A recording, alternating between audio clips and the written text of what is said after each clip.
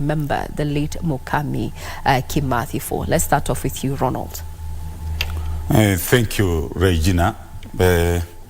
Mukami has stood out as a very strong lady, who has stood for this country, a lady who stood with a man who played a very fundamental and a very important role in this country when he was under siege. He is a role model, a mentor, whom I tell the viewers to emulate, so that the legacy of a very strong, morally upright lady should be able to be propagated. So it's a lady who is worth to be celebrated. And I'm left wondering why the politicians are rushing to have funeral while dead. She was never recognized while she was alive. It is a wake-up call also to the politicians. We celebrate these people when they are alive, not to treat them casually and take what we call as a political marriage. I think, to me, even at a personal level, Mukami is my mentor. Well, I'm sure Prof might, have a different opinion in regard to, whether we recognize the late Mukami or not. Maybe we did not do what she wanted, but I'm sure she has been recognized as history puts it. But Prof, tell us, when you think about the late Mukami's life, for you, what stands out? Well, to start with, she was a symbol. Nothing else. A symbol? Yes. And nothing else? A symbol, nothing else. A symbol of what was and could have been. A symbol of the Mau Mau War, the fighters, particularly the women. And there were quite a number of women who participated, not simply as wives, but actually did. Participate. Some of them are still alive around. Yes. We know them. They did play their part. The wives of prominent people sometimes got special attention because they are wives of those people. And Mukami comes into that category. In that connection, we have somebody like Miriam Madenge, General Madenge's wife. She's still alive, somewhere. And has a lot of good stories to tell if you get her talking. Mama Ngena, wife of a troublemaker called Jomo. so Jomo gets locked up somewhere and she gets locked somewhere else. So there is that connection that they were there to support their husband in a time of need. And so even when their husbands get out of the picture, the memory is there. So they're a symbol of that continuity. She got something. Okay? A lot of Mau Mau people got nothing. And since she came to symbolize those people who were denied, then she's something. But herself, she got something. In fact, you just mentioned it there. Yes, she did. That Jomo gave her some land. Yes. And the way he did it, from what I understand, so he was going around and they were together, and he asked her, would that elder be happy with this? And then she said yes. So that's how she got the land in Jabini. Well, it seems someone has just seen you on KBC Channel 1 and they want to confirm if it is you actually. So I'd ask you kindly to have your phones on silent. Let them get you on Twitter. I'm sure you're on Twitter. Yes. Let them get you on Twitter so that we can have this conversation. It will be, please proceed, Prof. Right. So, the story was that when Kenyatta was going around, there were people who got. Let's get things clear. Yes. It's not everybody who did not get. Yes. There were people who got something. Yes. But there are not many. There are very few. And Mukami was one of those who got. Because Kenyatta, with actually it was Munyo Oyaki was telling me that story. I asked her, would that elder, that Mzee, be happy with what? And she said yes. So that's how she got that Jabini place. There are many other people who got nothing. That being the case, she remained that symbol of the movement. Her material well-being or not is not the issue. But the fact that there appear to be negligence on the part of the various governments about these people is very important. So sometimes they congregate around her. Some of the remnants of the fighters. Yes. They go there for memories too, because what they remember about him. Her biggest regret was that she was not able to bury her husband in an appropriate way. Indeed. And that is one of the mysteries of Kenya, the Mama War. And I like that you've brought that up, Prof, because until her death, Mukami had been advocating, to have the exhumation of the remains of her husband, and have them buried at their home. And the big question is, why did it take so long to honor her lifelong wish? What do you think, Master? Where's the challenge? I think when she started complaining about it, it was appropriate that she complains. First of all, she was getting a lot of attention. That is true. Previously, she had not been getting attention. And the question of Kimathi's remains where they are is a contestation one. Exactly where are those remains? It depends on who you listen to. We are made to believe that no one knows exactly where they are. Okay? And could it be true? No. Why? I like that answer because the late husband, Prof, was executed in 1957. Yes. And we were still under our colonial. Oh yeah, we are still under, and those people still have a lot of influence in this place. Okay. Because, now, the reason I say no is because in 1968, yes, Gigi Kariuki, he was an MP at the time, raised a serious question about Kimathi's place. And when he's going to be given an honorable burial, yes, as befitting the hero. Yes, but he was. That was 68, late 68. The Minister of State at the time, a very powerful man at the time, called Mbio Koinange, said in Parliament yes, that they were looking after Kimathi's grave very well. So it was done. Yes, an admission to actually know Parliament. Where in Parliament. Yes. And he said that within 2 or 3 months, the man will be given a heroic burial treatment. So they were, so that statement, unless Koinange was lying in Parliament, is itself something. Yes. Now, between Koinange's statement and the end of the year and thereafter, something happened. Because Kimathi was not brought out prison and placed into a place of honor, which is what the state promised through Koinange. Yes. It was not done. And the mystery is why. So even much years later, people are saying, yes, and no. The state admitted it knew where he was, and they were looking after the grave. So what happened? The mystery.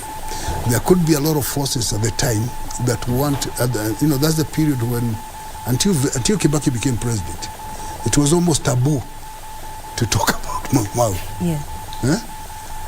And so at that time, it was taboo to talk about Mau in a favorable way. And giving Kimathi a heroic, or exhuming him and then give him the right treatment, would have annoyed a lot of forces that were still in control, although we claim to be independent. Though we claim to be independent. Yes. Let's bring in Wakili. We've had history. Parliament, actually a very powerful minister then, Mbiu Kwenange there, admitted in the 60s that they knew where the body of the late Dedan Kimathi, the husband to the late Mukami, who we're burying today, was, and that they were taking good care of the body. But years on, we are still having this conversation. She's gone to her resting place with that single regret. What do you think would have happened in a matter of law? You know, we are still under, you know, what is it called? A British rule as such, when he was executed in 1957. What do you think would have gone wrong? In this country, the Kenyans have that tendency of electing leaders who have that personal interest.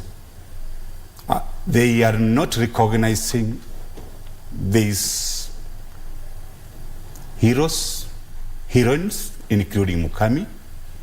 They are just doing what we call as, they are concerned, they are trumbocrats. They are only concerned with their welfare. Other than, Regina, other than going ahead and propagate the issue of knowing where this Dedan was buried, the politicians have gone ahead and they have enacted the laws which are only favoring them. They have not even legislated on the laws touching on the pensions of the freedom fighters. Now, what you can be able to note is that the current crop of politicians, they are only concerned about what we call as their personal interest. They don't have the interest of the Kenyans at heart. They don't have the interest of the patriotic Kenyans who have played a very fundamental role to place the country where it is at heart. That's why we have very shaky legislations, which I also partly blame the Kenyans. We have that kind of tendency of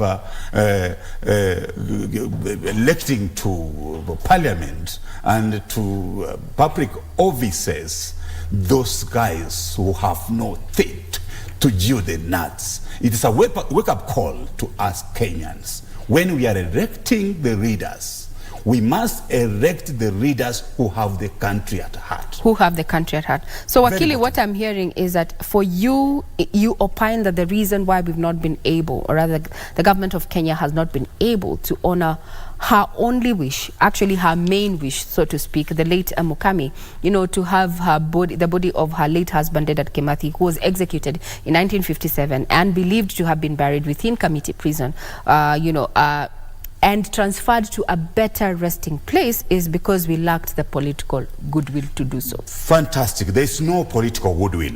What we are seeing at the moment is there is a neglect of these freedom fighters. Neglect of freedom fighters. And not only freedom fighters, they're also neglecting the Kenyans' needs. And now what they are doing at the last minute is to rush during the death of Mukami to just get what we call as political mileage. Nothing we else. will leave it at that. we are bordering on being very controversial. But now let's get back to the conversation here and the issue of lack of political goodwill, Prof.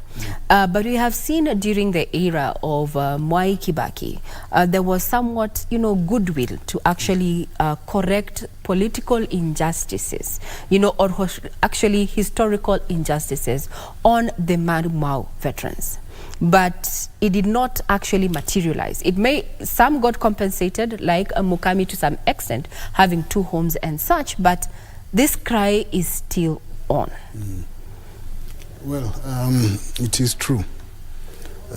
Politicians are double-faced most of the time.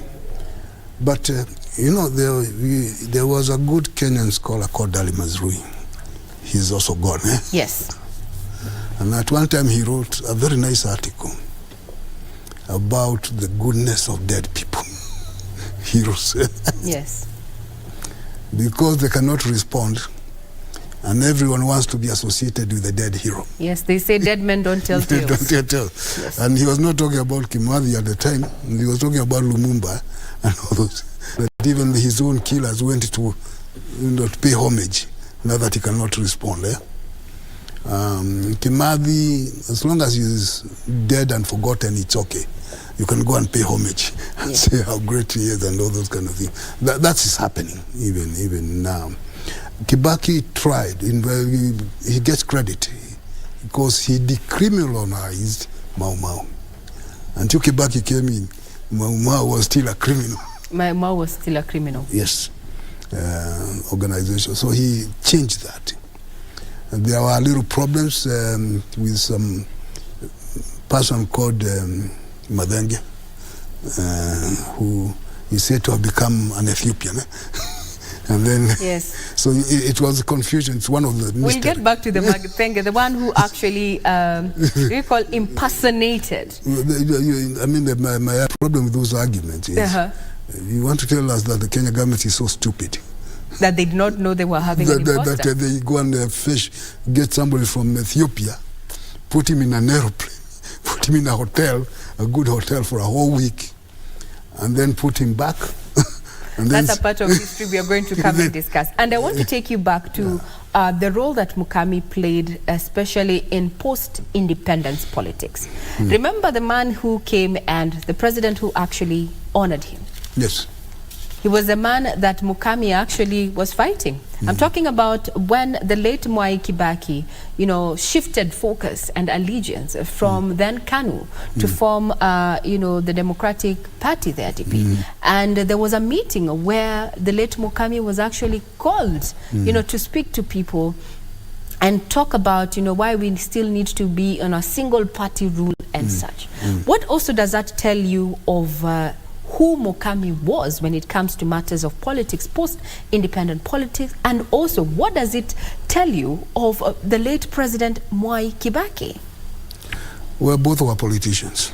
Oh, both were politicians? Yes. Including Mukami? Yes. Okay. let's look at Mukami. Let me also make a small correction. Yes. We don't talk about post-independence. We talk of post-colonial. Oh, post. Yes.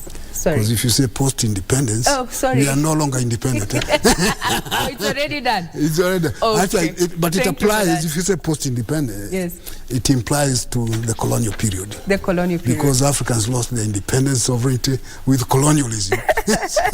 There's two ways to look at it. So neo-colonialism is still very right. That one is right. Yes. But the question, these are politicians, while KANU was still KANU alone, a lot of people played safe, and Kibaki played safe.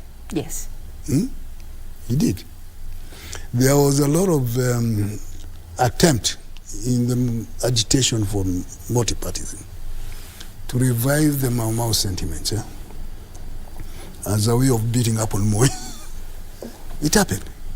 And politicians had to be careful how they come out properly. Then you had to be on the right side of history. Then be ready for something. Yes. And in 1990, Nelson Mandela came for a few days. The reason he came is another matter, but he was here for a few days. And it was that time when people were, so they wanted to know where he stood on the agitation. Yes. And being the clever man that he was, he avoided the question of multipartyism because he did not want to annoy his host. But he said something very clever. He said he was disappointed because he wanted to meet Mukami, Kimathi's wife. Yes. He wanted to meet her, and she was just here in Jabini. Yes. Because he admired Kimathi and the Mau Mau people. He admired them. They showed him the way to attain independence. So he wanted to meet her. And he was told he could not because it was very far. And people say, what? Yeah, okay. So he also said he wanted to meet General China. And he was told that he was so far in Gilgil. He couldn't. So, but the message was saying, look, you people honor your heroes. These are heroes not just in Kenya, throughout Africa. That's what he was saying. Because these are the ones who showed us the way. And that resonated very well. And you can imagine Mukami was not hungry when she was mentioned in that context. And so with people like Mandela coming up and elevating her into a higher status than Moi would really want to, then she becomes, in fact, if you can trace it from that time, when now she started becoming more a public figure. Yes. Eh? And when Kibaki became president, these people got recognition of some sort. Eh? Yes. And they started wearing small badges called Shujaa. Yeah. Those kind of things. So the prominence that came up was as part of the multi-party agitation. And people started taking pride in being what? Members of the Mau Mau, even the ones who are not, they became members of the Mau Mau. And that's the time that we then start having, say, maybe you can raise questions, the cases that were filed up. And we started having good writing on the Mau Mau, yes. Particularly Carol Elkin's book, which became, and when she was presenting it at the Taifa Hall here, that's when Achieng' Oneko, was there. And I like the quote that you made about Achieng' Oneko in regard to honoring our heroes. Maybe you can repeat it so that the rest of people who do not remember exactly what Achieng' the late said. Give us something to eat while we are alive. Give us something to eat while we are alive. Yes. And in that meeting where I was, played a small part, two things emerged. The division within the Mau Mau circles. There were those fighters who they were there happy listening, and they were there. But they complained, you generals got things. So the generals were rewarded. Yes. These other foot soldiers got nothing. Got nothing, and that's what they were complaining about. So they were happy about the book and bringing up some of the things that are sometimes neglected. And that's why she had a good reception in the, and so a lot of people who could show up, they were there, and they were saying, but it came out. The division, some people got, others didn't not get. The importance of Carol Elkin's book. There had been many books. In fact, it was competing with another book, David Anderson's book, History of the Carol's book is what, British Gulag, and made some statement that annoyed a lot of people. I remember that. The custodians of especially on the issue of compensation, how it was done, was it done properly, who got what, when? Quite a controversial book, so to speak. Her book helped in the case that came for later, that they could sue the British government on that. On that. Yes. And then that generated some different controversies of its own. Who got, when the British admitted, give them a little money. Yes. Who got and who did not get. That's another story. But the change that Elkin's book brought was substantive. So people can talk about this and this. So it became respectable to talk about being Mau Mau. Yes. Before that, there was people who were careful. I like that you've said that the late Mukami was also a politician, and just gave us that overview that, you know, we look at the context within which she actually made the statements that she made, you know, during the agitation of multipartyism, and that issue with, you know, Mandela coming to the country, her not being able to actually meet him.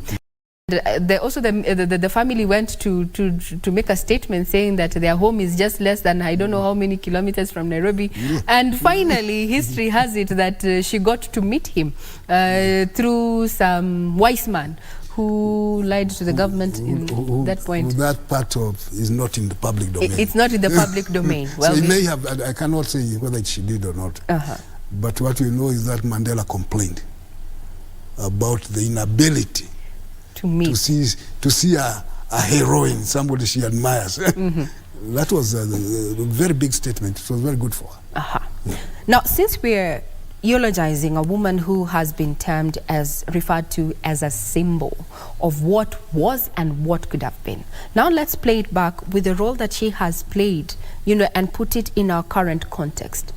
A book, a biography has been written. I'm sure you have come across it. And in that particular book, she talks about her late husband with such fondness, fondness, respect, and camaraderie. I think they were good friends, I would say. They were good friends. It needs to be good friends. Yes, they need to be good friends. Now let us look at the current issues that are happening within the family setup. How many of us jump ship? Even, when you talk about incarceration, that is, we can't even get there. Yeah. Let's look at what lessons we can learn from her as a wife and as a mother. Maybe we can start off with Wakili, then we get to Prof.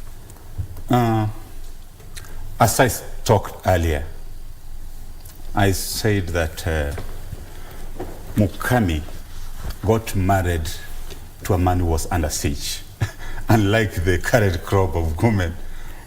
Be careful, the host is a lady. Most crop of ladies, their main focus actually, you say that they are focusing on monitoring what you have.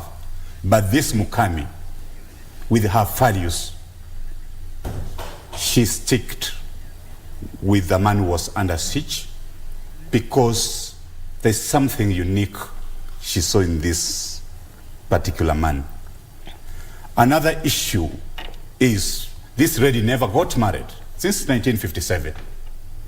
She stuck with the principle of family.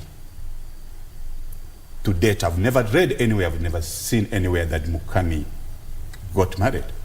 So this is a principled lady who knows the importance of a family. We have seen the crop. No, we will not go there. We like that. We like Wakili that, Is that, and also look at the kind of, even the region. We are at crossroads. We are wallowing in the miasma of limbo of what entails the correct region which our people should follow.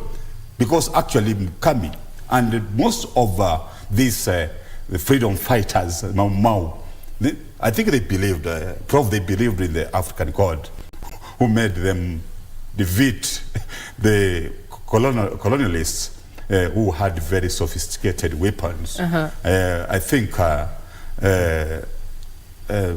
we can interrogate the current religion to that, whereby we have the likes of Mackenzie. We will not speak about Mackenzie just yet, Wakili. Let us take our viewers back in Memory Lane. We have been talking about, the subsequent arrest of, the late Field Marshal Dedan Kimathi that took place in 1956, and in 1957 he was executed. Let's just give you a sneak peek exactly during his arrest, exactly what happened. Remember, KBC has that archival footage. Here it is. May 1953 also saw the Kenyan Home Guards officially recognized as a branch of the security forces. The Home Guards formed the core of the government's anti-Mau Mau strategy, as it was composed of loyalist Africans, not foreign forces like the British Army and King's African Rifles. By the end of the emergency, the Home Guard killed no fewer than 4,686 Mau Mau, which amounted to approximately 42% of the total number of insurgents. The capture of Dedan Kimathi on the 21st October 1956 in Nyeri signified the ultimate defeat of the Mau Mau and essentially ended the military offensive.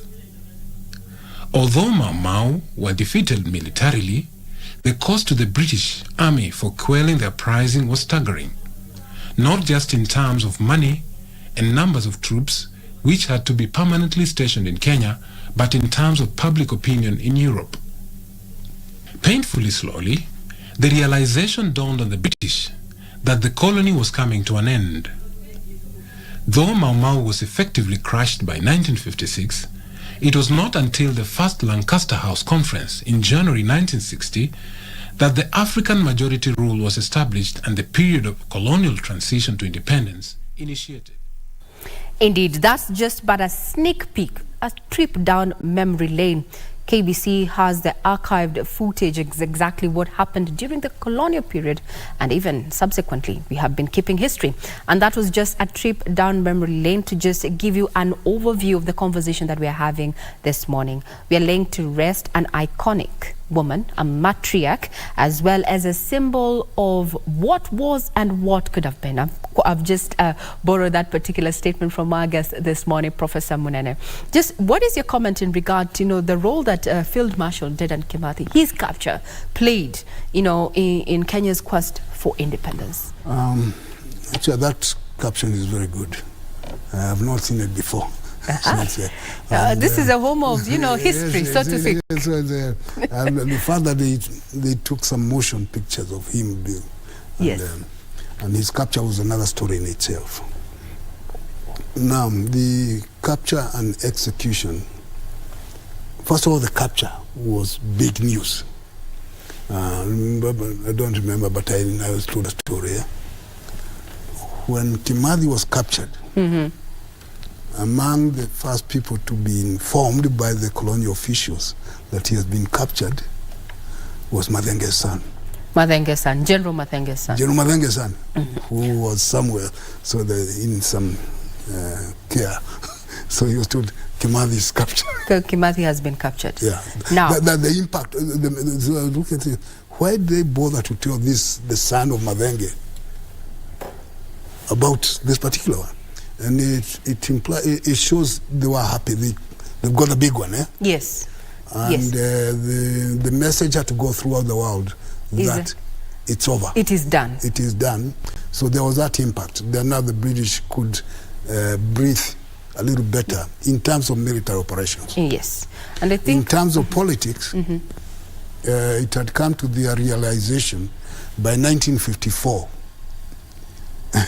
They were not winning this. Yes, they were not winning this war. They were not winning. They were not winning this war. They needed to change tactic. Yes. And they did. Now, Prof, before we take back, and we'll examine that as a military strategy, you get the big fish, you ensure that the information has spread across, the military ranks. Let's say the Mau Mau military ranks. But now let's take you down to Njambeni. This is where the late Mukami Kimathi is going to be laid to rest. And morning, Gladys, give us an update on what is happening in Njambeni. To you.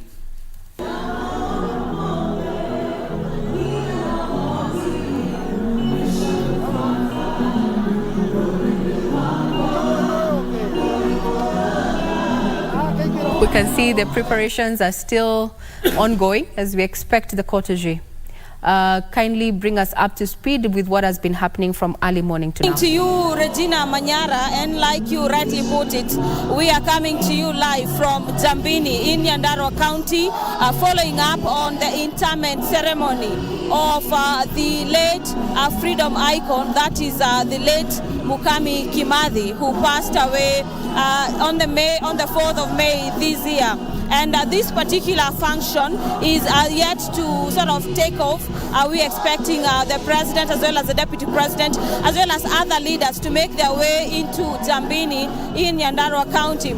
This particular late freedom icon has been eulogized by many as being at the forefront of fighting for the independence of the country. And I really don't want to delve much because I'm pretty young, and on set I'm joined by some of the elders in this particular region who happen to interact and cherish her memories and her fight towards the nation attaining independence in 1993. She has been termed as one of the ladies who was at the forefront of ensuring that the Mau Mau fighters, wherever they were fed, and matter security and oath-taking of fellow leaders, fellow women leaders were well coordinated. I want to join General. Karibu sana. We are live on KBC Channel 1.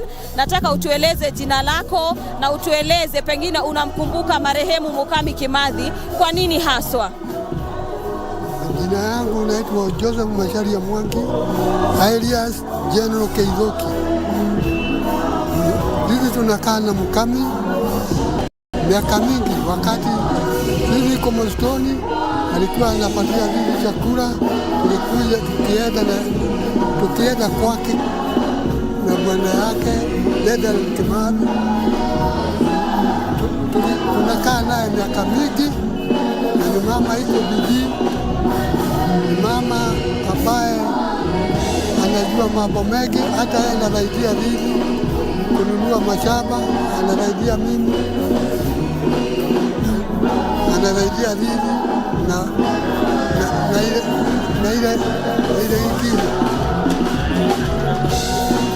Kwa hivyo sasa tunaona tunaachwa ni mama tunaipenda sana sana, na tunajua Mungu atatusaidia. Asante Generali. Regina, this is not the only elder in this particular region who has come here to eulogize the late Mukami. Elders have come as far as in Mombasa, and I have a coordinator from the Mekatilili wa Menza. He's going to tell us what his role in the coordination of matters to do with the Dedan Kimathi Foundation and activities of that particular organization. Karibu sana. Kwa majina ninaitwa Johnson Kolani, natoka sehemu ya kanda ya Pwani, na tumekuja hapa kwa ajili ya kumsherekea marehemu Mama Kimani. Namkumbuka huyu mama kwa ajili ya upatanishi baina sisi Mijikenda na jamii ya hii ya upiganaji wa uhuru. Mara nyingi tumekuja hapa na kushirikiana mambo ya Dedan Kimathi na Mikatilili wa Menza. Pia ninamkumbuka kwa ajili ya kutupatanisha. Aliweza kuja hata kanda la Pwani kutuelimisha, na mradi wake kwanza, hata huyu mtoto wake Evelyn Wanjiku, kwanza mambo ya upanzi wa miti. Mara nyingi anasema kwamba Maumau waliishi kwenye msitu, leo msitu umeisha, ndio anakuja kwamba kupandilia mambo ya miti ili tuweze wale waingie katika msitu. Hivyo basi mama huyu ni wa kuigwa, ni mama ambao alikuwa anapenda watu wengi. Ikiwa sisi jamii ya kutoka Pwani mara kwa mara tulikuwa tukija tukishirikiana na yeye, na mara nyingi alikuwa akitupatia wasii.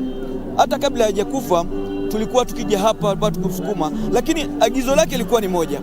Anasema yeye wao walipigania uhuru, na uhuru watu wawe huru, lakini kile alikuwa analilia sana ni bwana yake.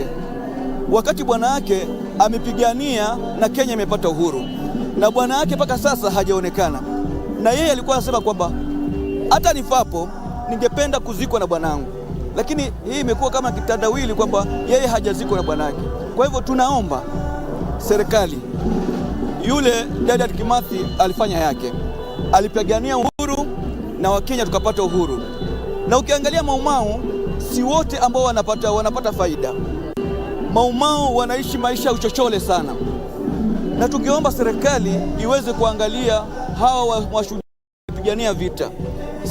Si Mlima Kenya peke yake, hata shujaa wetu Mama Mikatilili wa Menza alipigania, na kabila zote ambazo alipigania. Leo tumeona serikali pia tuipongeze kwamba kuitambua mama huyu na kumpatia mazishi ya heshima na kupatia mazishi ya heshima. Kwa hivyo tunaomba mashujaa wote waweze kuangaliwa kwa vizuri na waweze kuonekana kwamba hawa wanatambulika, kwa maana mtu aliyetoa damu kwa ajili ya Kenya ni muhimu kutambuliwa sana. Lakini ikiwa serikali zote zilipita lakini hazikufanyia nini, hazikumpatia mume wake pale alisikwa. Kwa hivyo tunaomba rais, agizo mama kabla hajakufa alisema kwamba angependa kuona mwili wa bwana wake. Kwa hivyo ninahimiza kwamba serikali, leo tunamzika mama Mukami, lakini wafanye bidii angalau tupate mifupa yake, ili pale amezikwa mama Mukami naye siku moja aje azikwe hapo. Kwa hivyo sisi ombi letu kutoka Pwani, tunashirikiana na jamii hii na jamii ya Mama Mikatilili wa Menza, ndipo tumekuja ungana hapa. Kwa hivyo tunatoa mwito kwamba mashujaa waliishi msituni. Wacha naye mama, mtoto wake Mama Evelyn Wanjugu alisema kwamba naye ana changamoto ya kuhakikisha kwamba ajenda ya rais ya kupanda miti basi naye ataitimiza. Kwa hivyo tunahakikisha kwa uwezo wa Mwenyezi Mungu ajenda ya rais ya kupanda miti katika misitu tutaifanya. Ni juzi tu tulikuwa Mtongwe kabla mama huyu afariki, na tulikuwa tumepandia wanajeshi miche 1,100. Kwa hivyo agizo langu, wacha watu wa Maumau wajivunie uhuru wao, wapewe na wangetengenezewa mpaka wao wanapata payslip ya mwisho wa mwezi, kwa maana kuna wengine wameajiriwa kazi na walipata hawakupigania uhuru, lakini hawa Maumau leo wanateseka, leo wanaishi maisha ya uchochole, leo wanaishi maisha ya tabu. Kuna wengine walipigwa risasi maguuni na walikuwa wanaomba risasi hizo zitolewe, lakini ajenda ya serikali haijafanya. Ombi langu mimi Johnson Kitando Kolani, ningependa kuona wazee wamekaa maisha bora, na zile nyumba ambazo rais anajenga pia waangalie hawa wazee wa Maumau ili wapate kuhifadhi vizuri. Regina, there you have it.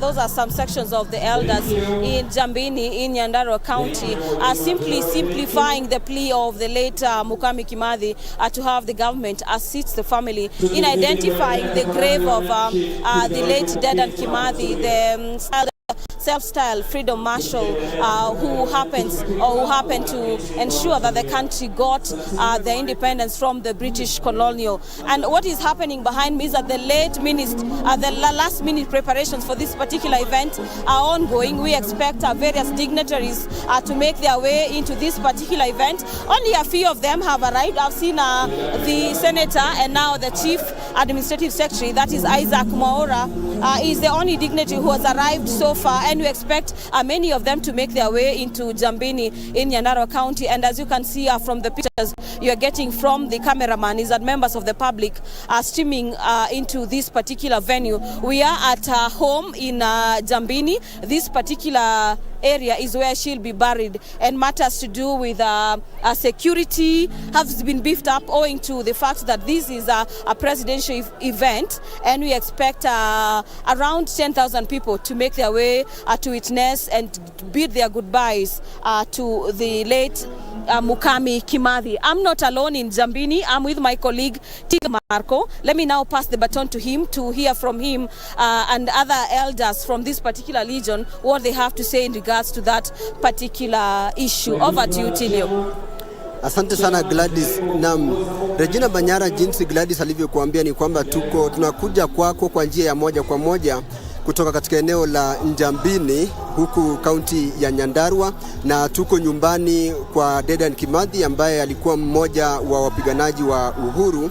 Na pamoja na mimi sasa kuna baadhi ya wapiganaji wa uhuru ambao walikuwa pamoja na Dedan Kimathi wakati walipokuwa wakikabiliana na wakoloni wakati huo wa zamani, na baadhi yao wako hapa na sisi, na tuko na mmoja hapa anaitwa Shujaa Kihiko. Yeye mwenyewe alikuwa mpiganaji wa uhuru na yeye mwenyewe aliona yale yaliyotendeka wakati huo, na sasa atatuelezea kuhusiana na yale ambayo Mukami Kimathi pamoja na wanawake wengine wa wapiganaji wa Maumau walivyosaidia katika vita dhidi ya wakoloni. Asante sana Shujaa Kihika. Utuambie jinsi ambavyo Mukami Kimathi na wanawake wengine ambao walisaidia katika vita dhidi ya wakoloni walivyosaidia nyinyi katika kukabiliana na wakoloni hao. Asante sana. Kwa majina ni Shujaa Kihiko Kibue.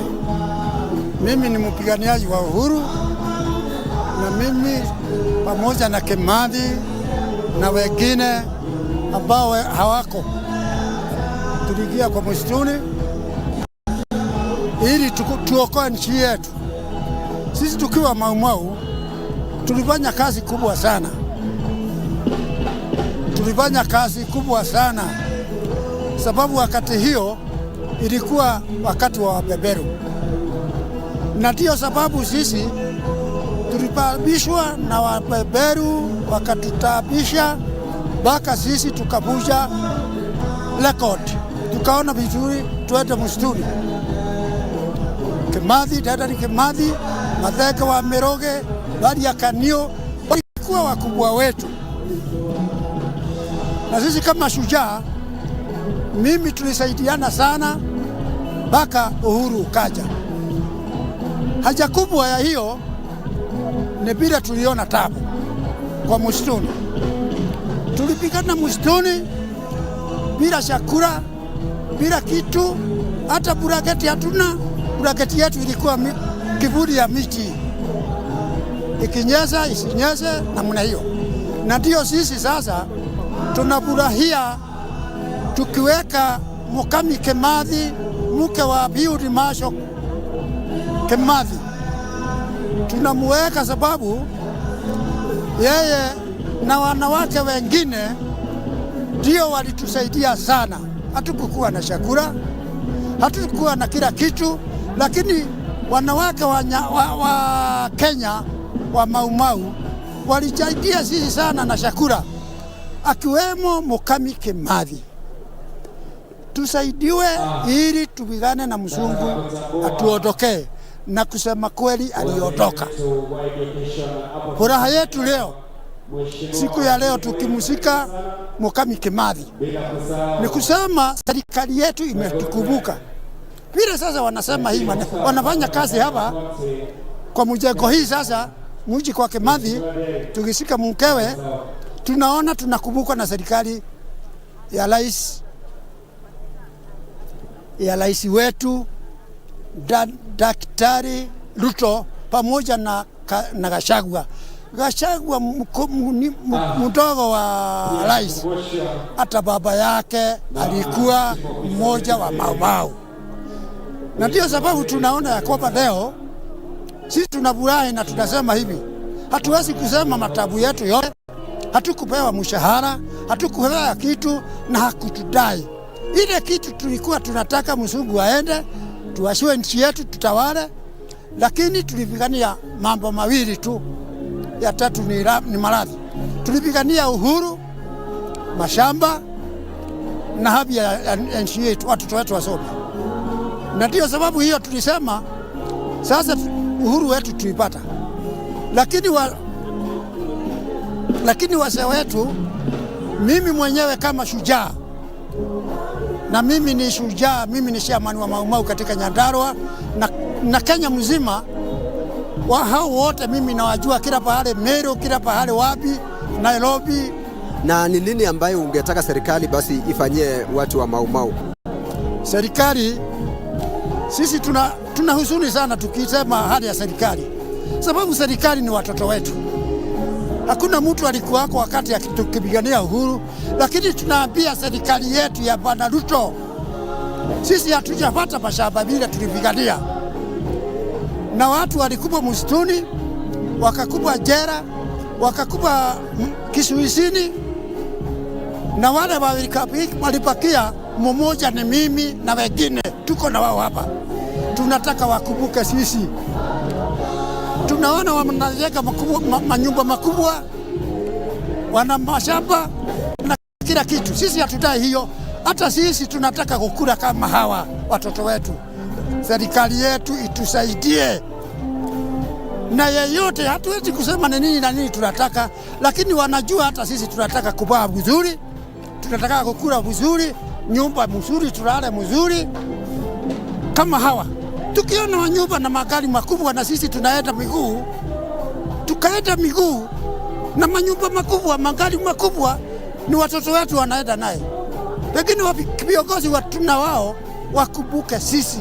Hata sisi tunataka tukikufa tuwe tunabariki serikali yetu. Kile mimi nataka kusema, na mimi nataka dunia yote na Kenya mzima ijue, Kenya mzima ijue, sisi tukikufa yote wale walipigania uhuru. Kila mtu, hata hii mama alikufa sasa, alikuwa akisema nyinyi kama bwana saidia serikali, hata nyinyi mtakuwa mbaya na sisi tutabakia yerani. Kwa hivyo tukiwacha nchi yetu lana, ujue hiyo ni makosa. Tunataka serikali na kubuka Mau Mau, na sisi Mau Mau tuungane na hawa na wakumbuke tuko hai, na sisi ndio tuna mawaidha. Kama mimi unaniona sasa, mimi nazungumza na Mungu msitoni. Mimi naenda tu bahari, nilikuwa nikatoa madhahabu. Kwa hivyo mna imani serikali hii itasaidia? Tuna imani na serikali, tunayo naye imani na sisi, ili na sisi tukae pamoja na hawa na watusaidie. Kama ni pesa nitupewe, iko pesa. Wakipata hata sisi tupewe kitu kidogo ya kujisaidia nyumbani. Wakikaa nyumba mzuri, hata sisi tujengewe nyumba mzuri. Wakipata mashamba, hata sisi tupatiwe mashamba, na tupatiwe hata ng'ombe tukunywe maziwa, sababu tulishoka sana. Asante sana. Wacha nizungumze na mwenzako hapa. Karibu sana. Utuambie jina lako na ikiwa ulipigana vita vya Mau Mau, vilikuwa namna gani? Mimi jina yangu Wahinyaka Kimathi. Ya kwanza, sisi ni moja wale walitangulia kupigana na sisi haurudi nyuma. Tulisema na ule tulikuwa na yeye, wengine wanakufa, watoto yake wanakujalia kwa sisi, na sisi sina kitu yoyote.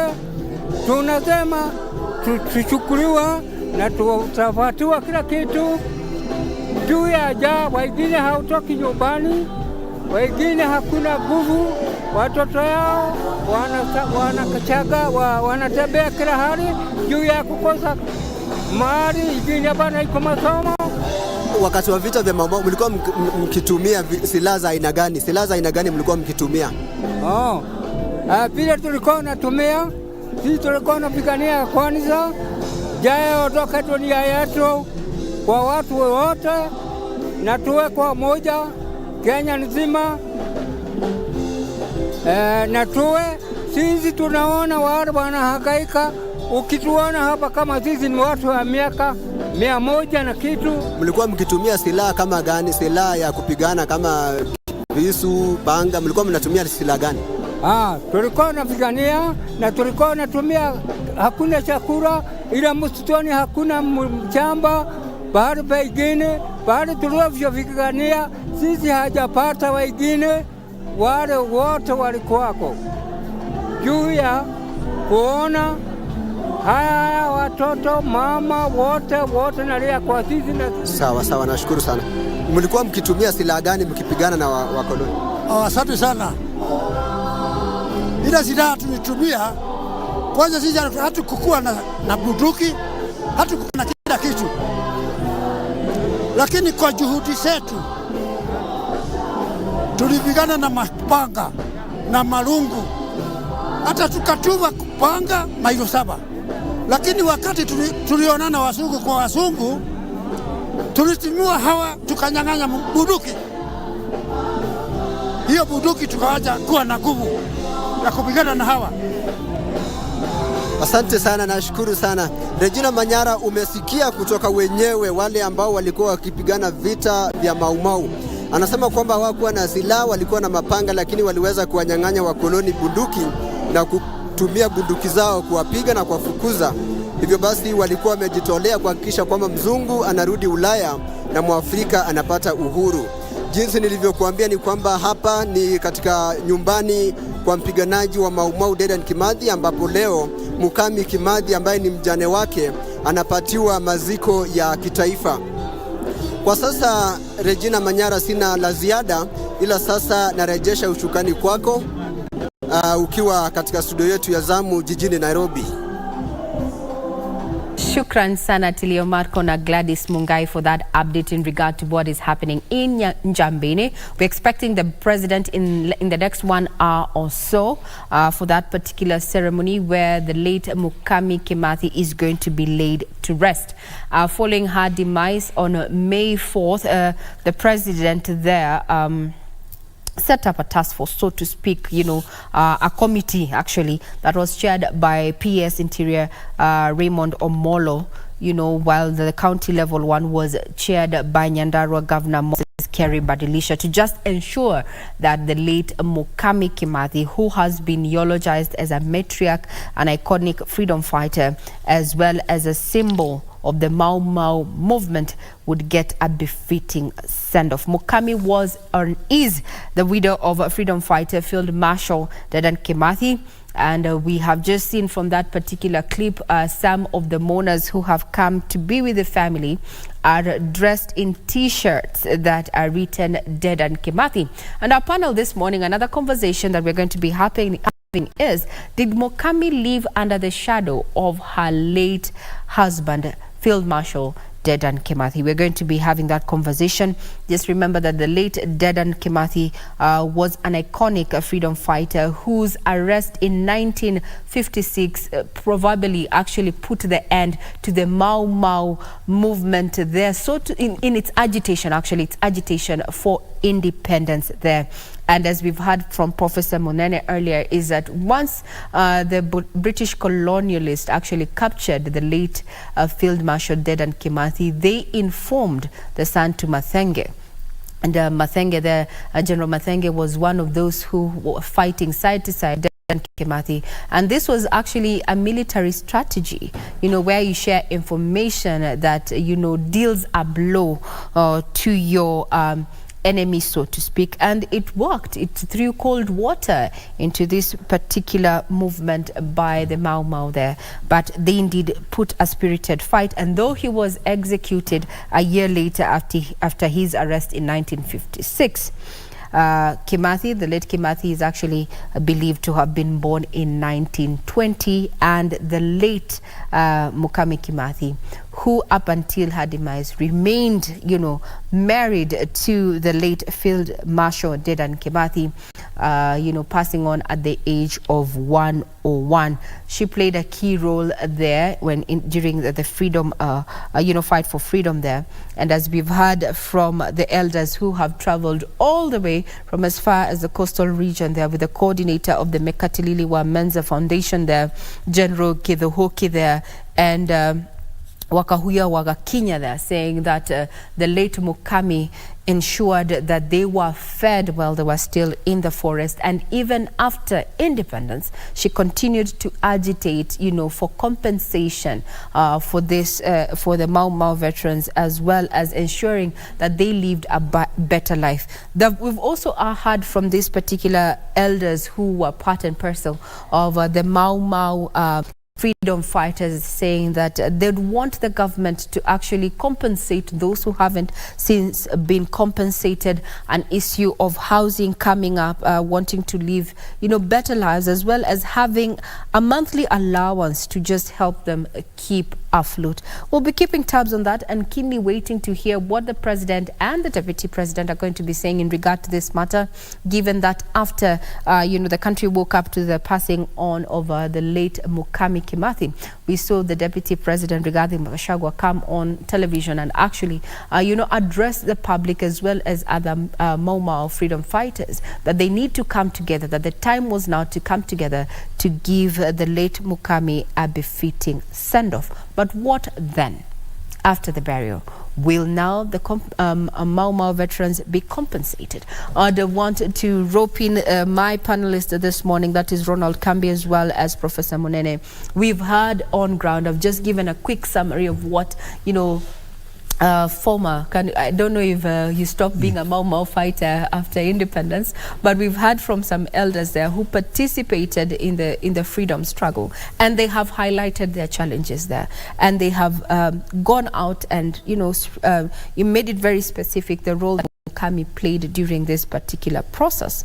Now that she's gone, are we seeing a vacuum in that, or is someone else? Because we know there are other freedom fighters that are still, we have the wife Miriam Mathenge is still there, but we have not seen them as vocal as Mukami. That particular void is likely to be filled. Or what do you think, Prof? Yeah, there is likely to be a void, and she'll be missed. Yes. Because she's a strong woman. And to an earlier question you had asked about the women in the Mau Mau, being the wife. Those people are committed in the 1940s, and you're not going to get married to somebody who is hivi. There was no option out. They needed to believe in the vision. Yes. Because these people, once the fighting started, then they became the people to rely on for the supplies. Yes. And different kind of supplies.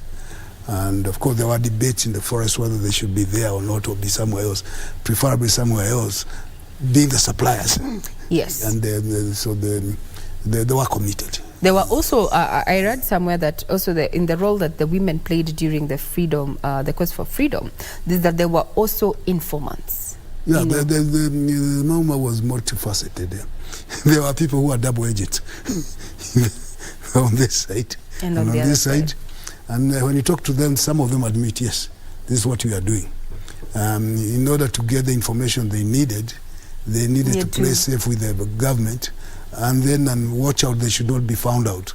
And then they got so the espionage business was thriving on both sides. Yes. There's no question about it.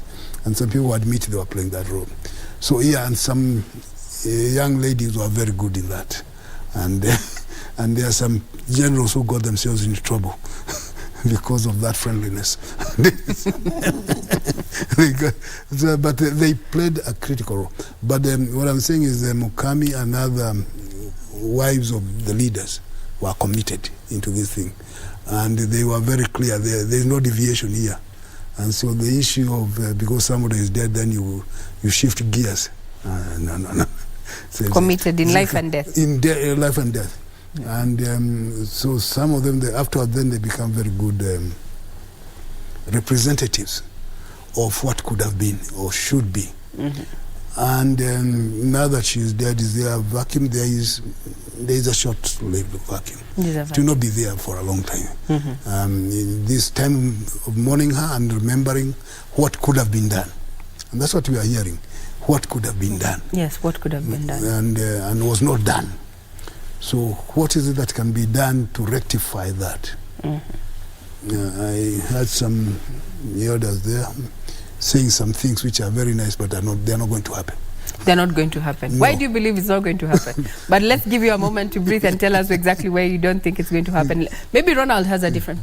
You've heard what the elders have said. They want housing. They want at least a monthly allowance, to get the help them keep afloat. They're also talking about compensation, for historical injustices and such. Do you believe that the time is right, that, we have the political goodwill to actually honor the demands and wants of the Mau Mau freedom fighters? Kambi. I meekly beseech our politicians, and most importantly, I meekly beseech our parliamentarians. This is the right time to enact the law which benefits the Mau Mau fighters.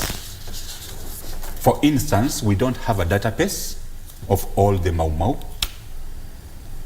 Mau Mau was not only concentrated in central Kenya. We have a lot of Mau Mau fighters in this country. We need to have a database of all these fighters.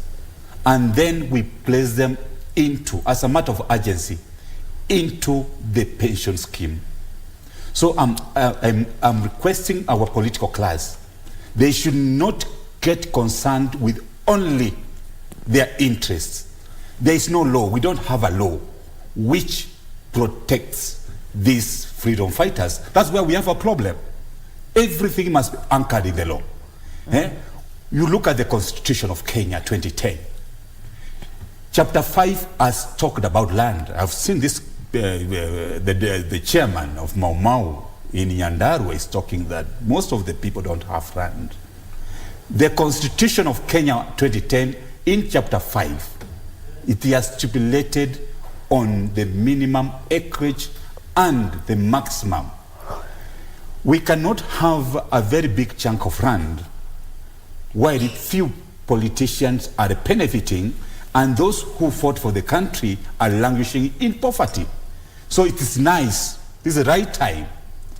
I request His Excellency the President and the political class, they should come with the legislation which ensures that all these freedom fighters are accordingly rewarded for the efforts they did in this country. We are where we are because of their efforts. It is the right time for the law to be enacted on how these families of the freedom fighters can be adequately be compensated and be placed in a pension scheme, their families. Similar thing which the political class have done. Mm-hmm. They have done, you look at the members of parliament, they are saying that if you go for 2 terms, there is a bonus.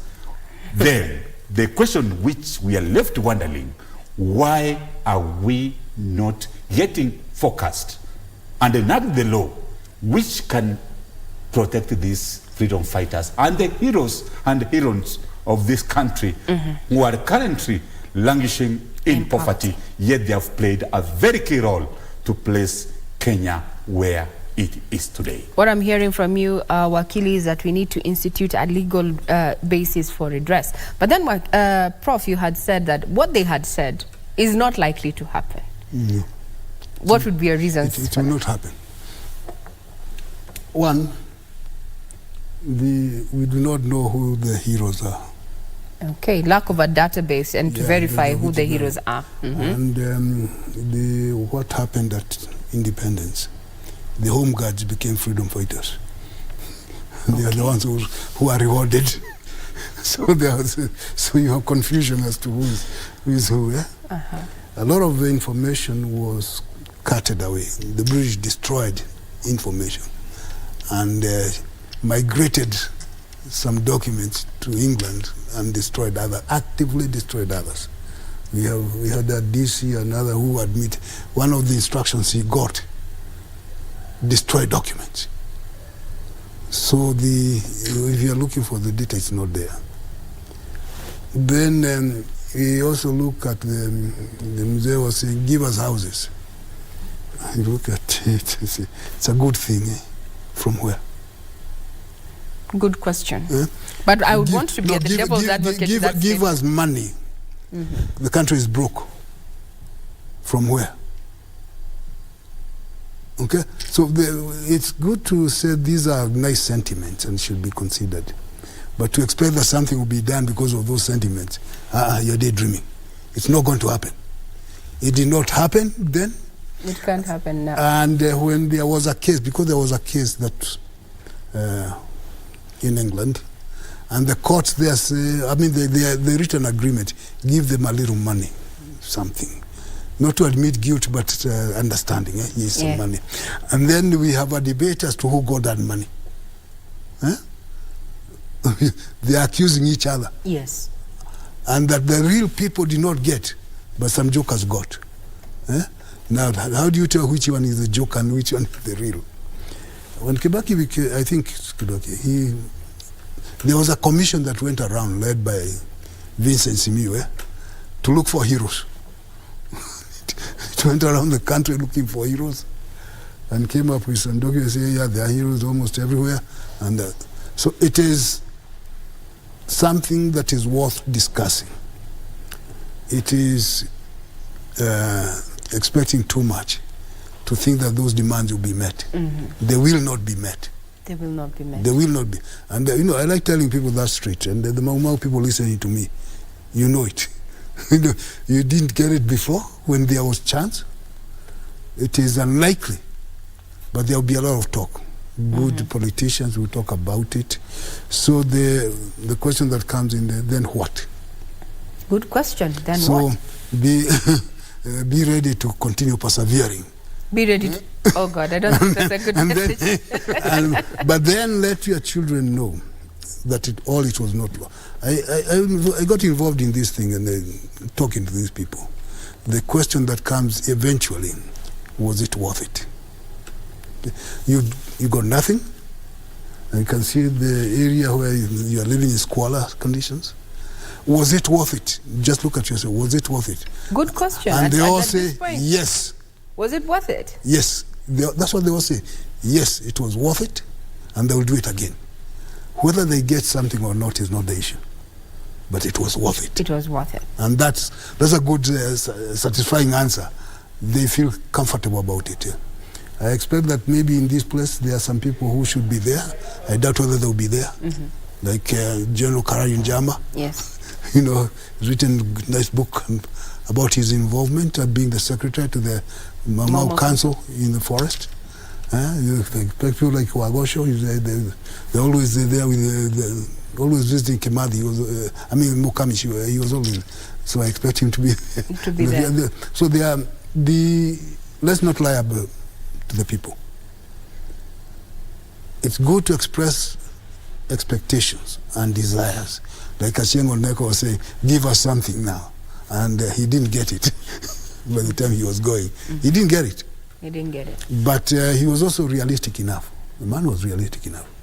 And these people are also, although they are saying it, they're also realistic. They're also realistic. Yes. Now, what our viewers you're seeing, this is an aerial view of the final resting place of Mukami Kimathi there, a woman who has been eulogized as a matriarch, as an iconic freedom fighter, as a woman who has played quite the role to ensure that Mau Mau, get compensated and get to live a better life, to just honor them for what they did, in regard to ensuring that Kenya is a free state as we are right now. Mukami is the widow actually of freedom fighter Field Marshal Dedan Kimathi, and who was captured in 1956 and later executed in 1957. Her lifelong wish, which now turns to be her regret after she passed on May 4th, was to have the remains of her husband there exhumed and given a hero's burial. And now she has passed on. This has not been done yet, and we've been having a conversation as to what or why, what could have happened, or rather what had been the main hurdle in honoring this particular wish. With my panel here, lawyer advocate of the High Court Ronald Kambi, as well as Professor Munene there. Some of the views that they have given is that maybe we do not exactly know where the grave is, despite utterances by the then very powerful minister in the 1960, that is Mbiu Koinange, admitting in Parliament that indeed the government of the day then was taking care of the burial site of the late Dedan Kimathi, and that in 2-3 months then it would be ready to exhume the body and give it a hero's and give the late Kimathi there a hero's burial. But that was not to happen. Question is, what happened? Then there's also the view of, did it really happen within committee as it said in other quarters? Remember then the country was under colonial rule, but British rule. So political pundits also opine that, we may not have the facts. We may never know exactly what happened. And the question is, can we seek information from the British government in regard to that particular matter, given that this has been a lifelong wish for the late Mukami Kimathi, for her to have, the body or the remains of her husband buried at their home there. She has 2 homes, and that's just what is happening currently, where she's going to be laid to rest. She has 2 homes. The late had 2 homes. That was one in Nairobi, and the other that you're seeing, the aerial view, in Jambini, Kinangop. That particular land where her home sits was given to her by the late President Jomo Kenyatta there. There's been conversation in regard to compensation of Mau Mau freedom fighters, her being one of the beneficiaries, while we've heard from some who still say that government is yet to compensate them, talking about wanting houses as well as having a monthly allowance to keep them afloat. Professor Munene there has just informed us, well, those are good sentiments, conversations around it, but the feasibility of having this actually accorded to the Mau Mau veterans is, short of saying it's a sentiment, but the feasibility will be difficult. We'll be keeping tabs on the conversations that are going to be happening in this particular ceremony. We expect President William Ruto, accompanied by other officials, including his Deputy President Rigathi Gachagua, there at 10 p.m. Jambini in Kinangop constituency there, Nyandarua County. And as you can see from, other than the aerial view, we have various leaders, both from the national government as well as the county government, already making way to the home of the late Mukami there.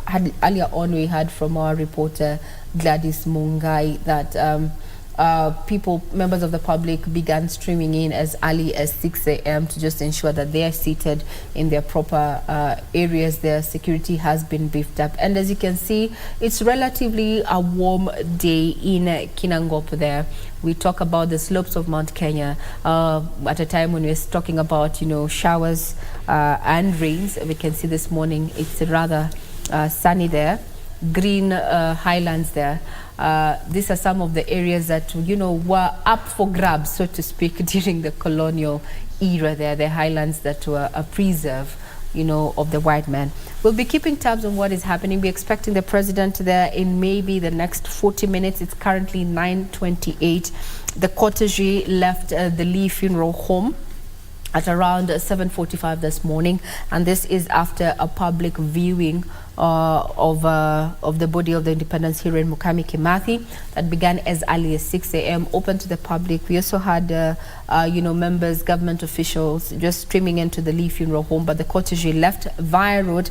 Is expected at around 10 a.m. to have arrived at her home in Njambeni, in Nyandarua County. We'll be sampling some of your views on our Twitter platform, that is at KBC Channel 1 on Twitter, at Ray Manyara, in regard to what you think about, this particular ceremony to honor the late Mukami Kimathi. Is it a case of a little bit too late? Do you think, what are your recommendations in that we ensure that we honor our respective heroes and heroines and not in death?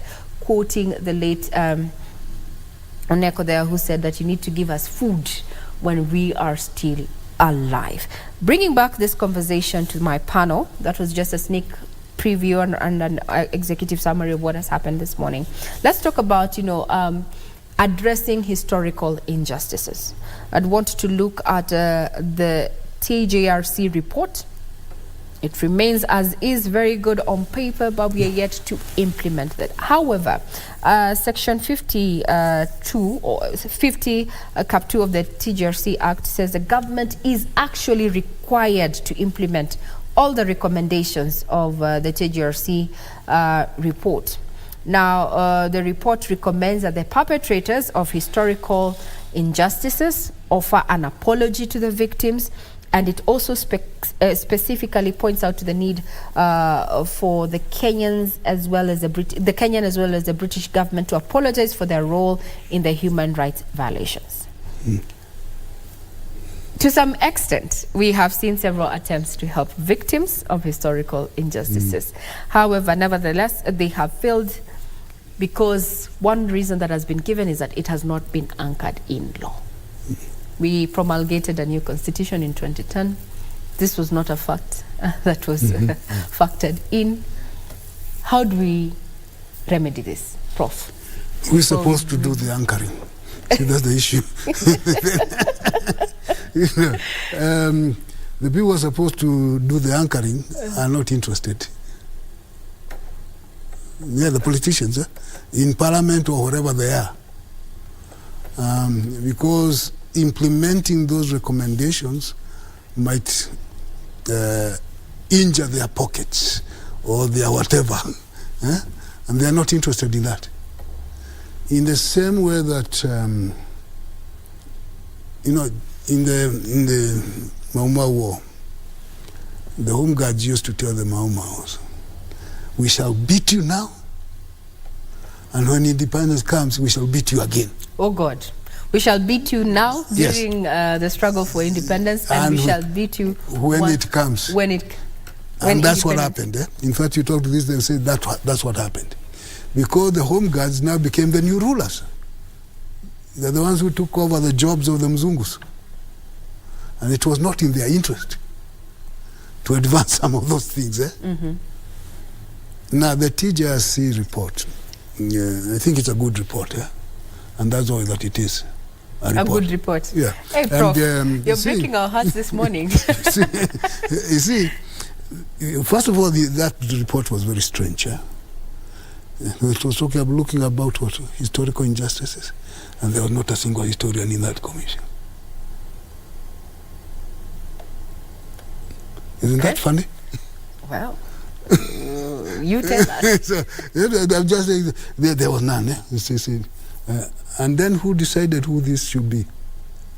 The commissioners. And then they decided, instead of looking at the historical injustices, they said, let's start at this date, but not the other ones.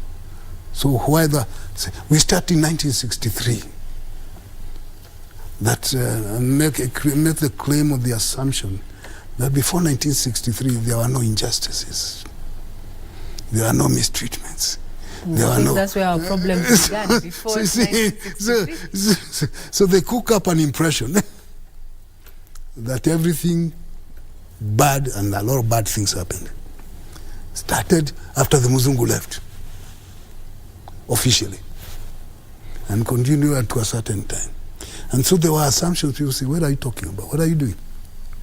And yes, it said, look at all the lands. Who has the lands? Yeah? Yes. And there are a lot of accusations. What happened in 1960s, all the big shots grabbed land. They did. And you can see even the ones who make a lot of noise, they have a lot of land. So it is not in the interest of people in positions of power to get it implemented. Okay. Or even to anchor it in law. So if you tell it to the MPs who are beneficiaries of some of those things, what interest do they have in it? Good question. On that point, for one of our members of our panel this morning, that is Professor Munene, has asked, of what interest would we have, redress for historical injustices actually anchored in law? Would it be for the current leadership or those in leadership? That's a rhetorical question, or you may answer it. You can get us on Twitter at KBC Channel 1. My Twitter handle is at Ray Manyara. Now, let's take you down memory lane once again. When you talk about, veterans, Mau Mau veterans, fighters and such, we have them in various categories and in various, they have had various impact in as far as Kenya's history, in as far as independence is concerned, and during this time when it comes to matters of leadership and governance. British rule in Kenya awakened the deepest European fears of primitive African savagery. The British saw in it the work of the devil himself. In 1952, when Sir Evelyn Baring arrived as governor, he faced a rising that was to shake colonial rule throughout Africa.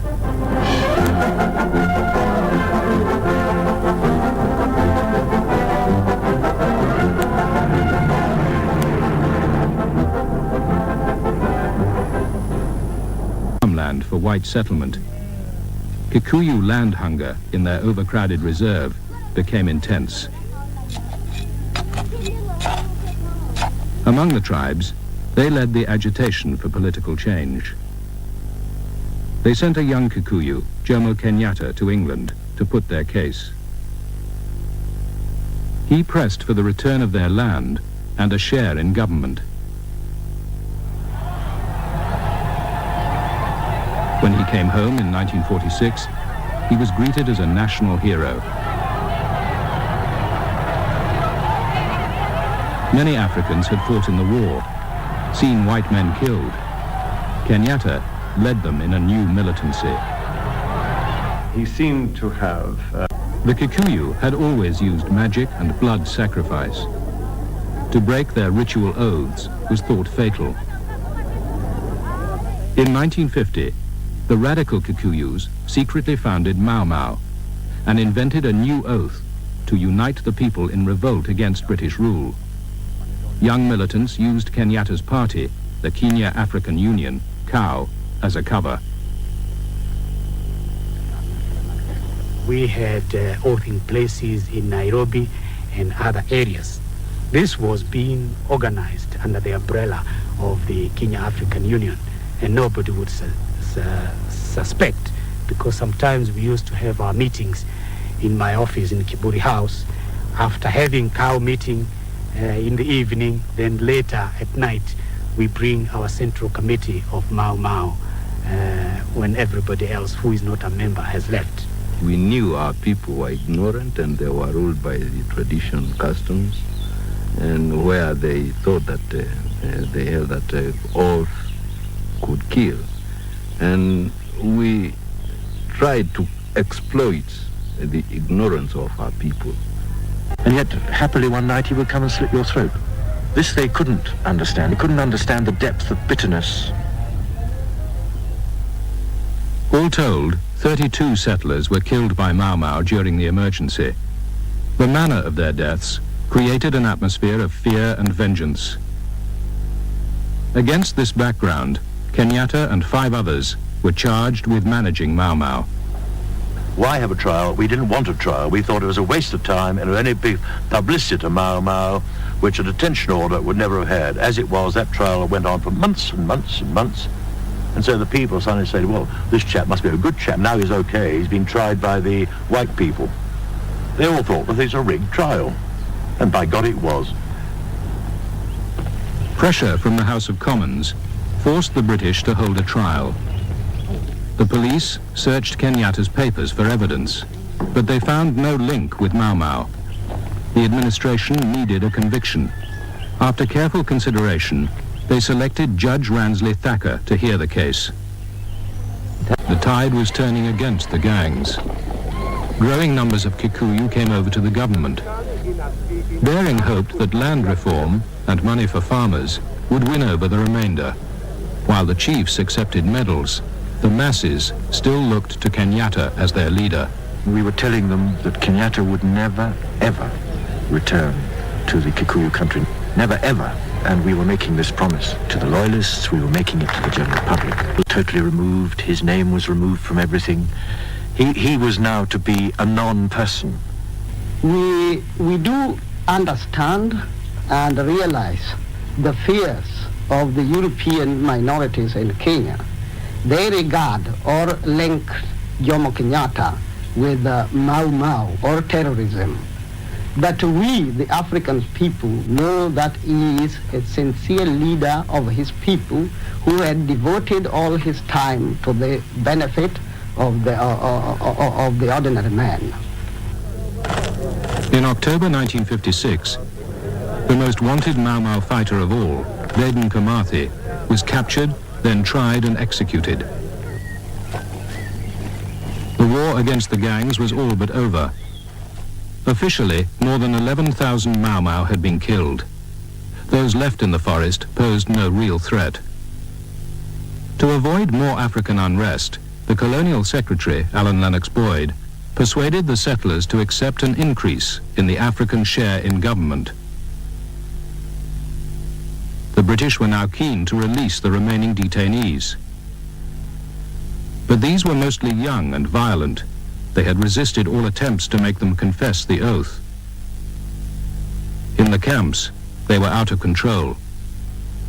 There was... The British attempted to regain control by dividing the prisoners into small groups.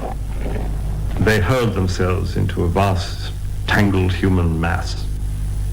And we then physically moved in and manhandled them without what you might call punitive force or intimidatory force, what later came to be known as compelling force. They were taken by the hand, leg, wrist, whatever, and dragged out and frog-marched with whatever force was necessary, which was considerable. To handle a tough young man physically is very difficult. Then at Hola Camp in 1959, the use of compelling force went too far. 11 prisoners, refusing to work, were beaten to death by African warders. The outcry shook the House of Commons. There we had the evidence, and I was able through those documents to prove to the House of Commons that these men had in fact been clubbed to death by illegal behavior in the running of the camp. The government of Harold Macmillan was shaken when one of their own leading backbenchers, a former minister, savaged them. They had been warned that the policy which was being adopted could have this kind of result. Accordingly, the people who had adopted that policy must be held responsible for it. That was my argument, and that is my belief still. And that would mean that the governor himself would have to accept responsibility unless he could clearly be vested in someone else who had acted without his knowledge or authority. The people who were involved... Faster than any of them expected. I believe that one day Kenya will be governed by a democratic government, representative and elected by the people.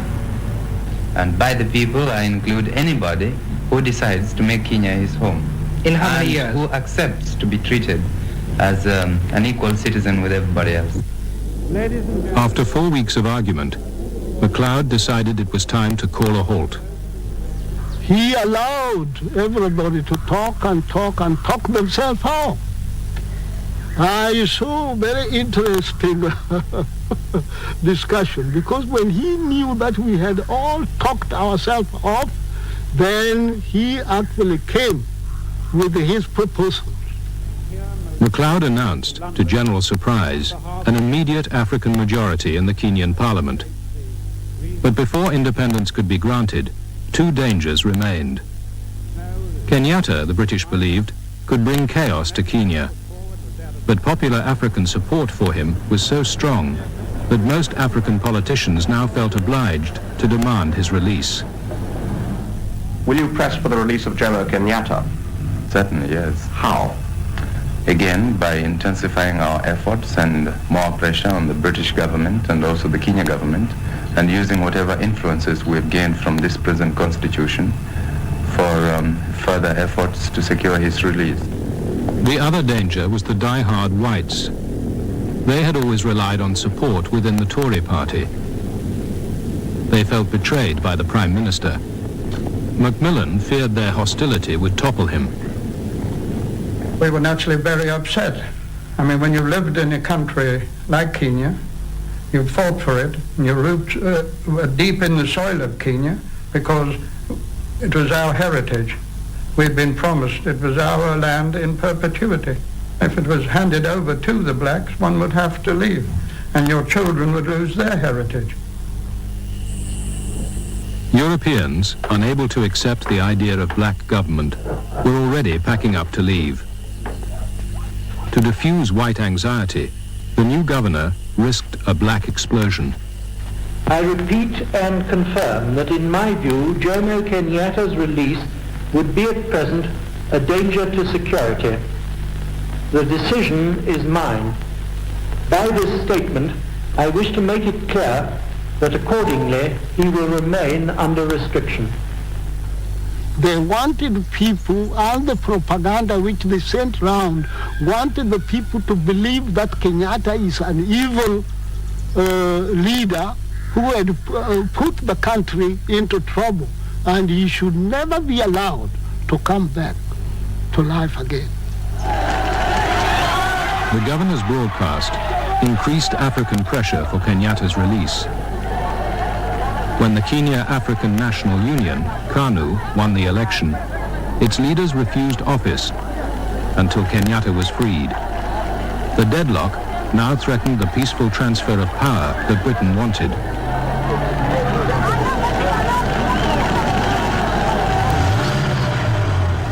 So, in August 1961, Governor Renison bowed to the inevitable. Jomo Kenyatta, the man he had called the leader to darkness and death, returned home to a tumultuous welcome. After his release, Kenyatta accepted the presidency of KANU, a party whose radical platform had included the seizure of European-owned land. The whites were horrified. KANU was a near certainty to take over when Britain left. KANU did give the impression of being excessively extreme.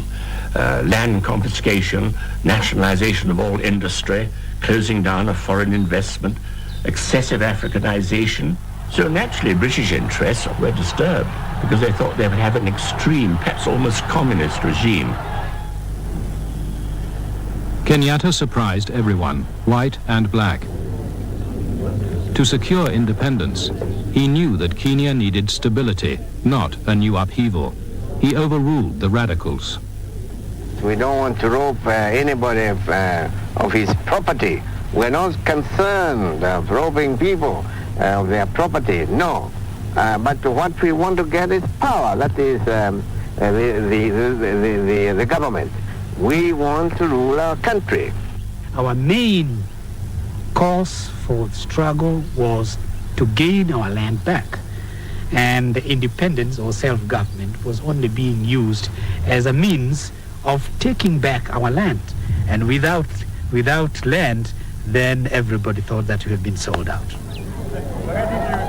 Kenyatta was afraid that many of his supporters would grab white-owned land. He needed to buy it for them. He turned to Britain for the money and distributed some land in the White Highlands to African farmers.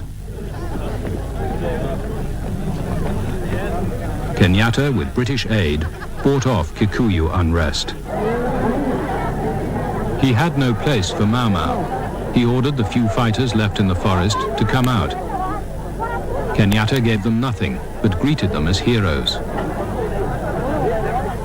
He's going to be an ordinary citizen because all he wanted to see is an African flag flying over Kenya. That's all he was important. What are his followers going to do with their arms? Their follower and their arm they will bring their arms to me, to their government. The settlers were still wary. They invited him to a meeting in the Highlands. With a goodwill, all of us, and this is the government policy. We believe that the Kenya is large enough. Kenya potentiality is great. And all of us, and I'm not telling you this because I'm in your meeting, I'm telling you what I believe and what my government believes. That white, brown, black can work together harmoniously in this country and make this country great. And Kenyatta said, if I made mistakes, forgive me. If you made mistakes, I forgive you. We must not forget the past, but we must forgive and work together. To think, Herr God, we have a statesman who does not want to take our land away, who does not want to kick us all out, who wants to keep the European farming here, who wants to keep the European community, and it did more to reassure the expatriate community than any other speech made by any other leader in this country.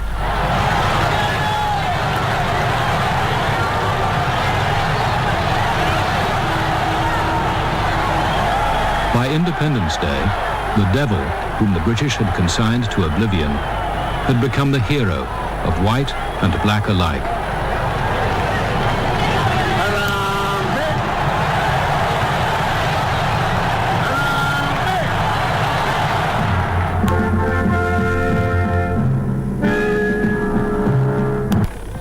The entire Kikuyu population was uprooted and herded into protected villages with home guards and watchtowers.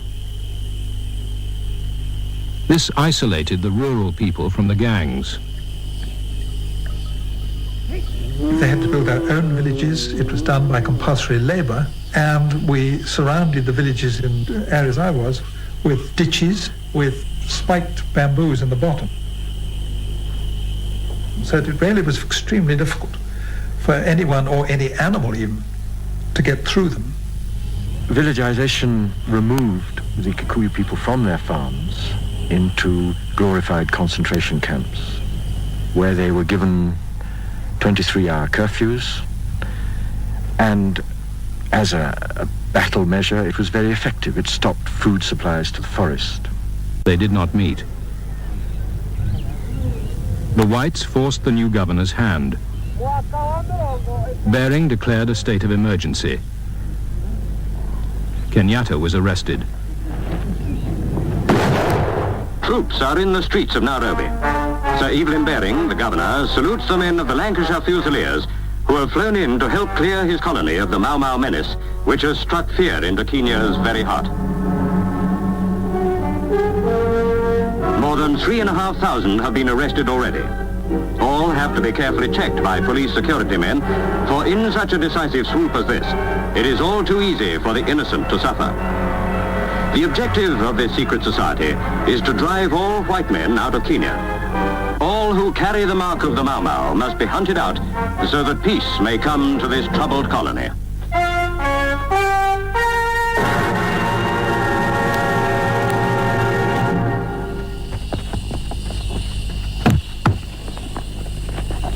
Mau Mau reaction was bloody. From the Cathedral of the Highlands in Nairobi are borne the bodies of Mr. and Mrs. Roger Ruck and their 6-year-old son Michael, a British family brutally murdered by the Mau Mau. The Rucks were friends of ours. The labour on the farm drove the horses away from the house. And then they went out looking for the horses, and they came back to Roger in the evening, that's when they committed their atrocities, and said, "We found your horse, and we've now got the chap who pinched them. He's sitting in the back of your lorry." So Roger came round, took a look into the lorry, and they just started chopping him up from the back. Esme came out when she heard them shouting, and they just walked straight up to her and chopped her up with these pangas, as we call them. And the little boy started crying, and they went upstairs and they chopped up this little boy. Incensed by the murder of the Ruck family, 2,000 Europeans assemble outside Government House in Nairobi. Refused audience with the governor, Sir Evelyn Baring. The demonstrators attempt to storm Government House.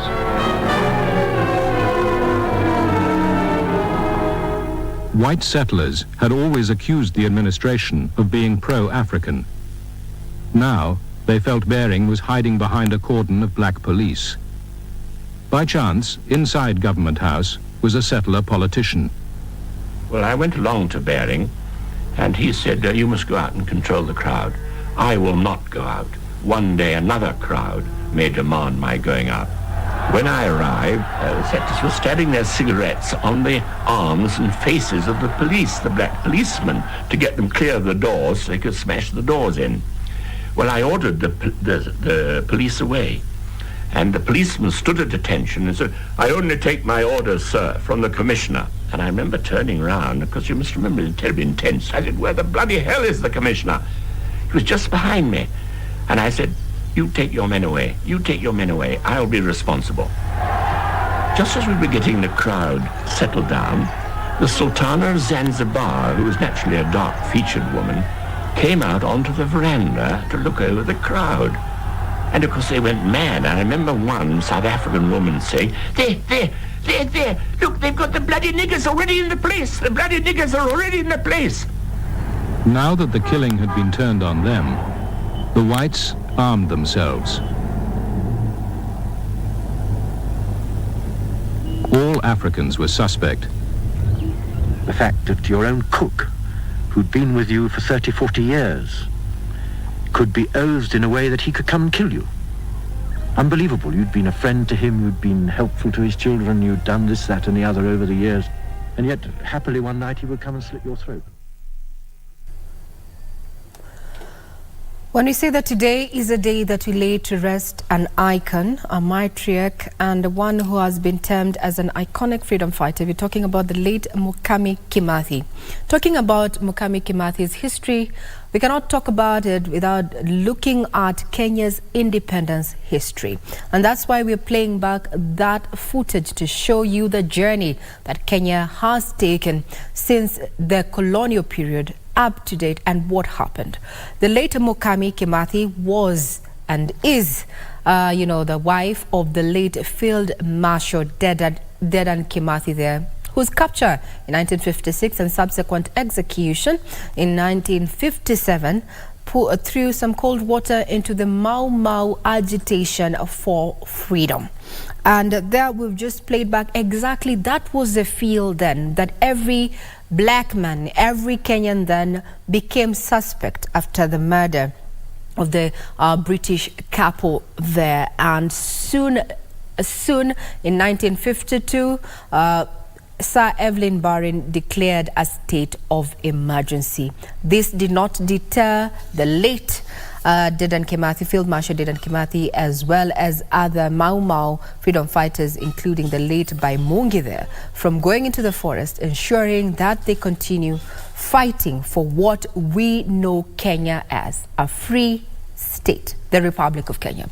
We're looking at history and the role that late Mukami Kimathi, as well as her husband, late Field Marshal Dedan Kimathi, had to play when it comes to matters of independence. My panel this morning is constituted of none other than Professor Munene, who is a historian and a lecturer on matters history and international relations, as well as Ronald Kambi, an advocate of the High Court of Kenya. That breather was quite welcome, I would say, from a history point of view. What can we tell? What can we say? What can we say about that period in time and where we are right now in terms of, we're talking about historical injustices and more so the land question. Where did we get it wrong? Going back to what the founding father, Jomo Kenyatta, had to say, that particular speech, saying that the land, we are not going to take away land from anyone and such, and Tom Mboya, the late, also coming out and saying that, anyone who is ready to be, a Kenyan leader and to be treated as a Kenyan is welcome in the country. The land question. The tricky one. Mm-hmm. Very sensitive. The 1950s were a period of transition in terms of empires. The British, French, and other empires were reeling. And Mau Mau, for the British Empire, was the turning point. For the French, it was the Algerian War, almost happening at the same time, yes. Almost. The British Empire, Mau Mau was the thing. And the effort they made to demonize the Mau Mau worldwide was great.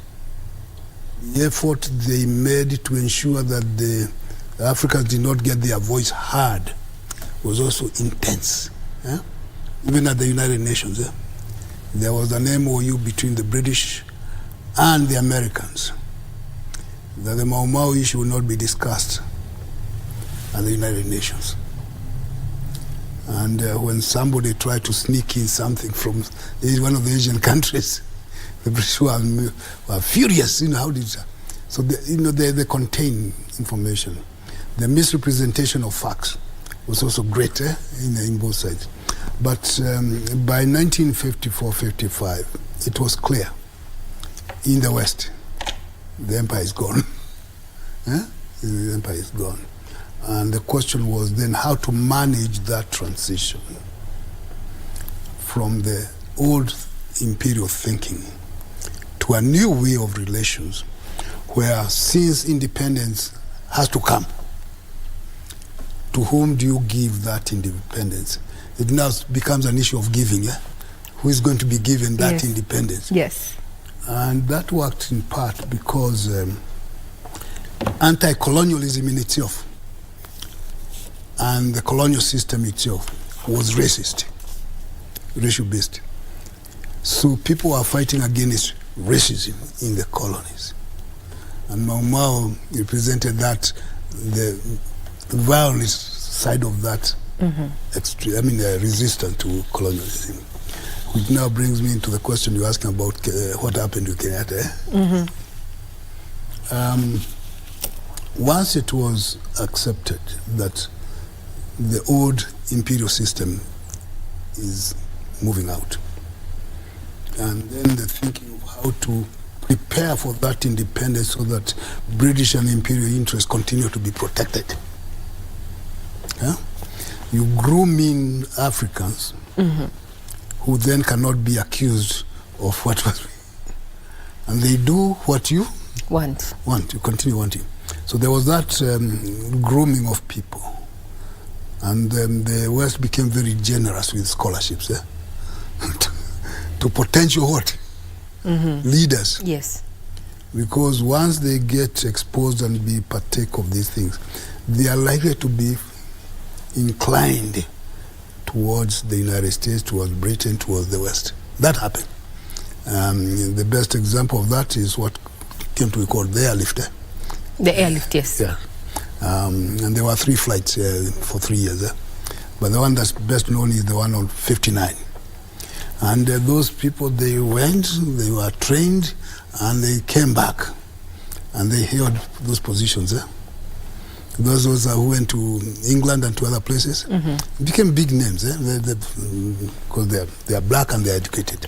Now, the Kenyatta speech there cannot be understood without putting it into the context of what was going on. Congo became independent without violence, and violence broke out.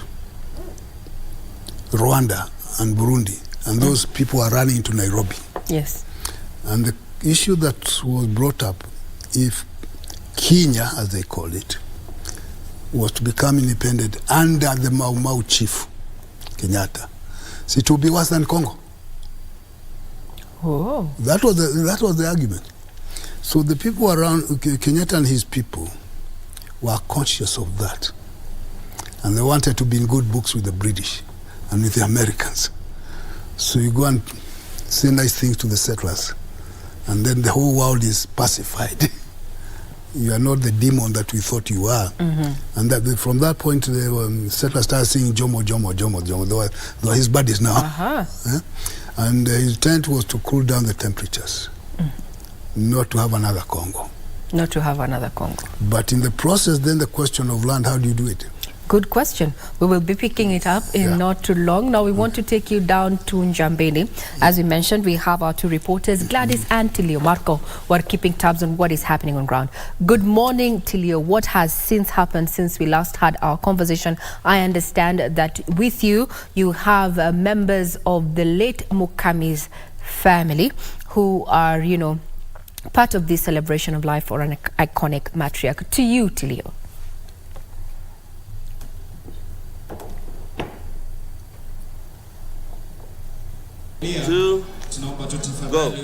Naam, Regina, tungali tumekita kambi katika nyumbani kwa Dedan Kimathi aliyepigania uhuru, na sasa niko na jamaa zake hapa, baadhi ya jamaa zake. Kuna kaka ya Mukami Kimathi hapa ambaye sasa atatuelezea jinsi ambavyo dada yake alivyokuwa. Wewe ni mimi huyo ni dada yangu. Dada yako. Ndio. Alikuwa namna gani maisha yake? Maisha yake ambayo tulikuwa tunaishi pamoja, lakini wakati wa emergency alikuwa na chukuliwa na kafungwa, na pia hapo beleni alikuwa msituni, na wakati wa kutoka tukaa pamoja. Kwa hivyo ni pahali ambayo tumekuchakaa naye, na hii wakati wa vita tuko tu pamoja. Kwa hivyo alisaidia pakubwa katika vita dhidi ya wakoloni. Alisaidia kwa vita hali kubwa sana, na kwa hivyo sasa anajulikana kama vile ambaye alifanya. Hata wakati ule alikuwa msituni, kutoka msituni alishikwa na akapelekwa jela. Ni nini ambacho utamkumbuka nayo? Ni nini alifanya ambacho hautamsahau, utakufanya kumkumbuka milele? Mimi nitaweza kumkumbuka yeye, maana tangu mamangu alikufa, sasa tulikuwa pamoja na yeye ndiye alilea mimi, na vile ambaye tulikuwa takaa pamoja, tulikuwa pamoja. Na wakati yule alikuwa ndani ya jela, hivi tuliachwa na kijana yake pamoja na dada yangu. Kwa hivyo ninamkumbuka kwa vile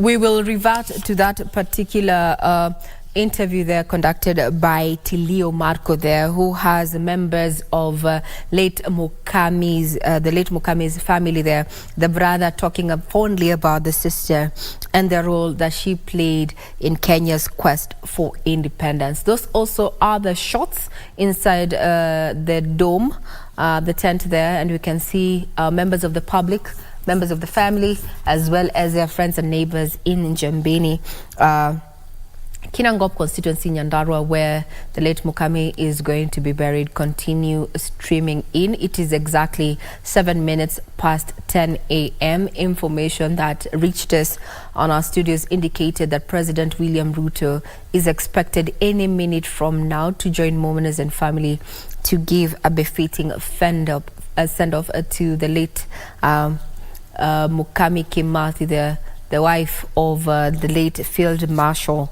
Dedan Kimathi there, a woman who's been eulogized quite as a matriarch and, fighting and agitating for the compensation of Mau Mau veterans there.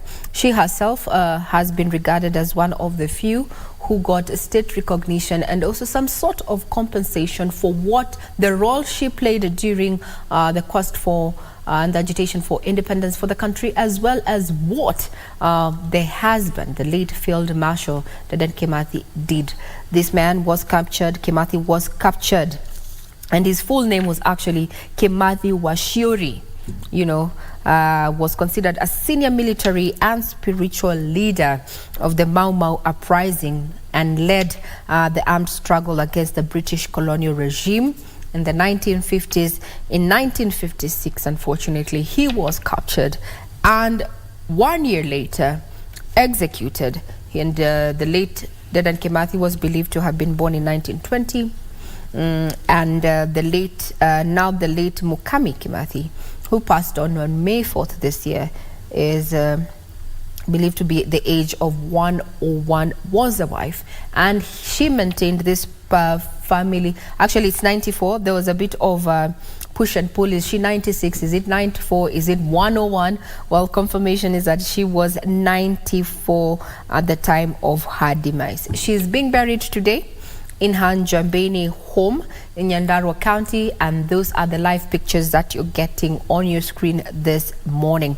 After her demise, the government, that is the president, set up a committee that was chaired by the Interior PS, that is Raymond Omolo, while another committee was also chaired by the Nyandarua Governor Moses Kiari Badilisha, to ensure that this iconic freedom fighter, the late Mukami Kimathi, gets a befitting send-off. Her regret, and one that has been in public domain for so long, is that she's going to be laid to rest with her one wish not being accomplished, and this is the exhumation of the remains of her late husband for a befitting burial. This is going to feature, I know, in the, speeches that are going to be made this morning during this particular service. And this morning, those who were at the Lee Funeral Home, members of the public who were at the Lee Funeral Home, were allowed to view the body, as it, public viewing was open from as early as 6 a.m. The cortege left the Lee Funeral Home in Nairobi, headed to Njambini, Kinangop constituency in Nyandarua County at around 7:minutes, and it is expected any minute from now that particular entourage, the cortege and the entourage, is expected to have taken either to take 2 hours depending on traffic, or 1 hour 45 minutes. We do not know if that particular cortege did some stopovers to give the public, members of the public, an opportunity to view the body and pay their last respects. But as per the program that has been shared by our colleagues who are on ground, indicates that the program should start at around 10. It is exactly 10 minutes past 10, and we expect the president is going to be there. So we have Tilio Marco back, who has been interviewing those who are, in this particular burial ceremony. And he got hold of not only the brother of the late Mukami, but also the daughter. To you, Tilio.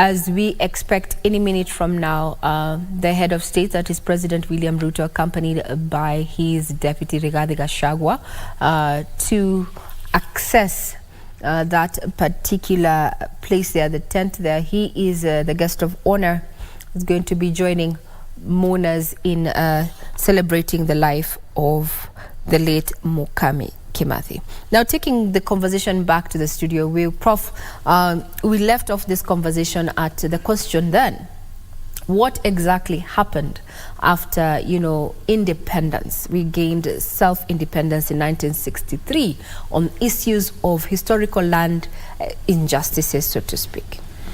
The clarion call in the fight was freedom and land. Political independence came.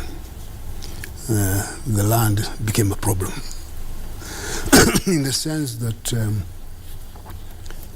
Jomo Kenyatta, who was always an active political opportunist, and his policy was always very clear: get political power, then you can do what you want. So he got political power, and he had this desire not to rock the boat, the imperial boat, and that's why he told the settlers, don't worry, you are as good Kenyans as we are, so stay around and help us to farm and things like that. Now, there were those settlers who could not stomach the idea of an African being in charge. And to make matters worse, the Mau Mau chief himself, as they used to call him, they could not stomach. So they left. Now, those lands were then available for people to buy. Those who could buy were limited, because you had to have some income. So this land was actually for sale? I thought. Yeah, it's for sale. They sold. Some sold, but not enough for everybody. Then there was a deal between the British government and the Kenyatta government to provide loans for now the people to organize themselves to buy the land, not to be given. And Jomo was very clear, hakuna chaburi. But one would argue that the land was predominantly Kenyan before the coming of the white man. Well, there was no Kenya before that time. There was no Kenya before that. Yeah. And at one because point Kenya was is a creation of the imperial desires. So the land was there as a builder belonging to the Africans. The reason why they went actually into the forest was because they wanted their land back. Yes, that was the clarion call. Yes. But at the time of independence, things had changed. And as Kenyatta was seeing it, if you get too much into this without being careful, you are going to have a situation worse than Congo. And the last thing they wanted was a what? The Congo situation. Was a Congo situation in Kenya. Remember the some of this called Smith Hemston? Yes. He was a journalist in this neighborhood at that time. He was one of those writing now, this place is going to explode more than Congo if it's not taken care of. And so there was that concern. Second, the people around Kenyatta had no desire of any kind to be socialistic. None at all. Yet they found themselves talking language of socialism because it sounded nice. So the policies they adopted were in every possible way anti-socialistic. And Kenyatta was never a socialist, even in his mind. The people around him were the same. So that's why you start having now the friction, the divisions. Not so much between socialism and capitalism, but about the direction the new country should take. There are those like Kenyatta who insisted that they should continue being very good with the West. There are those like Jaramogi and Murumbi and Kagia and others who start saying, look, it's not that you don't want anything to do with the British and the West, but they've been having it all alone. To balance up, we need to also give something on consider the other side. Yes. Because it also has something to say. And that's why we started having this ideological friction between Kenyatta, whom, as you can see in those clubs, he was wearing a kofia like Jaramogi. They were looking like, until they quarreled. So the debate that came is, which way does Kenya go? And there were those who were in control. Kenyatta, Mboya, and all that clique. They're the ones who came up with sessional paper number 10, saying that it's African socialism, which was not. But laying it very clear that Kenya was going to be in the western side of the argument. Capitalism, none of those things. Now, if you start to say distributing land to people without paying for it, that's anti-capitalist. And they wanted nothing to do with it. So, yes, there was some land distribution, small pieces here and there. There was also land grabbing, or in the name of buying. And the people who had the opportunity to buy the land were the elite. So you find all of them, they have chunks of land from there and there and there. They had so the advantage of exposure. But most of the people, the little they got was, they were told, organize yourself into land buying companies, in which then they will get some land. The settlement schemes, which started before Kenyatta became president, was set by the colonial government to find these people and say, okay, come and have some land here. We'll distribute a little bit. And then the loans. There was an elaborate attempt to look fair and give something to them. The reality is that most of those people, one, they didn't have the resources. And two, some of them were misled not to take the opportunity. Because if they had been claimed that you get land, then you are complaining, why should you buy? We fought for it. But the policy was, you don't do that. Even if you're going to pay 1 shilling or 1 cent, you paid something, but you are not given. And there's a big difference between being given and buying. When you buy, you value. Yes. When you are given, Aha. Then, Prof, let's rope in Kambi here.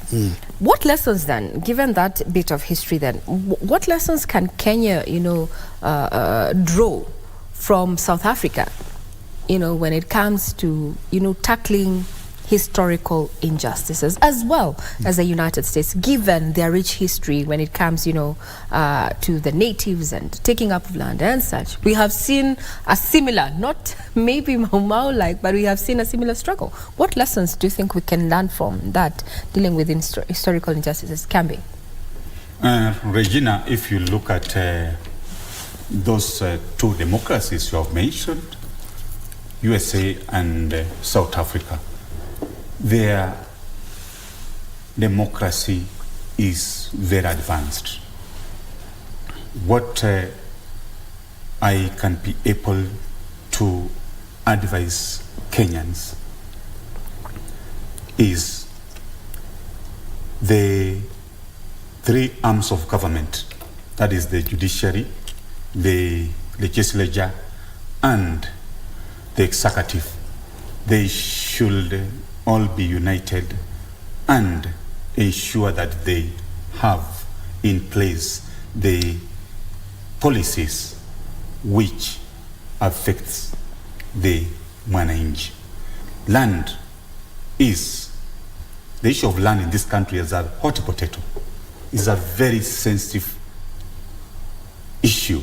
The politicians are not able to legislate the proper act of parliament, which Let me interject there a bit. As you can see, those are some of the Mau Mau freedom fighters there streaming in to send off one of their very own, a woman who has played a pivotal role in ensuring that they get recognized for the sacrifices they made during the emergency period that was, declared in 1952 and way before that, and to ensure that, Kenya is as it is today, a republic, a sovereign state there. It was not easy. They participated in the guerrilla warfare. Now, Wakili, please proceed. The issue which I was saying is, I urge all those stakeholders to work hand in hand so that the vision, mission, and motto of these freedom fighters, in most specifically land issue, has been accomplished. I said earlier, we cannot achieve much if we don't have proper legislation dealing on land. And I said there is nothing clearer than Chapter 5 of the Constitution. It is said this way: Parliament go and enact an act of Parliament which stipulates on the minimum acreage and the maximum acreage which a Kenyan should get. However, we have seen people who have been in Parliament there before. They have never come with a bill which is tackling on this land, but we are seeing empty rhetorics in funerals. What I can be able to urge all these stakeholders, the role of a member of parliament is well stipulated in the Constitution of Kenya 2010. One of the fundamental functions for a member of parliament is to come with a proper legislation which can propel and which is affecting the Kenyans. They are supposed to come with that legislation.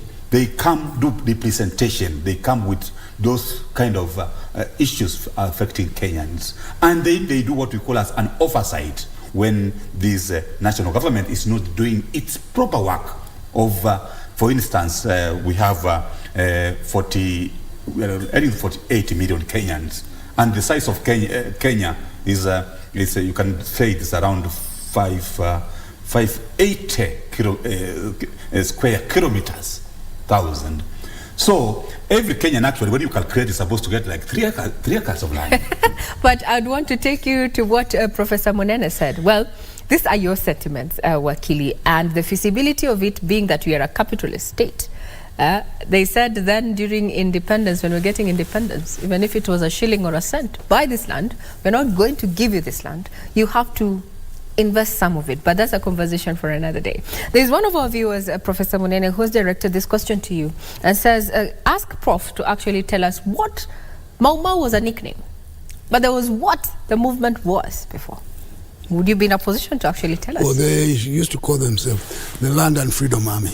The Land and Freedom Army. Well, yes. Richard, who is watching from Nairobi, that was a question that you directed to Professor Munene in regard to that particular question. The Mau Mau was a nickname, but they were, in essence, the Land and Freedom Army.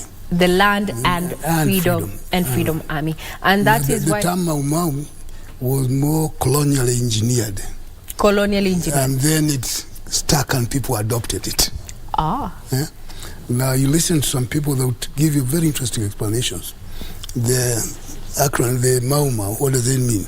Mzungu aende Ulaya, Mwafrika apate uhuru. I like that. I actually, growing up in the 80s, when we were trying to, make fun, we'd have such, trying connotations. What does Mau Mau stand for? What does Fanta stand for? It made sense. It still makes sense. Yes. But that was not what they called themselves. Mau Mau, Mzungu aende Ulaya. Mwafrika apate uhuru. Yes. Mau Mau. And then it became accepted that way. And people now take pride in saying I was Mau Mau. So it's the some land, young man saying, I am Mau Mau. Yes. You look at him, you're just...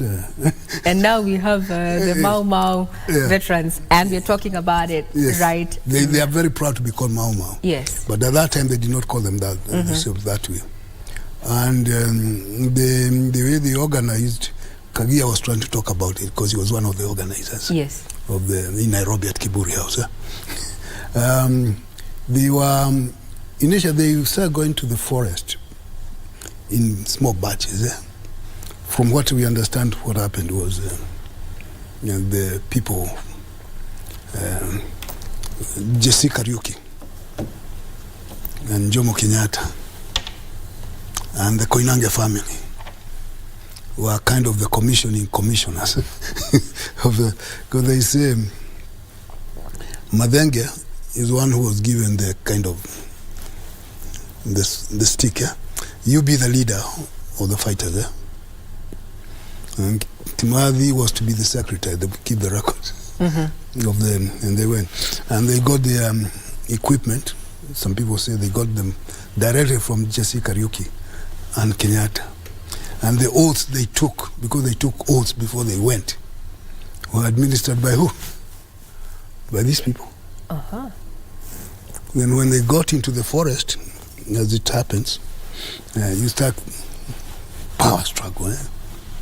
There was power struggle between Kimathi and Madenge within so they fell apart. And Kimathi emerged now as the leader. He used to be the secretary, now he became the leader.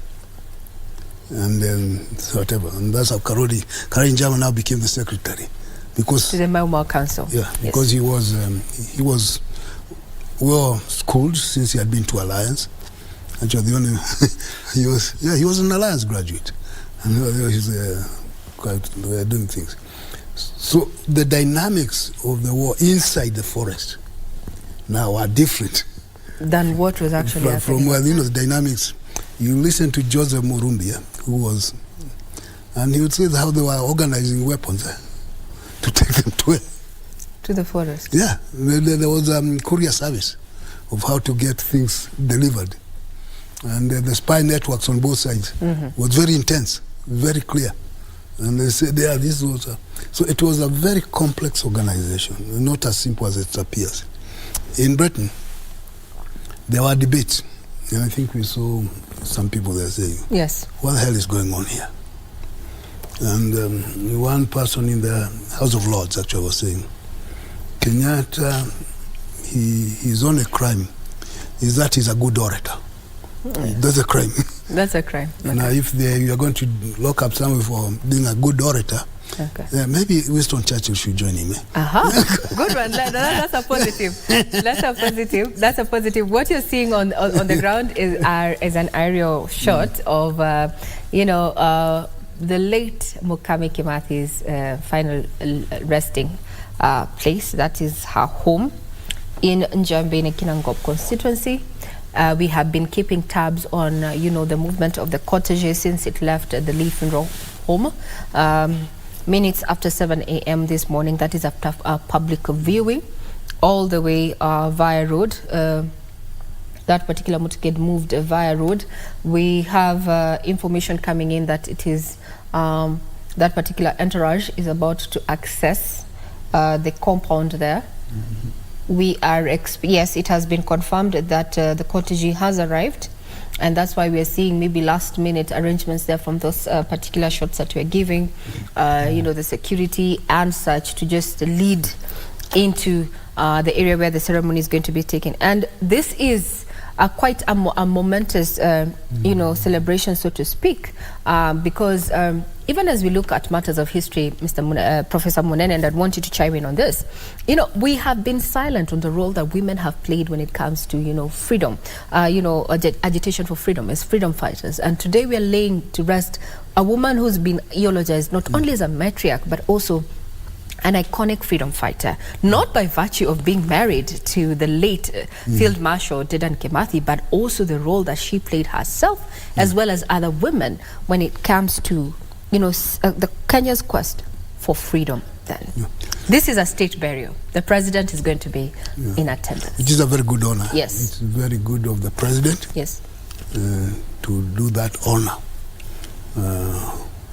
Yes, women have always been there, sometimes in the forefront, sometimes making the men look ridiculous because of behaving cowardly, which goes now back to one of the about Mekatalili.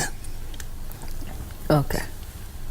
Now, Prof, before we try and talk about why women have been silent, or as you said, sometimes we make the men ridiculous, but hey, we're still there. We'll get to that. Let's have a sneak peek and listen into what is happening. Oh, there was some bit of dance there.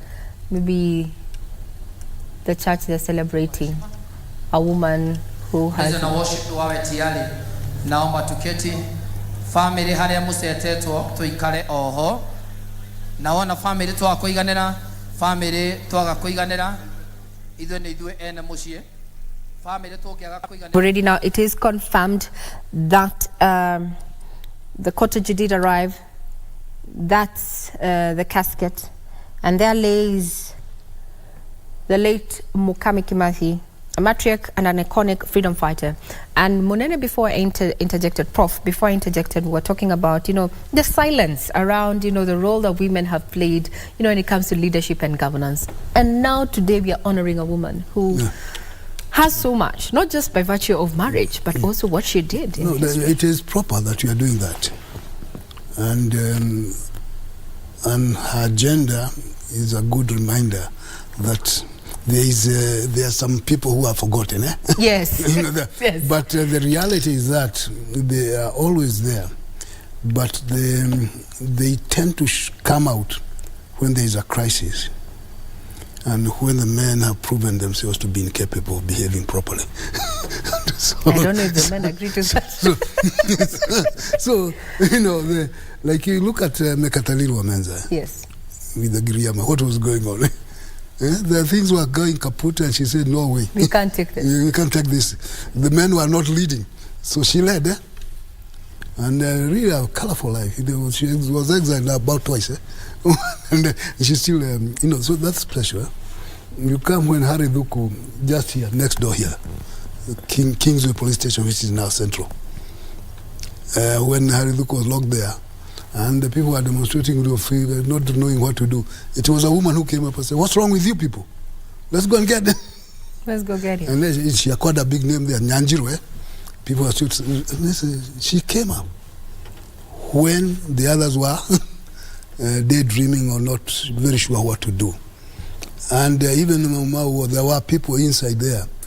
Today you can find some of those women, they can show, I can handle a gun very well. You say, yes, and actually... and you talk them, they tell you how they did it. And they did it. I remember when we actually saw former First Lady Mama Ngina Kenyatta there, shaving the dreadlocks of Field Marshal Mary Muthoni wa Kirema.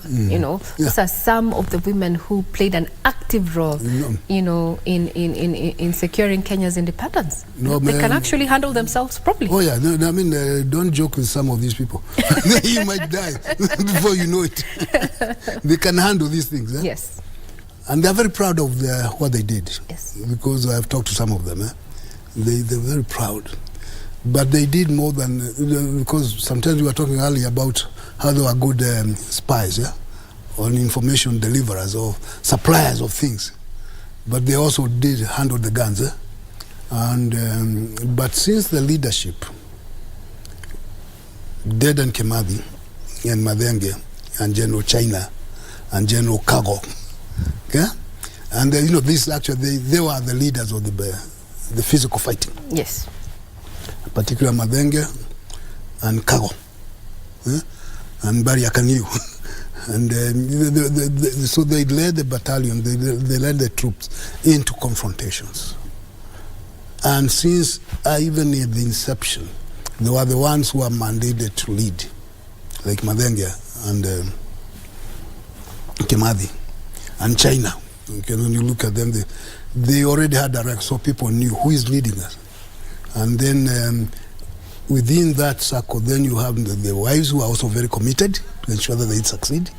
You have other people, and who they delivered. They delivered. They delivered, which was very good. So why do you think seemingly history has been very silent on the role that women played during this particular period? No, I think part of the issue is it has not looked at the groups. We have looked at individuals.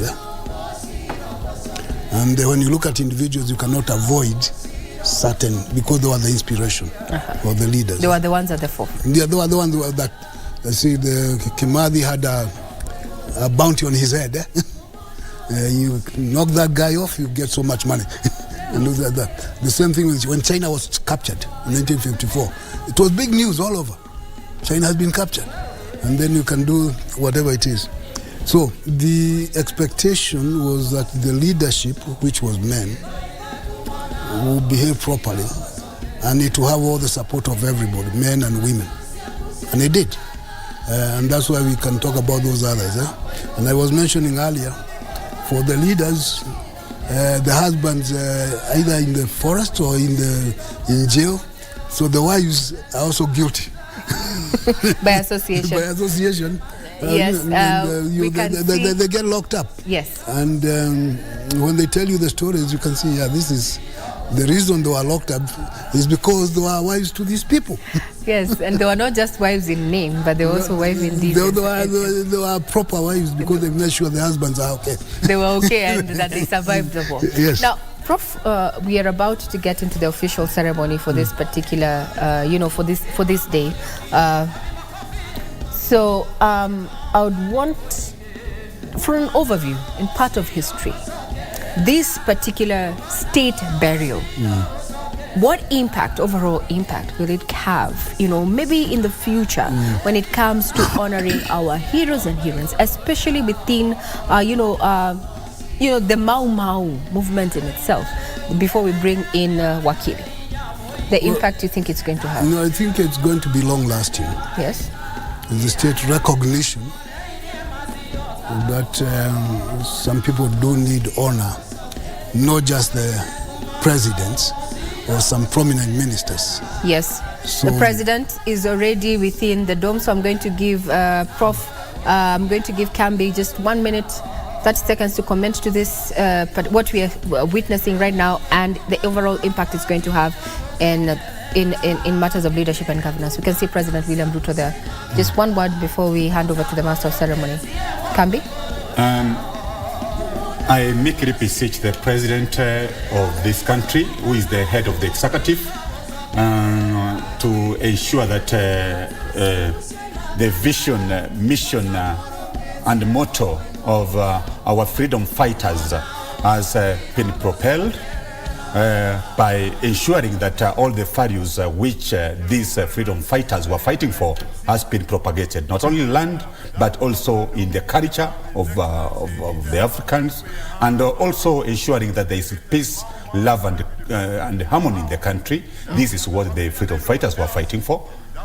And also ensuring that the president should also rally, or the parliamentarians, to enact the proper laws which can ensure that these freedom fighters have been compensated. They have been placed in the pension schemes like politicians, so that we can have some continuity in terms of honoring the families of those who fought for Kenya. I think if we have a political goodwill, everything will be a success. Thank you very much, Wakili. Prof, 30 seconds as we wind up, as they're doing their prayers. Okay. It's a big day for a lot of people. It's also symbolic. And the president's presence there is important to give it the honor that it deserves. We hope that those others that are remaining will be accorded equal honor, but either way it's a good recognition, and it's also a way for the president to tell people I'm still here. Okay. Very well said. And as you can see, the president is among officials, government officials, President William Ruto there, as well as his deputy Rigathi Gachagua, attending this particular ceremony. We'd want to hand you over to Njamene for the burial ceremony of the late independence hero Mukami Kimathi.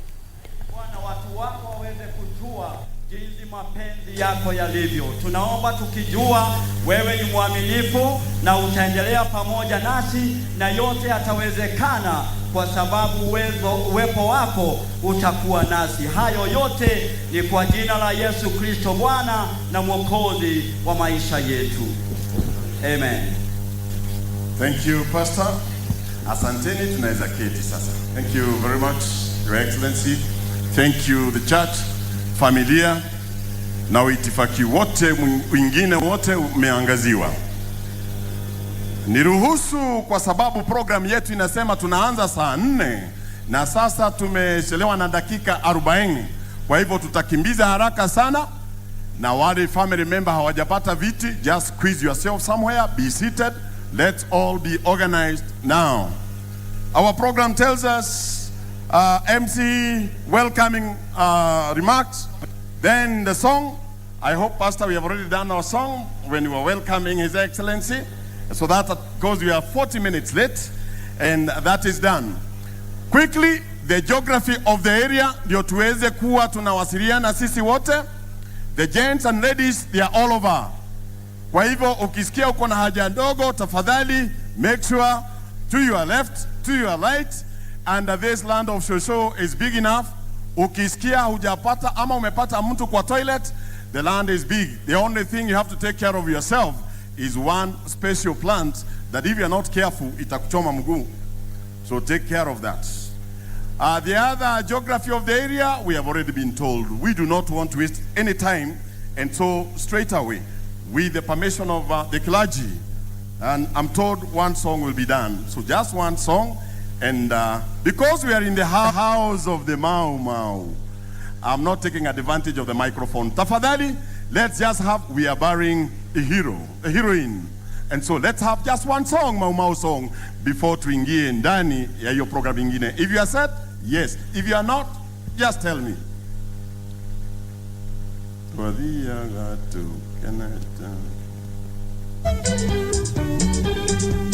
Nekenyeria ya kwanda huragirwo kana neria itu mwahunyerera denainio tathara tetari mwene kumomothe Kenya kumenengai nguria ya hurirwo ngengerendiki akorwerethire nenjerwo ndihe tondu ria wariho nitwarire na thakame nyingi ngai arokumio. DJ Makti.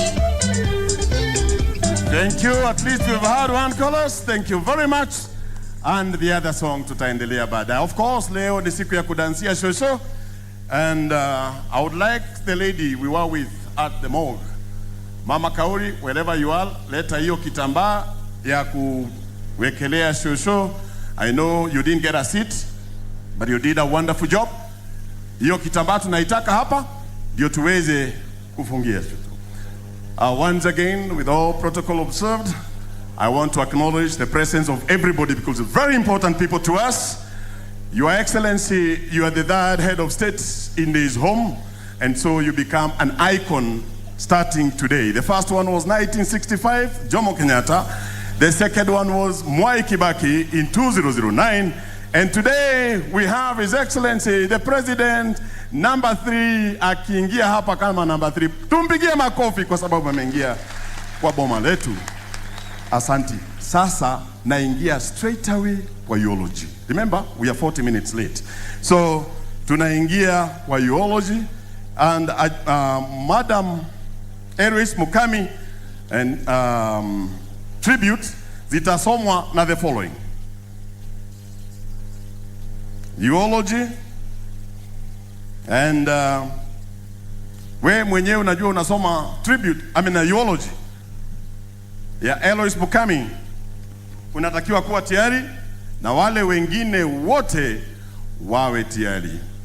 Yule alikuwa anasoma eulogy, kama anachelewa na ruka hiyo tutaisoma kama tumemaliza tribute. So we go straight away to friends of Shosho and one lady who did record, who did write the book of Mukami Kimathi, Madam Derito, the father, na yeye ndio rafiki wa Itora Lere, ndio atasoma tribute ya Shosho. I hope that old man is ready. Na nikiwa unajua unasoma, ukae gangari. Pastor, we are 40 minutes late. Wapi mzee Derito? Derito Nyinge. Oh yes, kuja mzee Derito Nyinge. Ulizaa wa dishi. I know your daughter now in Brazil representing the UN, but your daughter did one good thing. Alituandikia kitabu ya Shosho, utakuja utasomea hapa. Wewe ndio rafiki wa Itora na Nyubeno ngomero hau.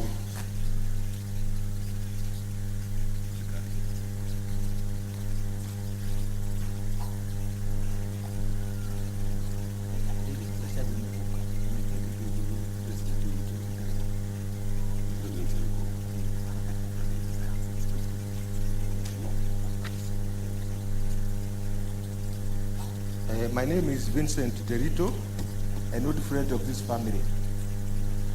Mukami and I come from neighboring villages in Chato sublocation.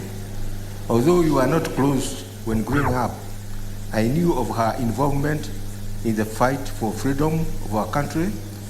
I would see her during meetings in Nyeri. In 1964, I was appointed as superintendent in charge of Sasumwa Dam. When I moved here, I learned that Mukami was one of my neighbors. People who had moved to Nyandaro from other places tended to befriend other people from their hometown. Since we had no other family around, Mukami and I formed a close relationship. I became her children's uncle. Mukami used to deliver a gallon of milk to my house in Sasuma Dam daily, but would not accept any payment. So I bought her 2 cows as a show of gratitude. When I got married, Mukami took my wife and her wings, and they became great friends. My children thought she was my sister, whom they called Auntie Kimathi. During sleepovers, Mukami used to tell our kids incredible stories about the war and how the forest was a great protector of the Mau Mau. The forest wasn't just protection from elements. It provided meat, honey, fruits, fire, medicine, and weapons. The animals in the forest gave them warnings when the enemy was near. Her love and respect for nature rubbed off on us. I myself developed a keen interest in conservation, and with the guidance of Nature Kenya and the Museums of Kenya, I formed a community-based organization called Friends of Biodiversity and Conservation. Mukami's daughter, Mukami Kimathi, is known as an avid tree planter. My daughter, Shiro Nyingi, runs a fishing campsite called Trout and About inside Kiboro Forest. When my eldest daughter, Alice Wairimu, was in class 2, she used to read newspaper for Mukami every evening after school. Mukami was impressed by her eloquence and made her promise to write a book about her life someday. As Alice grew up, she got involved in the civil rights movement and would constantly seek advice from her auntie Kimathi. In all the stories she told, Mukami would always end up with the saying, "Bara dire moa," which means there is no fun in war. Alice took this literally, became so passionate about peace building that she ended up working as a mediator all over the world. She's now working at the United Nations headquarters in New York as a Secretary General and a Special Advisor of the Secretary General on the prevention of genocide. A few years ago, Mukami's wish came true when Alice wrote a book about her life and experience during the war. All Mukami wanted was to inspire the young generation to stand up for justice and what is right. Mr. President, in honor of her memory, President Kiriho, in honor of her memory, I'd like to plead with you to introduce this book into school curriculum as part of history lessons so other children can be influenced positively just as mine have been. On behalf of this family, Your Excellencies, kindly appreciate our deepest gratitude for working with Mukami in her hour on need and are gracing this day that we finally bid her farewell. Thank you and God bless you. Tumpigie makofi. Hiyo appeal sikuwa nimeiona, so the only 6 wale walisoma class 6, story ya Kimathi ilikuwa half page, just half a page, so that's an appeal. Straight away tunafuata Miriam Wanjiru atasomea Kafango, the only remaining brother. So Wanjiru, where are you? I want to see you move faster. Na ufuatwe na Nancy Washiori, ukifuatwa na Dedan Kimathi, Nancy Wangome, mkae steady by, tufuate hivyo. We are 40 minutes late.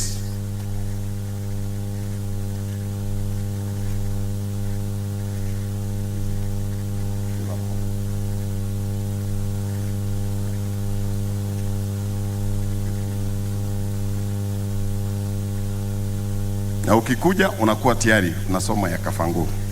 Uncle Mbudhia, you are getting... Iko page gani wale wameona ya Mbudhia, the brother? Page gapi? Yeah? 12. There you are. Move now. Tribute by the brother Mbudhia Wagome. My the brother can stand, yes. Yes. I think, Uncle, please come and stand with me.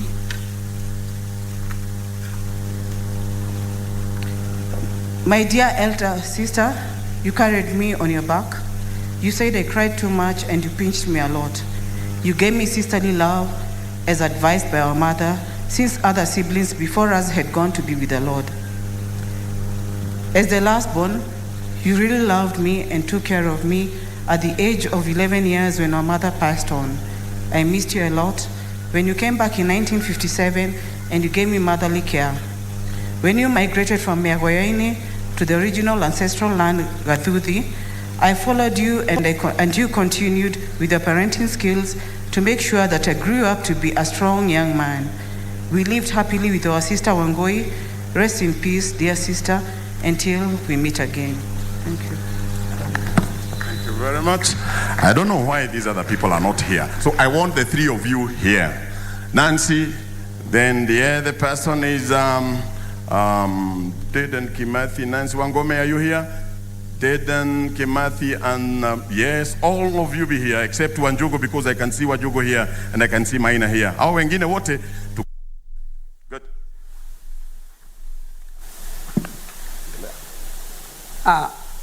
Mama Mukami Dedan Kimathi, Nyina wa Shuri, was a great hero to many and a good example to the widows. She went through all odds to keep Kimathi's legacy. Single-handedly, she has raised her children, grandchildren, and great-grandchildren. She was dedicated to her faith, and she could not miss any opportunity to share her testimonies. She always carried her Bible and Nyeboshia Koineragai in her bag. She respected both the high and the low. She visited my children at boarding school and usually sent them success cards. She attended Kimathi's graduation at Daystar University and addressed the audience as the guest of honor. Mom always followed current affairs of the country. Mama Mukami made sure I was comfortable and was treated like her biological children. She loved my children and would do anything for them. Mom, you forever remain in my heart, and we shall meet at Jesus' feet. Fare thee well, Nyina wa Shuri, your daughter in love, Nyokavi wa Shuri. Thank you. I remember with fond memories when we were young and used to come to Jafine and visit Shosho.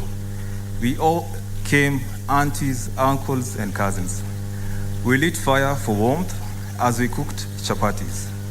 Our mothers and aunties will prepare food as our dads and uncles slaughtered sheep and made nyama choma.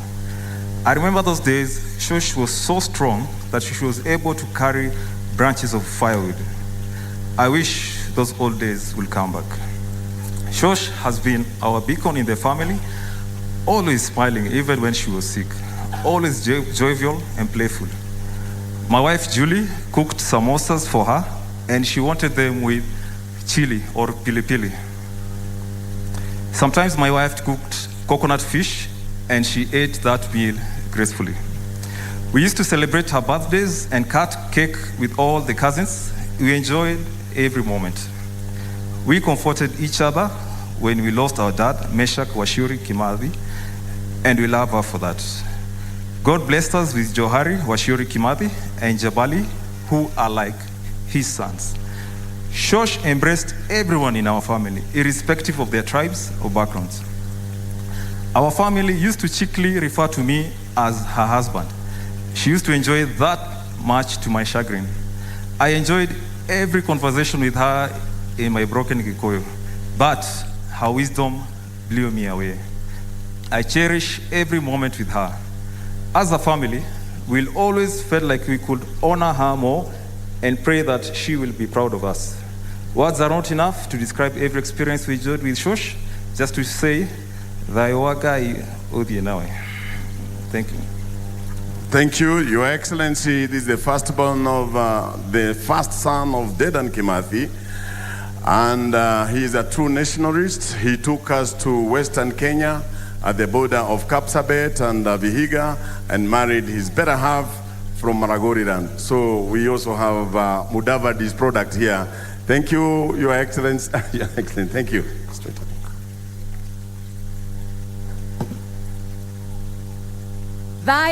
Gaidai. Praise God. Vijana mambo vipi? Mr. President, Chamge. Tribute by Nancy Wangome, granddaughter. In March 1993, you spanked me for crying at my other grandmother's wedding, Nyawera. I was 2.5 years old at the time. And like the grudge-keeping little girl I was, when we met 6 years later, I refused to enter your home state until you apologized for the spanking you gave me all those years ago. You are amazing in every sense of the word. Few adults apologize to children more than half a century younger than themselves.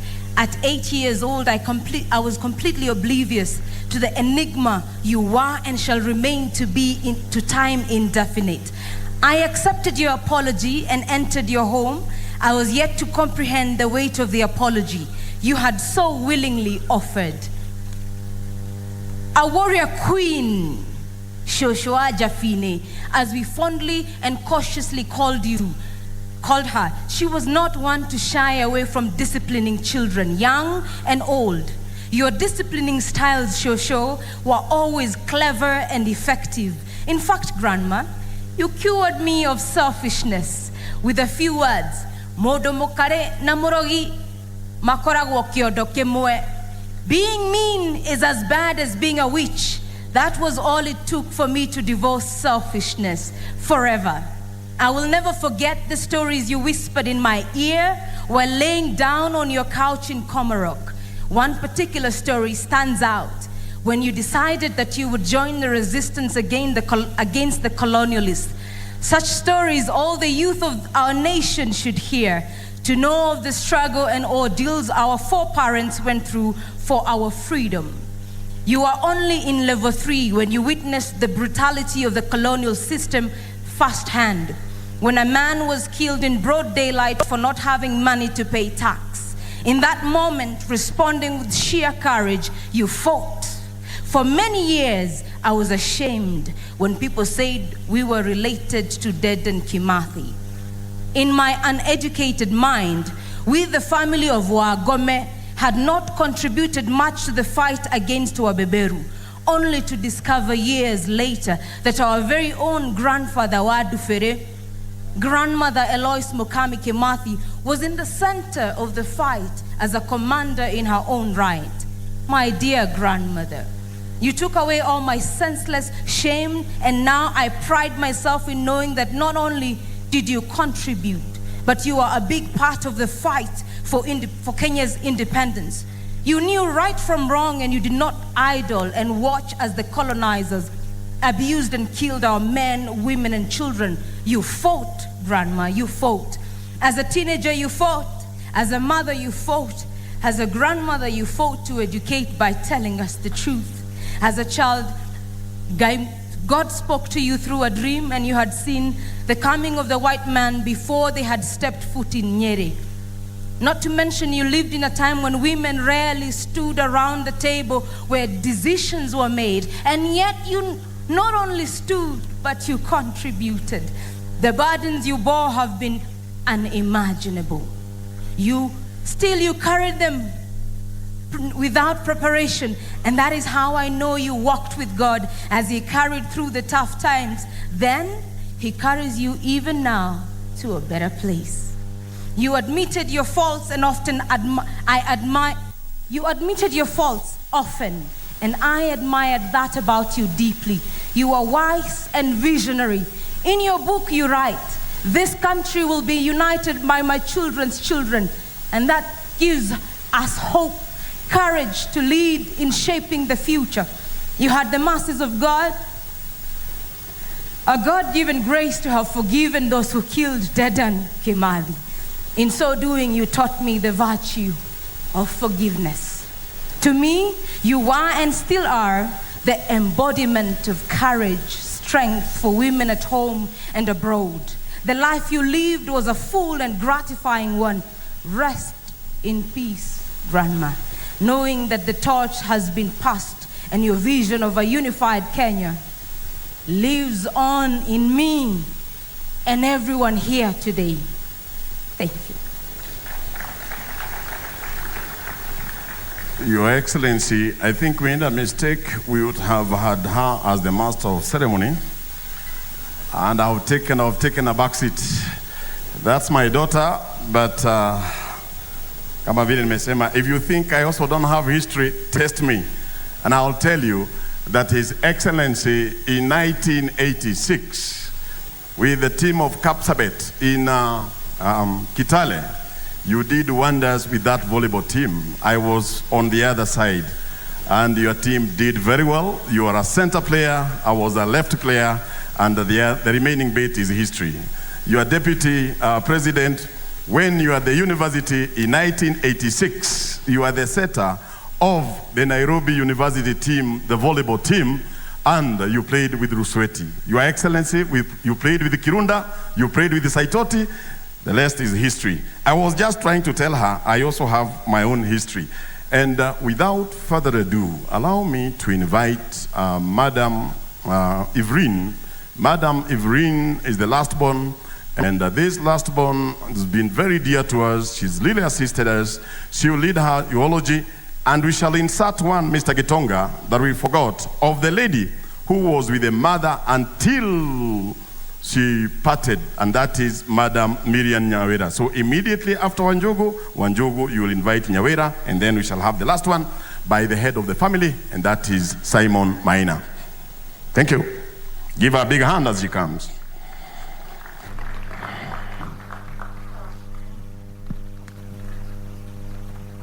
Hamjamboni. Bwana asifiwe. Mom, you're a mentor.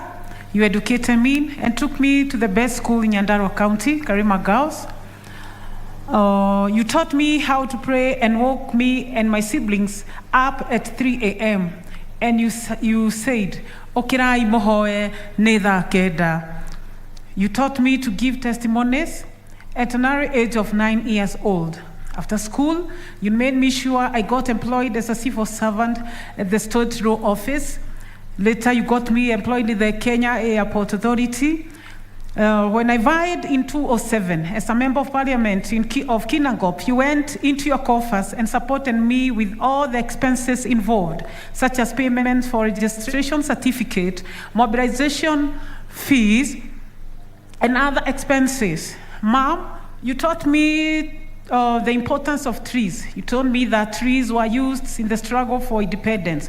For example, the Dedan Kimathi post office is a tree in the forest that has a natural hole where letters used to be delivered and picked by the villagers and the forest sentries. You taught me that trees were used as shrines in the forest. Prayers were performed under Mugumo trees, and Guy Olmwenenyaga would reveal to the war seers. By the way, most of you don't know that Mau Mau had carried their prophets, all Modomogo, who used to reveal and see dreams. Kimathi himself was a dreamer. Mukami Kimathi was a dreamer. She was a seer. Your Excellency, Mukami Kimathi dreamt of the Mau Mau War in 1936. She saw the whole war, and she was sent to different people to deliver the message of the war. May God give her a rest. No, I have not finished. Kindly reveal to the warseers of the coming enemy. In the entire struggle, the fighters used the tree cover to hide against the enemy. This has helped me, Your Excellency, so much in my journey of environmental conservation. Your Excellency, it's good I tell you, it's important that I tell you, I'm the CEO of the Dedan Kimathi Foundation, and since 2019, I've planted 2.8 million trees. And I was happy when you took the oath. The first thing you said is climate change mitigation. And I thought that God has revealed to you that how he used to reveal to the Mau Mau. May God, you live long, our president. Environmental conservation and climate change mitigation. Maito, you inspired me to plant trees. Trees are sacred and we should embrace them. I will always cherish you, Mom, all the days of my life. God bless you. Rest in peace, Maito. We love you. Thank you very much. Thank you very much. And as Miriam walks in, I know our time was 1 hour, but you have limited it kidogo. I can see the family members wananiambia unatuharakisha sana. Well, let me allow this lady who did a wonderful job. Huyu ndio alikuwa ametubebea hata permit ya funeral home. She was very close to Mom, and let her lead her tribute.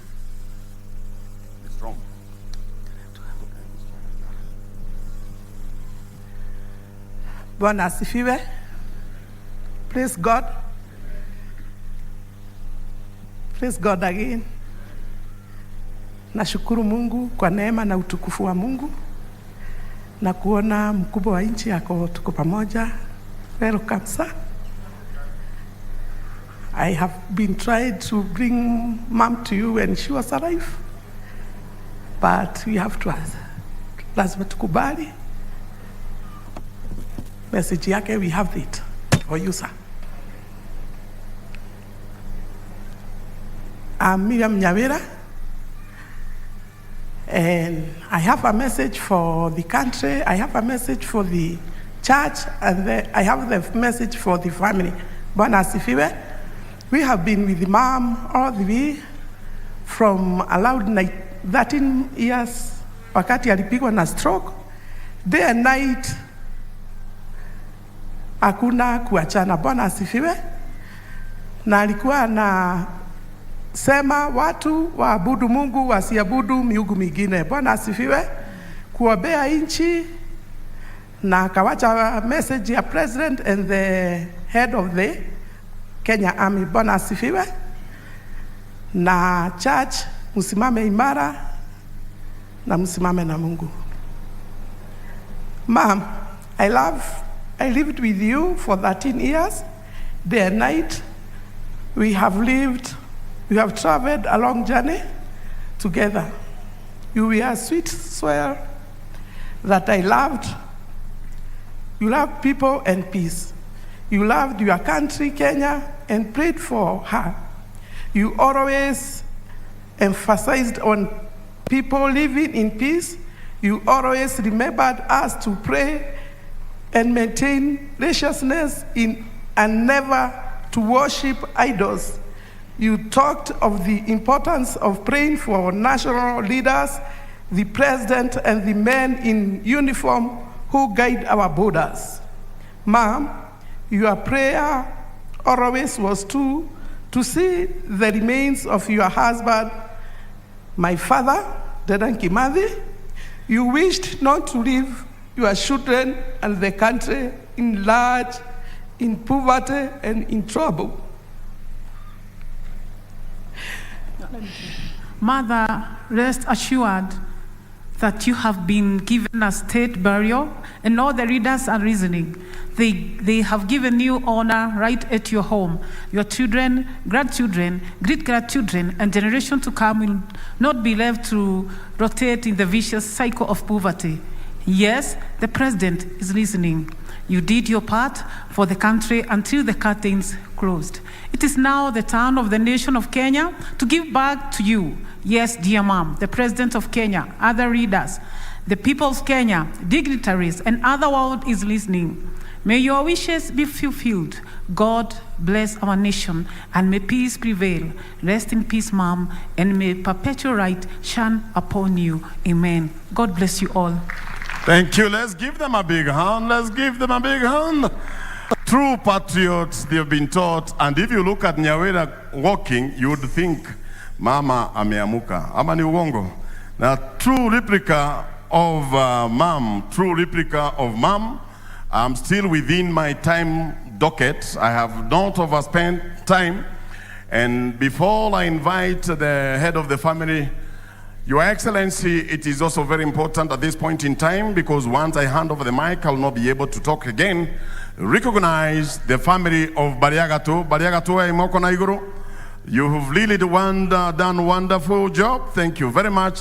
These people, they have their roots up to 15th century, and that is why we have that name Gato. We salute you, and you've done a lot.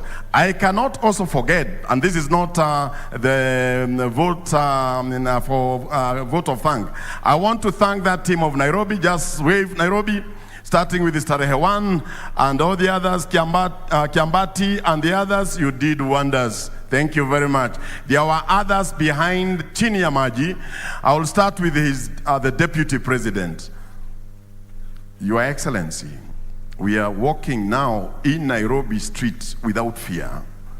This is not the first time I'm putting on these t-shirts, because the moment you owned up Mau Mau, you gave us the impetus and whatever else, and we are walking shoulder high. First one to do it was Kibaki in August 2003, in 31st, when he lifted the ban of the Mau Mau, and from there on, there has been another baptism by fire by His Excellency, the Deputy President. We adore you, and we are going to follow everything to the letter. We were telling our young ones that when the time comes, do it, but you have done it before they've done it. So we are a lot of sons of Mau Mau, and there's a lot that we can talk. Honorable former PS Kamau, bought mama, ile kiti alikuwa nazunguka naye kwa nyumba, he may be here, I have to say that. We have other people who have contributed a lot, like former Senator of Nyeri, Honorable Engineer Maina, and many others. The list is endless. I had to say that, Your Excellency, because right now, in Nairobi street, I'm walking with the shoulder high. I would be making a mistake, because there is nowhere a word written vote of thanks. Your Excellency, I told your team yesterday under the PS, internal security, interior that is, that when I die, when I go to the next world, I would like to work with the government, because these guys, they are efficient, they know what they want. They are not proud. The Gitongas, the DCC, including the regional police commander from Nyeri. Your Excellency, we were so humbled yesterday by the PS, Bonomoro, when he came here, made sure that he touched all departments, and things started flowing. I may not be your age mate, but you are a great Kenyan, the PS. And Your Excellency, you have a team, a very efficient team. Maybe you know it. I may be crossing the border. Bwana Simon Maina, I wanted you to proofread your ndio ukuje useme. Sasa kuja. Some of these people, Your Excellency, were born in the forest. Some of them, when Dedan Kimathi was flowing in, Your Excellency, alisema sitakosa kwenda na watoto wangu, the home guards watawaua. Nyambura, where are you? Just stand up. The firstborn, Nyambura, just stand up wherever you. Nyambura Rogama. This lady here, Nyabureko,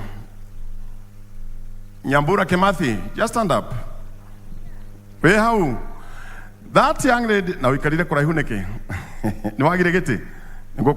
Just come forward. You'll get a seat here as you walk. Nyambura, as you walk. This, she's not young. She's also a grandmother now. This young lady, Your Excellency, when Dedan Kimathi was going to the forests, he realized that if I make a mistake and leave all my siblings, they will be killed by the home guards. And this girl here, 4 house girls, in quote, in the forest, were employed to take care of this girl.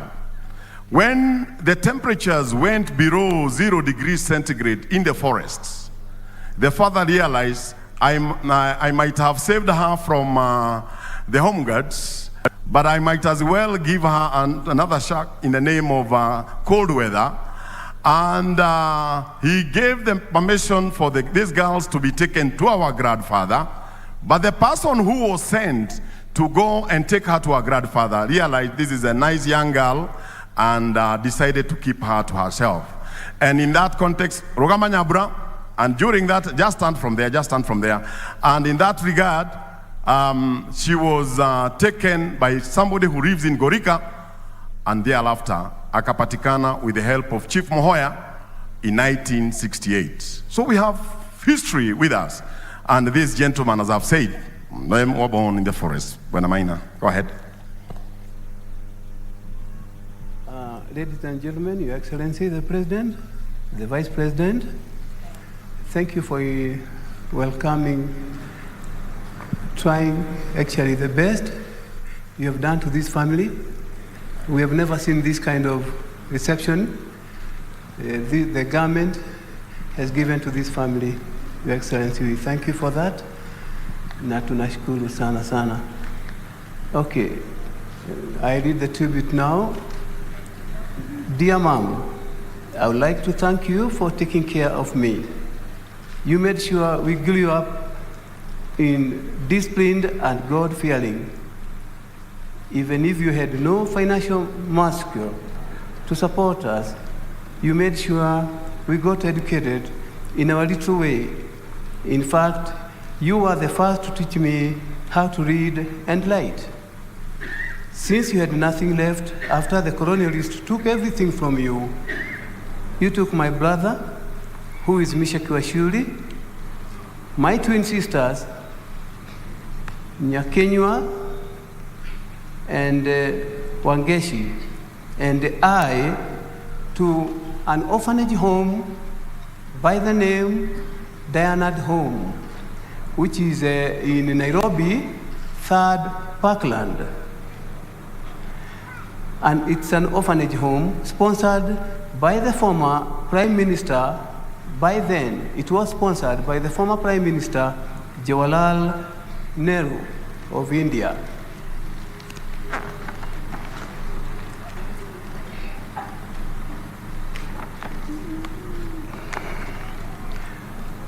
Dedan Kimathi, my father, and Mahatma Gandhi, the Prime Minister of India, were great friends. I love you, Mom, for you made the hardened man that I have become rest in eternal peace, my dear Mom. Thank you, everyone. Thank you. Asante sana, Bwana Maina. The family, we have used 40 plus 40. We have used 40 minutes. And so, because of the time we were late, we want to donate the 20 minutes to the next one so that at least we can do other things in the evening. Sindio? And for that reason, Your Excellency, I'll only mention two families here. The family of Paul Ngei, just stand up forever you are. The family of Paul Ngei is here. These people have been with us for quite some time. They have been dying with us. Give them a big hand. We also have the family of Kungu Karumba. Yule tunasema haijulikani alienda wapi. Hautaongea leo, ni kifungo moja tu. Kungu. Kongo wakaroba direko woi Kongo wakaroba direko. Thank you. We have not even known up to date where Kungu Karumba alienda. We have looked for his graves in Uganda, all over, but that will be a story for another day. There are so many other families of Mau Mau that are here. And Bwana Gitonga, I do not know whether I was the one to introduce the Mau Mau or we leave it to somebody else. Niendele. Thank you. So our 40 minutes is still within time. The Mau Maus are all here. Dai da yaga idai. Dai da yaga idai.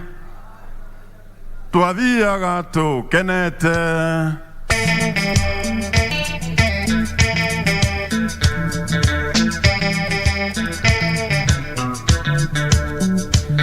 kira yani ni mau mau tukaine hamwe ginya njiarwa cia njiarwa o muri o hau Twathiaga tũkenete tũgacoka tũkenete rũgendo rwitũ rwarĩ rwega tũgĩthiĩ na tũgĩcoka rũgendo rwitũ rwarĩ rwega tũgĩthiĩ na tũgĩcoka nĩtũmĩrĩirie mathĩna ona mĩnyamaro mĩingĩ na tũkiuga atĩ tũtingĩmaka hinya ũragĩra koingĩ na tũkiuga atĩ tũtingĩmaka hinya ũragĩra koingĩ Ngai mũnene mpaka kwa Muthuri mpaka kwa Kamudhuri Kenai inyuothe aciari Kenai inyuothe arata Kamwĩra no karathiĩ na mbere tũtigacoka na thutha Kamwĩra no karathiĩ na mbere tũtigacoka na thutha Na twakinya rokoani tũgĩkora Ngai tũkĩrana atĩ tũtingĩrũma tũtingagwatwo nĩ thau Tũkĩrana atĩ tũtingĩrũma tũtingagwatwo nĩ thau Sisikii sauti ya maumau, nataka kusikia hiyo mpaka hiyo kifungo iishe. Mpaka tupate Kamudhuri, Bwana Kimathi. Na twathia thia hanini tũgĩthĩkĩrwo gategwa agĩnjamũka ijamũka rĩmwe itungatire tu marĩgu agĩnjamũka ijamũka rĩmwe itungatire tu marĩgu na gĩtheri kĩa rokoteni kĩarugĩtwo na ndiramu na mwĩgĩrĩ cia ũgĩkũyũ itungatire tu marĩgu mwĩgĩrĩ cia ũgĩkũyũ itungatire tu marĩgu Wapi Kamudhuri? We were waiting for the Kamudhuri. We wanted to use the gun. Mpaka tupate Kamudhuri, si ndio? Na tũgĩkinya Rwaikamba tũgĩkora Kamudhuri gakiuga nĩ gakuamu General akiuga karebo kauge kaiguithanie na Njirũngi Gacagua akiuga karebo kauge kaiguithanie na Njirũngi Na tũgĩkinya Mathioya tũkĩrwo nĩho harĩ thũ General akiuga njĩkĩrwo cemba gũtirĩ waire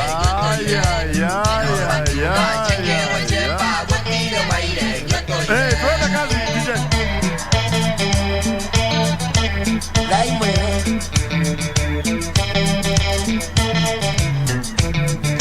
Na tũgĩkinya Rwaikamba tũgĩkora Kamudhuri gakiuga nĩ gakuamu General akiuga karebo kaige kaiguithanie na Njirũngi Tufanye Njirũngi karebo kaige kaiguithanie na Njirũngi Na twathiaga tũkenete tũgacoka tũkenete rũgendo rwitũ rwarĩ rwega tũgĩthiĩ na tũgĩcoka rũgendo rwitũ rwarĩ rwega tũgĩthiĩ na tũgĩcoka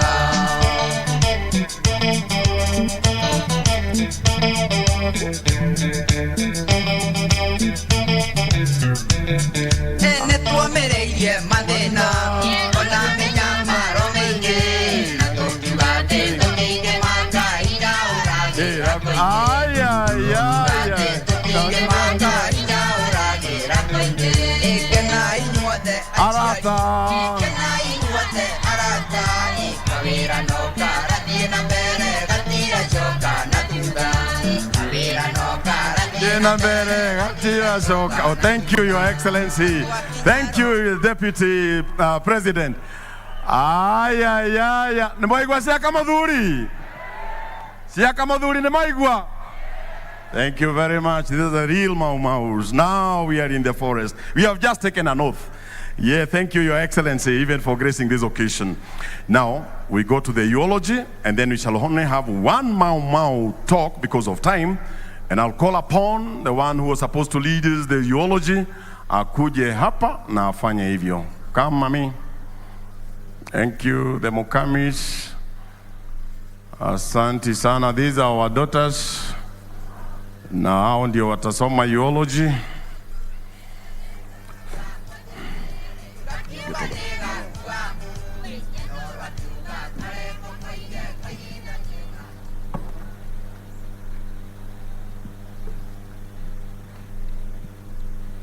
His Excellency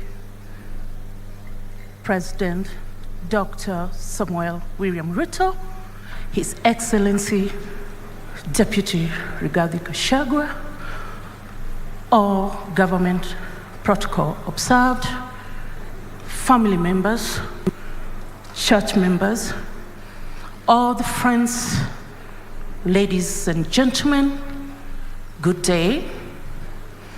My name is Laura Mukami Maina, and as you can see, we are so many Mukamis here, ready to read the eulogy of our grandma, Eros Mukami Kimathi. And I will start. The bard. Eros Mukami Dedan Kimathi was born in the year 1930. She was the second-born child to the late Wagome Wagumo and Washeke Madoka. She was born in Ihurura, and they later moved to Muigayoini, Gatondo Nyeri County.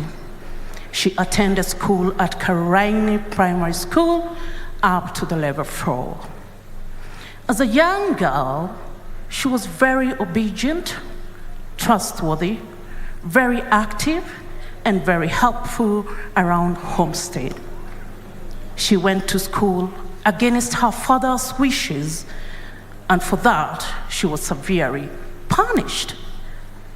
She was a sister to Wilson Wanjohi, Wadufere, Mary Wagoi Kimathi, and Thomas Budhia Kafago, stepsister to Gitahi Wawagome, died in the forest.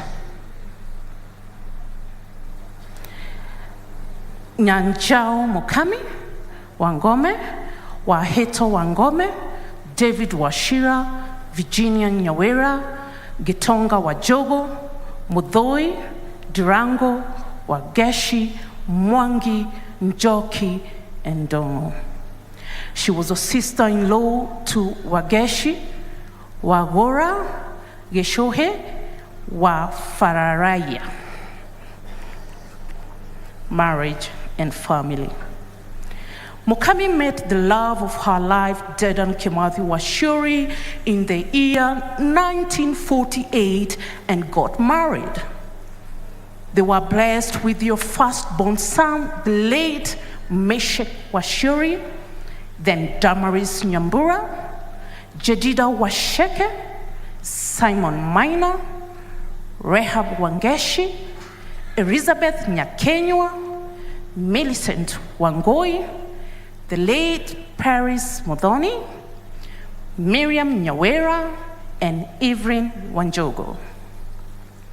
She was doting mother-in-law to Nancy Washuri, Anne Waithera, Charles Gitahi, Joseph Gedenji Mokaria, Simon Wambogo, Wiri Karaidi, and many others.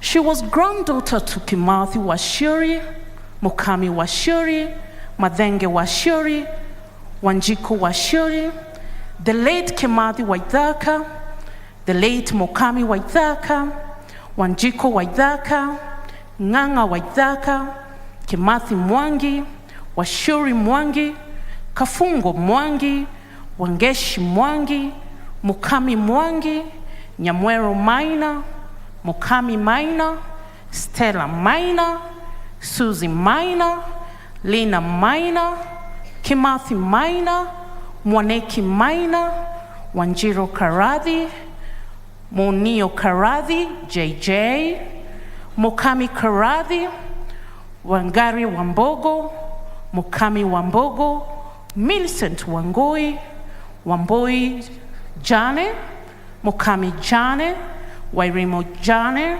Nyambura Jane, Nganga Jane, Dongo Gitahi, Gafura Gitahi, Mukami Gitahi, Muremi, the late Kimathi Githenji, Mukami Githenji, Wanjiro Githenji, Nyambura Githenji, the late Mukaria Githenji, and many others.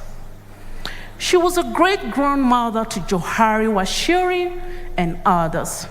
James Waithaka and others, Kevin Washuri and others, Caroline Jerry, Margaret Wanjiro and others, Emmanuel Wema and others, Zemra Mathia and others, Aiden and others, Washira and many others, great-great-grandmother to Bernard Kaforo and others, Edwin Kimani and James Kimani.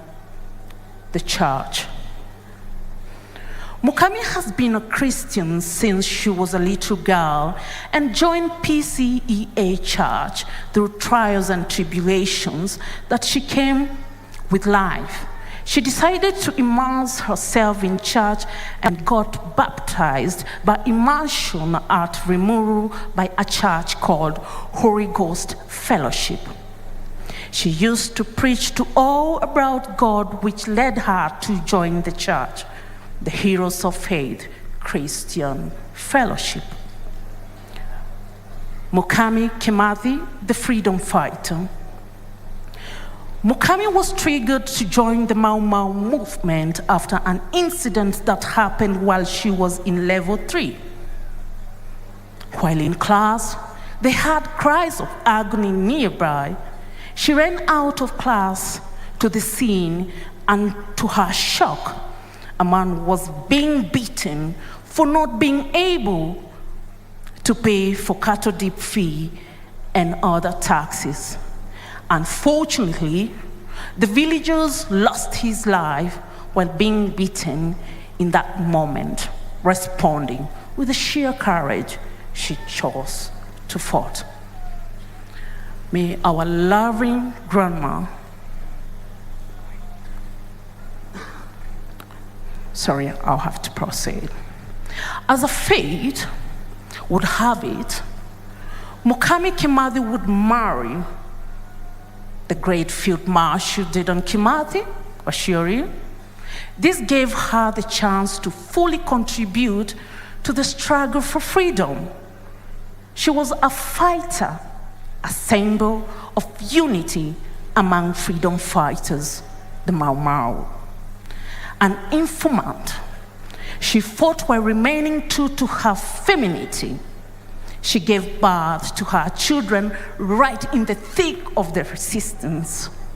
Her loyalty was tested when she was arrested and detained with the aim of getting information about Field Marshal Dedan Kimathi.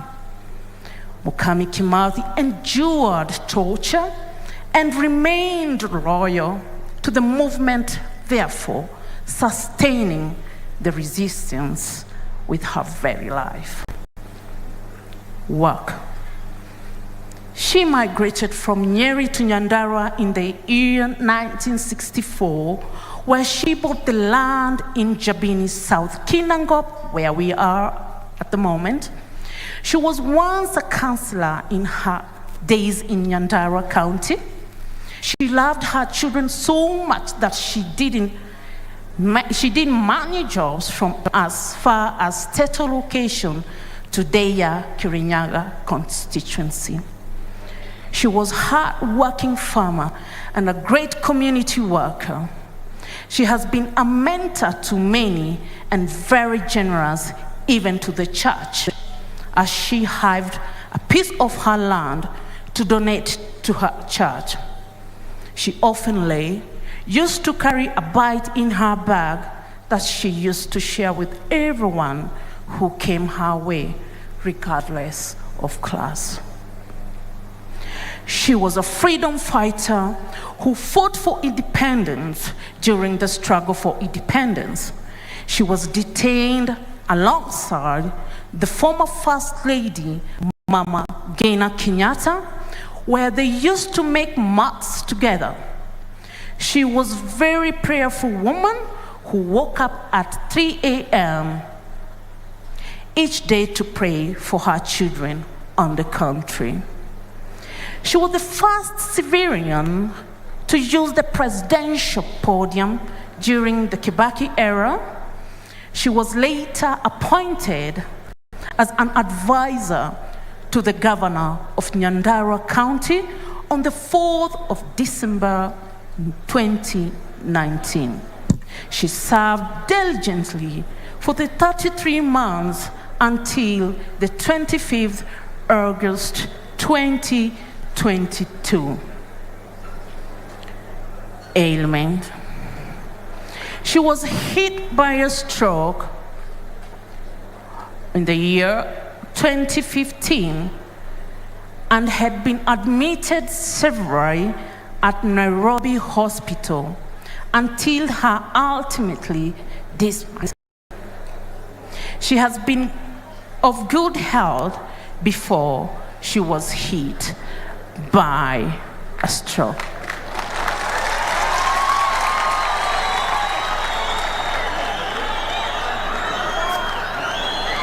May our grandma rest in peace. Amen.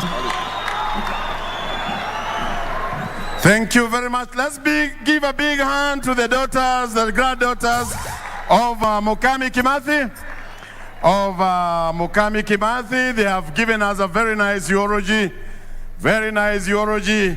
And that was befitting the hero she is. And that is Mukami Kimathi. I'm only short of 5 minutes before I hand over to the church. And wale tuko nyuma bado sisi ni maumau. Niseme kwamba I'll be making a mistake if I don't recognize the church that did wonders with mama. Wale wenye vitambaa, just wave. The heroes' faith, you did wonders.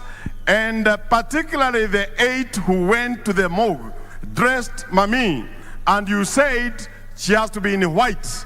Let's give them a big hand. Let's give them a big hand. They did wonders. And I salute you, heroes' faith. You are great people. I will also be making a mistake because I will not come here for vote of thanks to mention here that I will be not the right person to welcome the Mau Mau. We are going to give it back to the Chief Mau Mau, and that is the Deputy President, Rigathi Gachagua. He'll be the one to invite the Chief Mau Mau. At no one time did we say we are going to woo, to raise our voices, and I think you're balancing it well. For your information, there is history in making.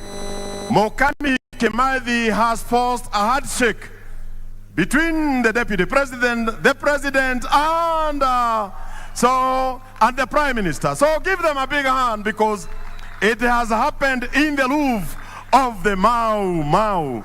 It is important to mention that, Gitonga. Having said that, tutulie sasa, tutulie. I'll also be making a mistake, Your Excellency, to fail to mention that you met this lady in your office as the Deputy President of the Republic of Kenya. Not that you had not met her. There was a delegation. She came, you talked.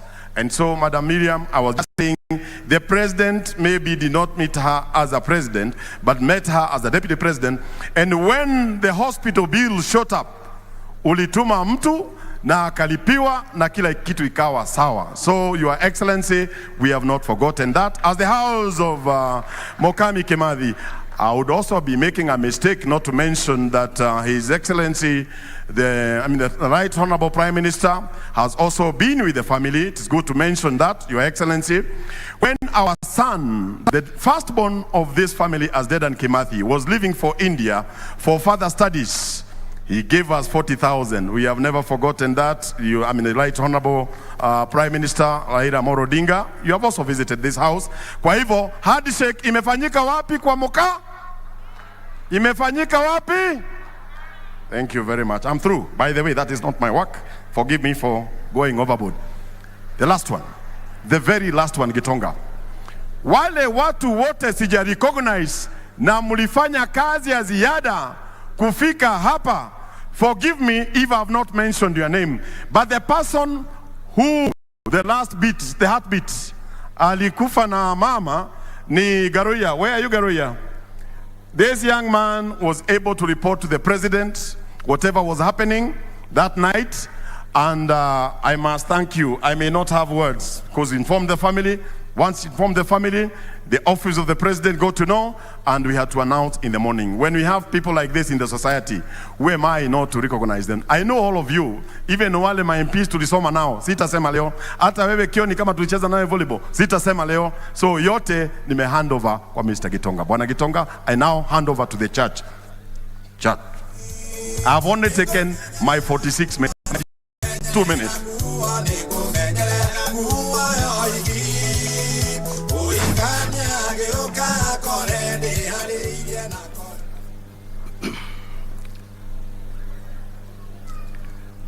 Mheshimiwa Rais wa Jamhuri ya Kenya William Samoei Ruto, Mheshimiwa Deputy President Rigathi Gachagua, Mheshimiwa Waziri Mkuu Mheshimiwa Moses Wetangula, wageni waheshimiwa na waumini wote, hamjambo.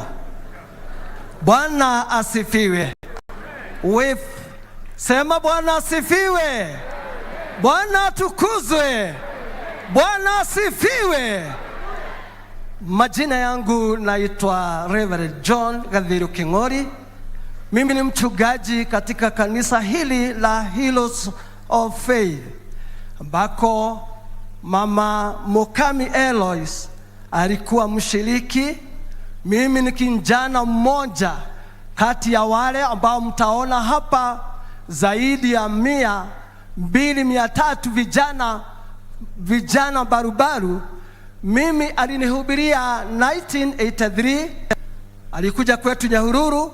Kwa hivyo mimi ni mazao ya kazi alikuwa anaifanya, kwa sababu alikuwa shujaa wa imani. Nashukuru Mungu, langu ni kusema ya kwamba nampenda Yesu kama Mwokozi. Mheshimiwa Rais, ningetaka sasa kuwakaribisha nyote katika ibada ya leo, na kabla sijaenda sana, ningetaka zote tushiriki katika kumsifu Bwana, ili sasa tujue tumeingia hatua nyingine. Ningeomba zote Mheshimiwa Rais, kwa uhisani yako tusimame zote ili tuweze kusifu Bwana tukiongozwa na Reverend Charles Washira, ili tuweze kumsifu Bwana Yesu. Karibu sana ndugu. Okay, asante sana. Washa na tuimbe ndio tuendelee. Yesu nipeleke kule kwa Baba, nikaishi nawe kule mbinguni, kwenye mji wa lulu, mlango wa dhahabu. Yesu nipeleke kule kwa Baba, nikaishi nawe kule mbinguni, kwenye mji wa lulu, mlango wa dhahabu.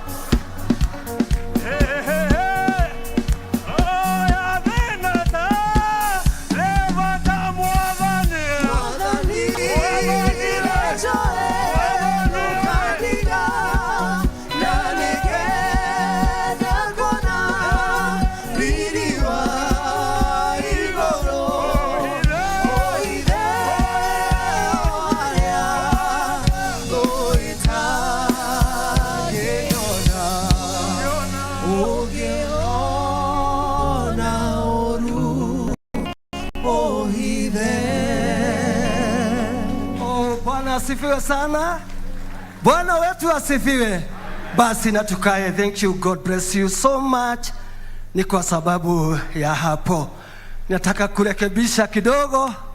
Nilisema Waziri Mkuu Moses Wetangula, lakini nataka kurekebisha kidogo, ni Moses Mudavadi. Thank you, God bless you. Kwa wakati huu sasa ningetaka sasa tuombe. Ni kawaida mwanadamu ndiye huyo huwa nakosea na sio kupenda. Kwa hivyo wakati huu ningeomba Mheshimiwa Rais tupige hatua ingine na jia kuomba. Nitataka kumkaribisha Reverend John Wanyoike, I think. Karibu sana ili uweze kuomba. Asante. Hii mambo ya protocol inatusubanga kama kanisa, lakini Bwana atatusaidia. Hallelujah. Yu Bwana asifiwe. Amefufuka kifo, ni yu Bwana, na kila ulimi kwamba Yesu.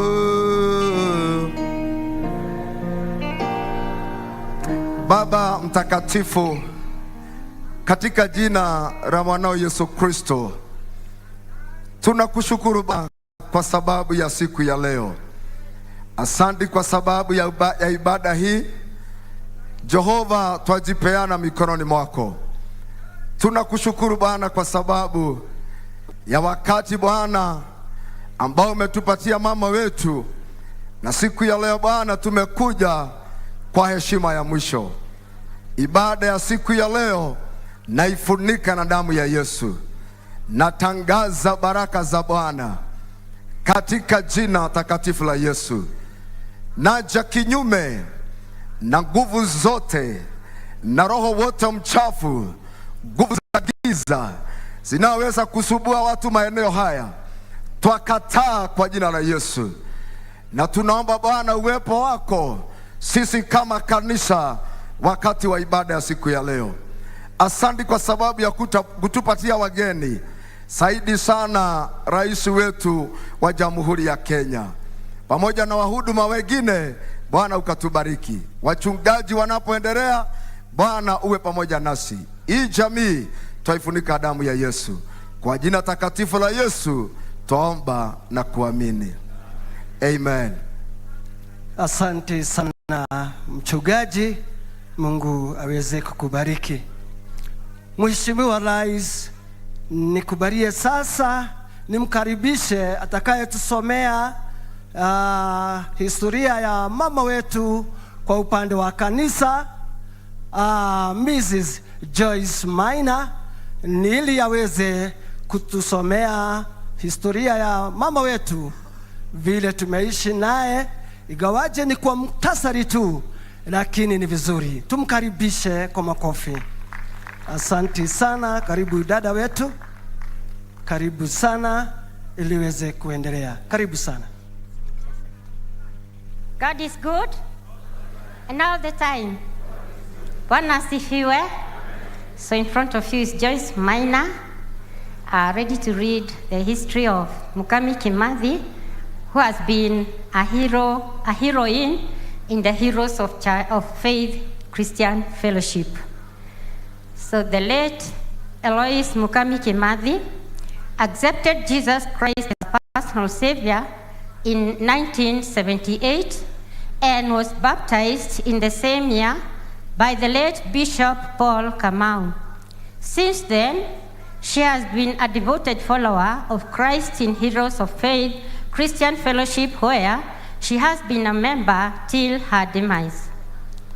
Eloise Mukami related well with the Lord and has been an active sister in reading the Bible, intercessory role, guiding the church during meetings, and she was known of never compromising her relationship with the Lord due to her status.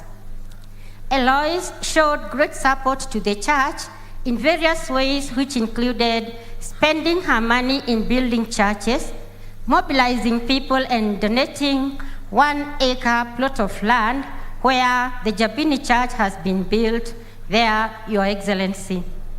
Eloise Mukami Kimathi related well with all manner of Christians, regardless of their denomination, and she was well known as a good-hearted sister, generous, humble, and always united brethren as a peace ambassador in the church.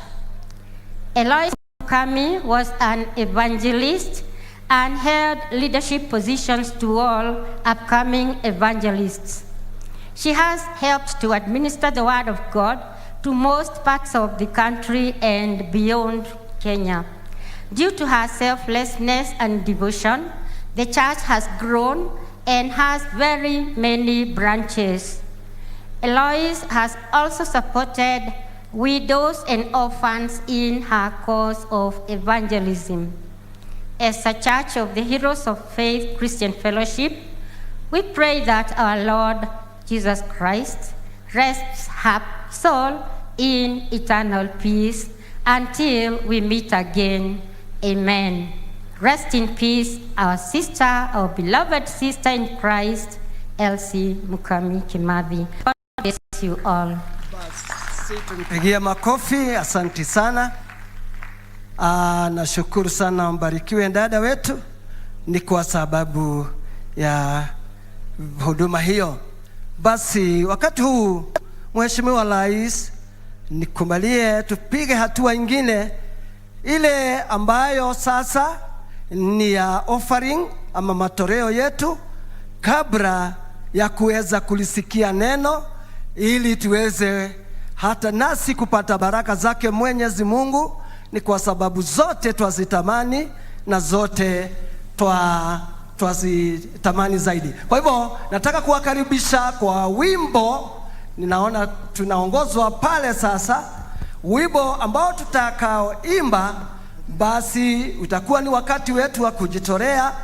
Kwa hivyo wale ambao tunasaidiana na wao ushers, basi mfanye haraka sana kwa sababu ya kuokoa muda. Karibuni sana, karibuni sana, karibuni sana. Then chukueni nafasi yenu tafadhali, tafadhali chukueni nafasi zenu ili kazi hii iweze kuendelea. Karibu sana.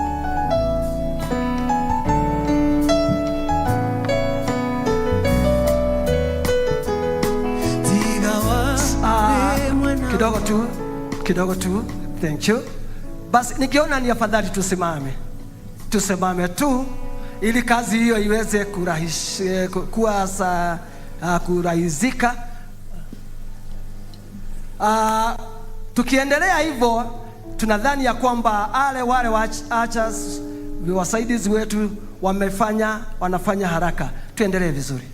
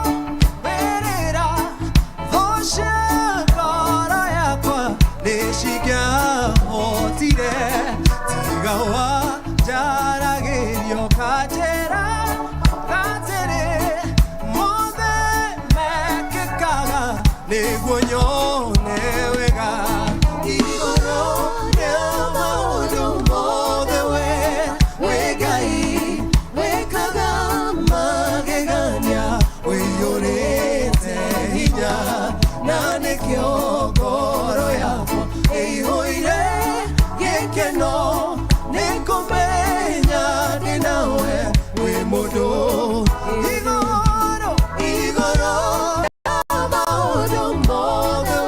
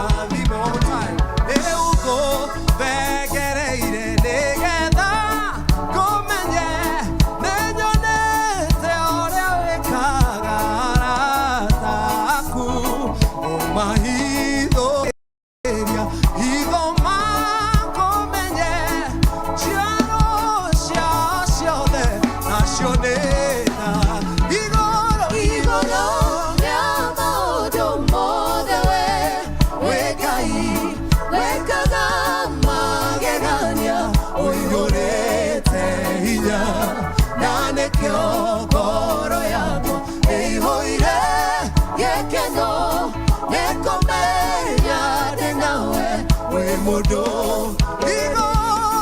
igoro rama odongoda we gai we kagama gegania oyore tehinya nane kiogoro yako eihoire gekeno nekomenya denawe we mudo.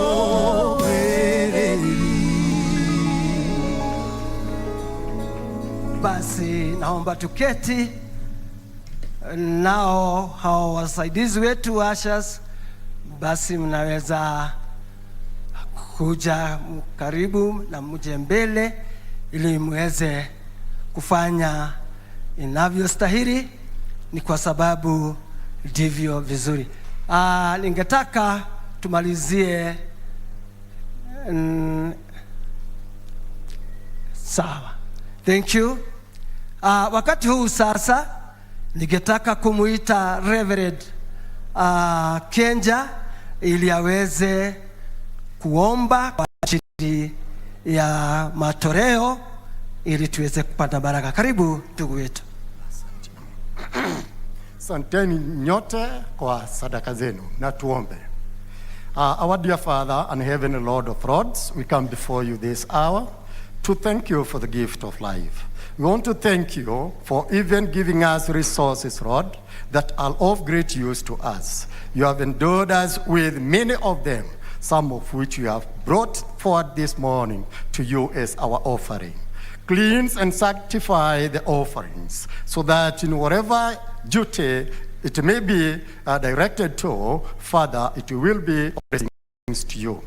Father, we pray that as we all here as a congregation and as a nation, Lord, that you have gifted us with different gifts in energy, effort. You have given us different gifts of wisdom and knowledge and even experience. You have given us gifts in all manners of ways. Lord, may you touch our souls so that all those gifts that you have given each one of us may be offered to you, so that our nation may have peace, unity, and love for the prosperity of our nation, and peace that our dear mother cherished. We pray this, believing in Jesus' name.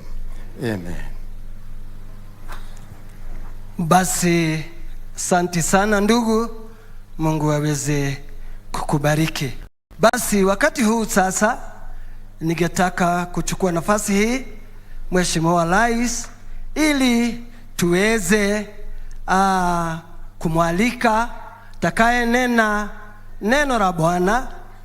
Kwa ufupi ni kwa sababu ya muda, na inaona kule Gitonga na nilikitazama kwa upande mwingine, na hivyo sitaki kumkosea, kwa hivyo tutaharakisha masaa yetu, najua tutapeleka vizuri. Karibu sana mhubiri, ili ukaweza kuendelea. Karibu.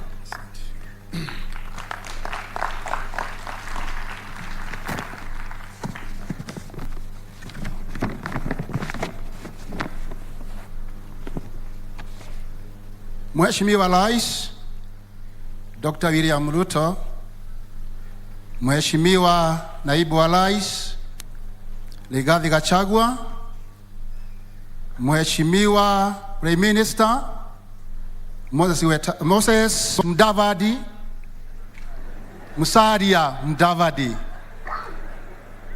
na Mheshimiwa aliyekuwa Prime Minister wetu Raila Amolo Odinga, na waheshimiwa wote ambao wamefika mahali hapa, na wasalimu hamjambo. Bwana wetu asifiwe. Haleluya. Hebu tuinue mikono tusalimiane. Bwana apewe sifa. Leo kwa sababu ni siku kubwa kwa mama wetu ambaye amekuwa kiongozi aliyeheshimiwa, na hata katika kanisa kwetu, kama vile tumesikia ushuhuda, kama tumesikia historia yake, ni mama ambaye tulikuwa tunampenda sana, ni mama ambaye alikuwa ni mhubiri pamoja nasi, na ni kwa sababu Biblia kulingana na vile Biblia inasema, Mtume Petro alitueleza vizuri ya kwamba mwanadamu ni maua na yanashanuka na tena yananyauka. Na siku hii ya leo hatuko na huyu dada wetu. Kitu kimoja ambayo ningetaka tujue, kwa sababu Biblia inatueleza vizuri katika kitabu, na ningetaka tusome hicho kitabu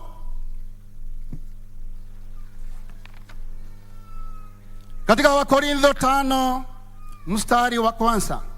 Maana twajua ya kuwa nyumba na maskani yetu iliyo dunia hii ikiharibiwa, tunalo jengo litokaro kwa Mungu, nyumba isiyofanywa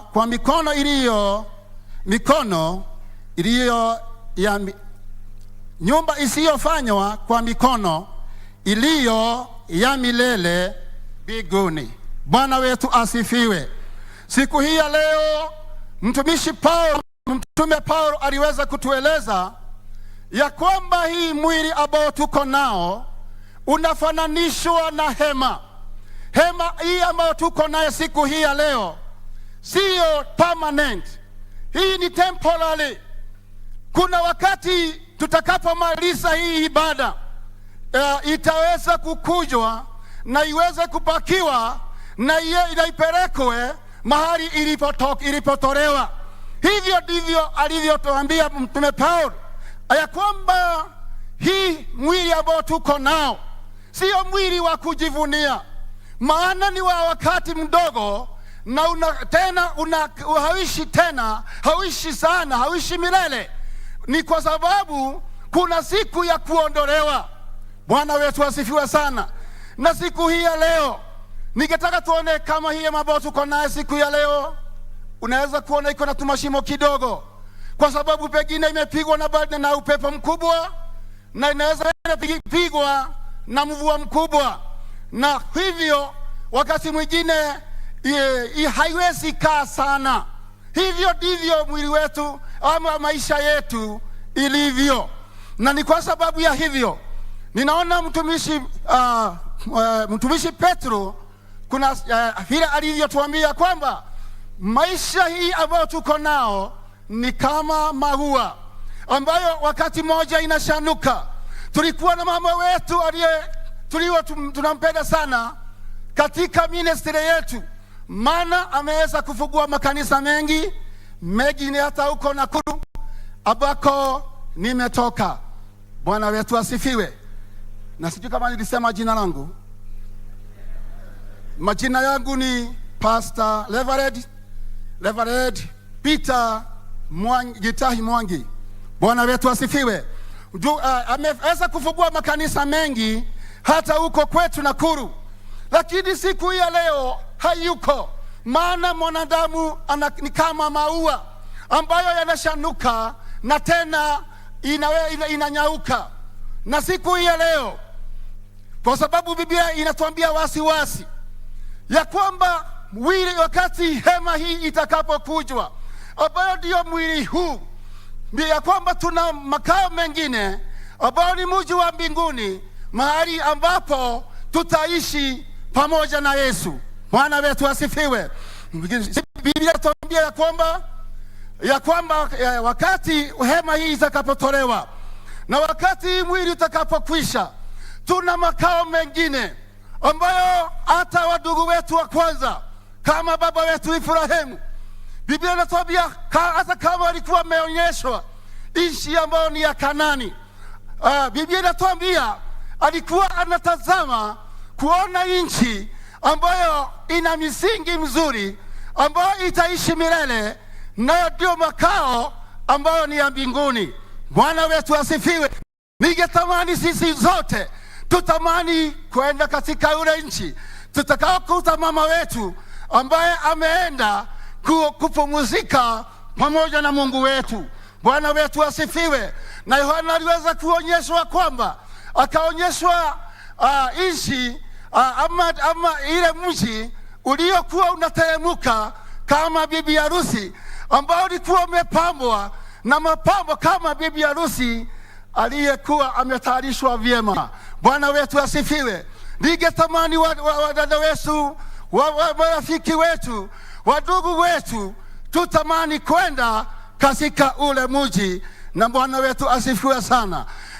Yohana aliweza kuonyeshwa, akaona watu waliokuwa na mavazi meupe, na yeye akaweza kuuliza ni nani hao waliokuwa na mavazi meupe waliobarikiwa?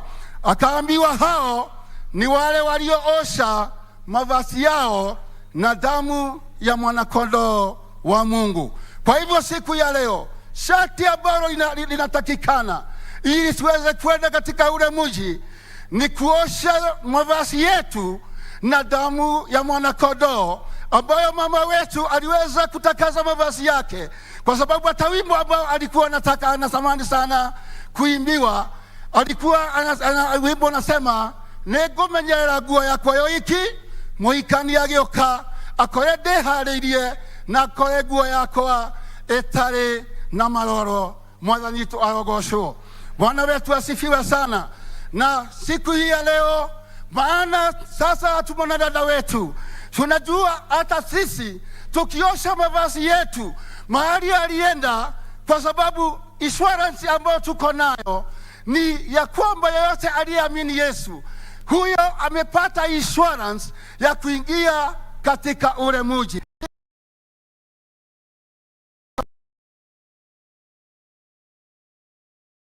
Tukaweza kuingia katika ule mji ambao tumetayarishiwa, na ndio mji ambao ni wa mbinguni. Bwana wetu asifiwe sana. Na Yohana akaweza kuona ile nchi, na akasema ya kwamba aliona ni kama bibi harusi aliyekuwa ametayarishwa na kama bibi harusi ambaye ametayarishiwa mumewe. Bwana wetu asifiwe. Kwa hivyo siku hii ya leo, tamani pamoja na mimi tuweze kuingia katika ule mji, tukute ule dada wetu ambaye ameenda, ama na sisi tukabaki. Bwana pewe sifa. Kwa hivyo siku hii ya leo sitaki kuongea mengi zaidi kwa sababu ya muda. Ningesema Mungu wetu abariki neno lake, na Mungu wetu atubariki. Bwana wetu asifiwe.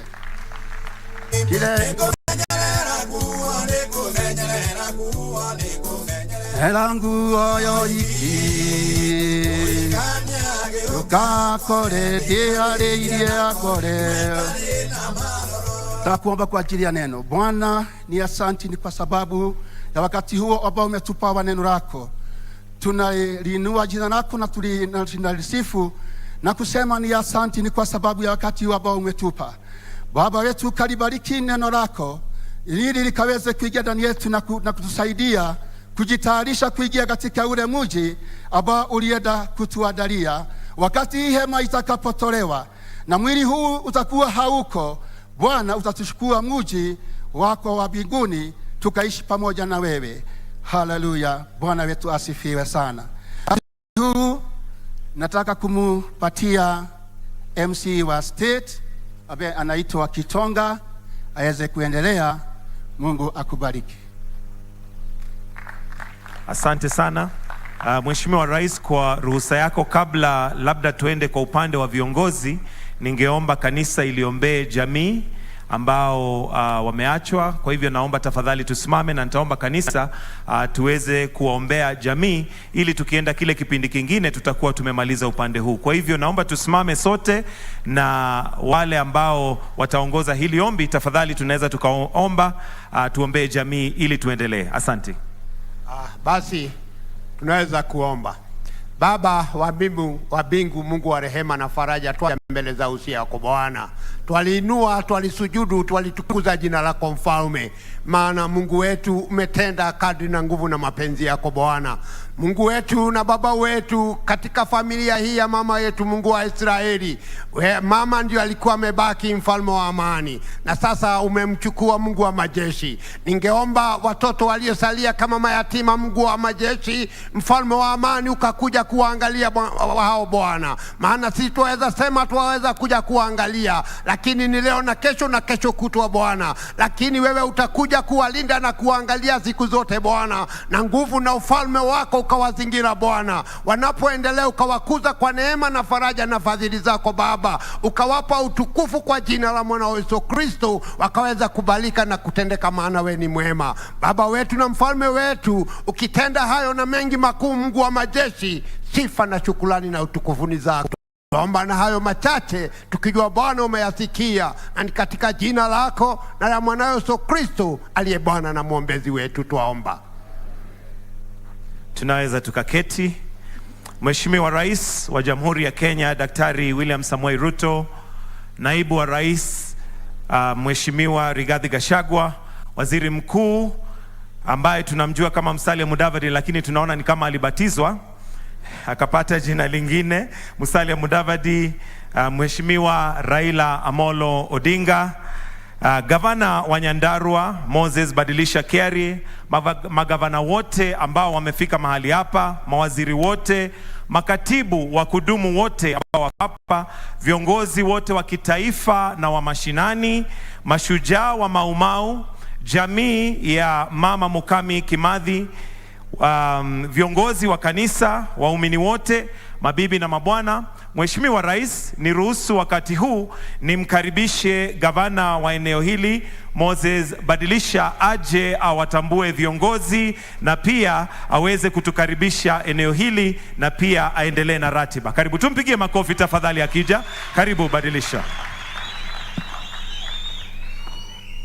Asante sana. Our President Daktari William Ruto, Deputy President Rigathi Gachagua, Prime Minister Musalia Mudavadi, former Prime Minister Raila Odinga, na viongozi wale wengine ambao ni magavana wa zamani. Tuko na makatibu CSS ambao wako hapa, viongozi wa kanisa, familia ya Kimathi, na wote ambao tumefika hapa kumsindikiza huyu mama wetu mpendwa. Hamjambo. Hamjambo tena. Yangu kwa niaba ya watu wa Nyandarua ni kusema karibuni tunapofanya kazi hii. Kweli sisi kama watu ya Nyandarua tumeondokewa na mtu ya maana sana. Tulikuwa tukijihisi tukiwa na yeye hapa ni kama dunia yote iko hapa, lakini tumeona watoto ya watoto, na kwa hivyo tunajua mama hajawacha bure, ametuachia kazi ya kufanya. Kwa hivyo nasema karibuni hapa Nyandarua, na tunashukuru sana. Naona mmekuja kwa wingi ili tufanye kazi hiyo. Rais, hapa tuko ambapo tunaenda kulaza mama leo ni katika sehemu moja ya settlement ya Happy Valley Homes, kumaanisha hapa ni mahali wazungu walikuwa sana. Nataka watu wajue kwamba Nyandarua ndio ilikuwa epitome ya Maumau. Nyumba hii mnaona pale ilikuwa ya mzungu, alikuwa anaitwa York Davis, na kulikuwa na nyumba zingine kama hizo 56 katika area hii. Na tunashukuru sana Maumau kwa sababu walifanya kazi, ndio tukarudishiwa mashamba haya, ndio tukawa na uhuru yetu katika Kenya mzima. Na ninashukuru kukumbuka Rais, wewe pia si mgeni kwa mambo haya. Tunajua wewe umezaliwa katika line ya mzee mmoja alikuwa anaitwa Koitalel Arap Samoei. Hiyo damu iko kwako. Huyu mzee vile alifanya miaka hiyo ya 1902, yeye pia kule alipambana na wazungu, si namna hiyo? Kwa hivyo tukikumbuka yale yalifanywa na babu zetu hawa, yale walifanywa na mau ambao wako hapa, tunashukuru sana.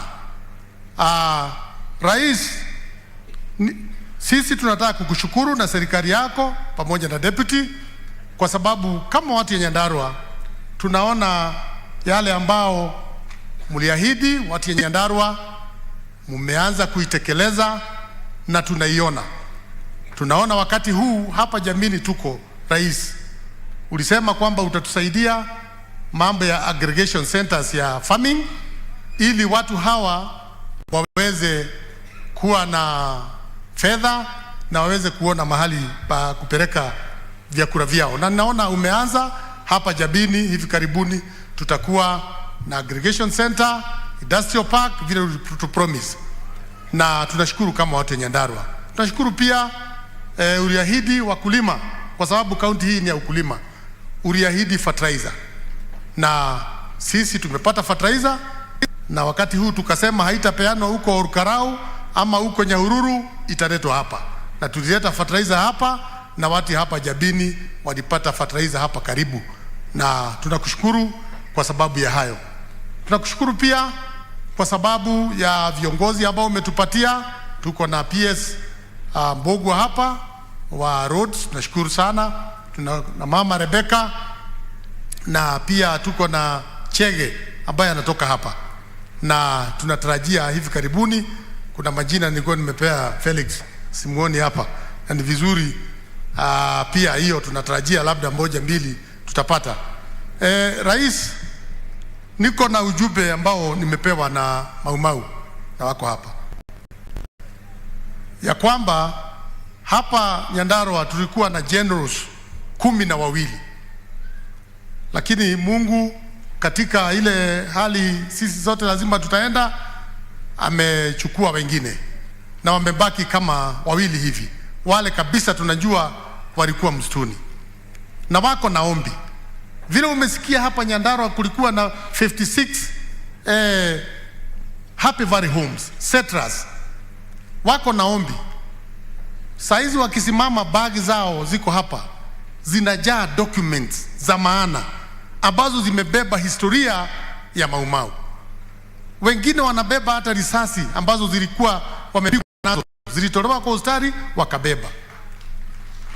Na wanasema kama serikali yako kupitia department ya heritage inaona vizuri, badala hawa watu wakwishe na hizo documents, watusaidie pale Kenyahwe, kuna mahali tunataka kudevelop a museum, ili document hizi ambao wamebeba, hata bagi ziko hapa saa hizi, wakija hapa utaona bagi ziko hapa, tupate mahali ya kuweka. Sisi kama county tumeanza documenting hiyo history, ili watoto wetu na watoto ya watoto wetu watajua ni kazi gani ilifanywa na hawa Mau. Kwa hivyo Rais, tunaomba kabisa hawa watu kabla hawajaenda wote tuwe tumechukua vitu hiyo wako nazo, na pia wafurahie. Saidi mwapea ofisi huko kwangu katika ofisi yangu, lakini nataka ofisi yao iwe katika hapo museum, mahali ambapo utatupeleka. Na niseme Rais, sehemu hii ndio Sasumwa Damiko, mahali 12% ya maji ya Nairobi inatoka, na ni milima mzuri, tumepanda miti vizuri vile ulituomba, na tuna ombi moja. Kwa sababu ya maji hiyo na damu hiyo na baridi ambayo inatoka hapo, wakati mwingine kuna magonjwa yanatokana na hiyo baridi. Na kitu ambaye tungeomba pamoja na familia na county health center ya Jabini, kwa uwezo wako Rais, kama unaweza kutusaidia. Najua Minister ya Health wametupromise maternity, na ni kwa sababu hapa ndio watu wanazaa sana katika history ya Nyandarua. Record ile niko naye, the highest births inatoka hapa. Umetusaidia maternity na tunashukuru. Lakini kama tunaweza upgrade hiyo hospitali kidogo iwe level 4, ili tunapopigwa na hii maji ya baridi ya Sasumwa, na maji hiyo unajua inaenda kusaidia watu pale, at least tunaweza kuingia hiyo hospitali. Na tayari sisi tumepeana jina ya hiyo hospitali, ni kama inaitwa Mama Mukami. So jina iko tayari ya kuita hiyo stari. Sasa sisi tunagojea tu rais uweze kutusaidia hapo na tuweze kumaliza. Kitu kingine rais ni kwamba Nyandarua bado tuko na colonial settlements na watu wetu wale wako huko, wengine ni wale walikuwa katika Mau na bado hawajapata titles. Tunaomba wengine hawa wazee kabla wajamaliza miaka ile Mungu amewapea, ni vizuri ikiwa wanaweza pata titles. Najua umepigana sana mambo ya stima rais, lakini tunaomba, najua kuna general mmoja hapa anaitwa General Kiboko, na ninajua hata labda yeye ndio ataongea kwa niaba ya Mau. Kwake aliwekewa transformer 3 years ago, lakini moto ijawaka kwake. Kwa hivyo tungeomba tusaidiwe ili mtu kama hao ambao wako na transformers na wengine at least stima ianguke, ili watu hawa watakapoenda hiyo dunia ingine waseme kumbe dunia iko na stima. Wanaweza enda wakijua kumbe hakuna stima. Kwa hivyo rais, sisi tunashukuru na tunajua kwamba wewe uko pamoja nasi na utatusaidia.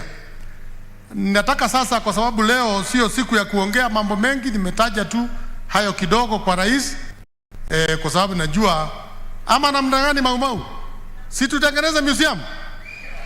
Mko tayari? Ama basi tungeimba ile kaimbo kidogo ya Mau ndio rais anaweza kutupatia.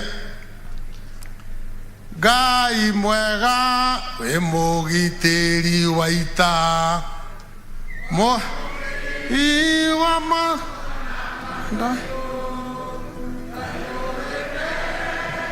tige hota tonetho mwene nyaga twakuhoya tuhoyaga wendani na gitio na tha nyingi cia wendo wando oiguano wa Gikuyu na Mombi mwene nyaga twakuhoya tuhoyaga tukaumira tuithuothe kuma Ngong'u nginya Karima tũrĩ hĩndĩ ĩyo kĩeha nĩ gĩgathira njamba cia ita na aciari aitũ mũgũraga njamba cia ita ikĩrũĩa wĩyathi twatigirwo nĩ Gĩkũyũ na Mombi mwene nyaga twakuhoya. Rais walikuwa naomba museum. Haya, asante sana.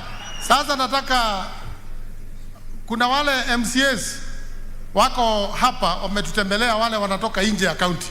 Kama wewe ni MCA na umetoka nje ya county, simama. Wale wametoka nje ya county wapigiwe makofi. Asante sana. Na MCAs wetu hapa Nyandarua, haya wapigiwe makofi, wapigiwe makofi. Wewe my friend, unaniangaliaje? MCA wa hapa uko umekimbia mpaka hapa, lakini nimeongea ni salamu tu. Sawa sawa. Asante sana Mheshimiwa Rais, Naibu wa Rais, Prime Cabinet Secretary Raila Amolo Odinga, Prime Minister, viongozi wote, waheshimiwa wenzangu, kaide mwega na ile shiode. Asante sana Mheshimiwa Rais, leo tumekuja sababu ya mama merazo hapa ndio tumzidikishe. Historia yake imesomwa, umesikia ni mama Mukami Kimathi ambaye alipigania uhuru. Ndio sisi kama Waafrika tupate nafasi ya kuongoza, na tumejionea vile serikali imefanya in terms of education, infrastructure na mambo nyingi, ndio tulikuwa tunapigania hii uhuru. Na sababu amelazwa hapa Mheshimiwa Rais, kutoka pale Njabini kuingia hapa hii barabara angalau ingewekwa tu kalami ndio ionekane inaingia kwa Field Marshal ambaye anapigania hii uhuru, tungekuwa na furaha tele. Yengine kanisa ambalo anaabudu the Heroes of Faith iko katika hali mbaya, ingetengezwa. Tumeongea na Deputy President akasema atakueleza, tukashukuru rais wetu. Asanteni sana, thank you. Asante sana Mheshimiwa Keiro Kashomba. Sasa tuko kwa wajumbe, na mimi nataka nikaribishe mjumbe wa area hii ili naye achukue dakika moja tu mbili, alafu tuende mbele.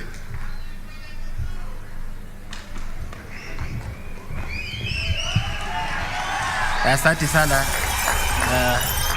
Gavana wetu, Your Excellency the President of the Republic of Kenya, Deputy President Rigathi Gachagua, viongozi wote kiwemo aliyekuwa Prime Minister wetu Raila Odinga, viongozi wote na waombolezaji, Bwana Yesu asifiwe. Muriega muno. Nichukue nafasi hii kwanza nishukuru Mungu kwa sababu ya nafasi hii. Nilete pole zangu kwa familia ya Kimathi. Sijakuwa, I've not been around, na Mheshimiwa Rais kwa nimeweza kufika hapa, lakini nashukuru Bwana ya kwamba tuko hapa siku ya leo. Sitaki kuchukua muda mrefu sana. Tuko na wajumbe ambao wamekuja kushiriki pamoja nasi. Napenda niwaarike hapa wasimame ili wasalimiane kwa kifupi. Tafadhalini John hapa wajumbe wa Nyandarua, Kiaraho, Mheshimiwa Gachagua, Mheshimiwa Wandeto kutoka Tetu, Mheshimiwa Wainena, John tafadhali, ili kwa kifupi sana ni wajulishe kwa waombolezaji. Na kwa sababu si wengi, kuna veteran wetu hapa, Mheshimiwa Kiaraho, karibia haraka kwa haraka tu useme ulete pole zako. Thank you. Your Excellency, the President of the Republic of Kenya, Your Excellency the Deputy President, aliyokuwa the former Prime Minister Raila Amolo Odinga, Prime Cabinet Secretary, all protocols observed. Your Excellency, today as Nyandarua populants, we are very saddened people, but at the same time very joyous because of the kind of love for all of us who are congregated here you have shown as we give our dear mom a decent send-off. Your Excellency, as the Governor mentioned, here in Nyandarua, this was the epicenter of the Mau Mau freedom struggle. And as I stand here, Your Excellency, I would just want to mention one or two issues very briefly. As the Governor said, within Nyandarua County, in the last government, I know they had done the profiling of the colonial villages. And if you look at the colonial villages, if you look at it one-on-one with freedom struggle, there is a very strong link. Your Excellency, our appeal and my personal appeal is for those who are still in those colonial villages, please let's finalize the issue of the title deeds. Recently, Your Excellency, I know I was in one of these colonial villages whereby I was pushing for their electricity connectivity and road connectivity, and those who were there told me, you are doing great and we are very appreciative. But even if you give us electricity, even if you connect us to those roads, we are not getting proper sleep. So Your Excellency, this is something I believe with a very able government, it's something we can finalize so that these people can have peace of mind. Kwa hiyo mengi machache nasema asanteni sana na Mungu awabariki nyote. Mzee Kiabati, stima utapata. Rais hako hapa, makama hiyo tutatatua. Niliambia watu wa Nakuru by Wednesday ikiwa hiyo stima hujapata nitawastaki kwa wakubwa. Na najua rais amesikia. So assume hiyo kastima itaingia. Asanteni sana. Thank you. Asante Mheshimiwa Kiaraho, Mheshimiwa Gachagua. Your Excellency, our President, Your Excellency, our Deputy President, our Chief Cabinet Secretary, our former Prime Minister, all protocols observed. Today, we are happy that you found time kuja kuomboleza na sisi kwa haya mazishi, na kwa sababu hakuna muda, Your Excellency, the legacy yenye tunaomba tu kama Nyandarua people is that you look at the roads of Nyandarua. Hiyo ndio legacy tungeomba, tafadhali utuangalilie. Alafu wale wamebaki, maumau wenye wamebaki, tafadhali, ni wachache sana wamebaki. Kuna wenye wanajiita maumau lakini the only forest they know is Arboretum. Mr. President, wacha tuangalie hawa watu, tukuje uwasaidie. Asante Mr. President. Asante Mheshimiwa Gachagua. Sasa tuna Mheshimiwa Wandeto kutoka Tetu. Huyu ni mbunge wa mama kule Nyeri. Karibu sana Mheshimiwa. Asante sana, Your Excellency the President of the Republic of Kenya, Your Excellency the Deputy President, the Prime Cabinet Secretary, and the former Prime Minister, and all mourners. God is good, and all the time. My name is Geoffrey Wandeto, a Member of Parliament for Tetu constituency, that is on the other side of the mountain, and this is where the family of Dedan Kimathi originated. This is where he was born. This is where Mama Mukami was born.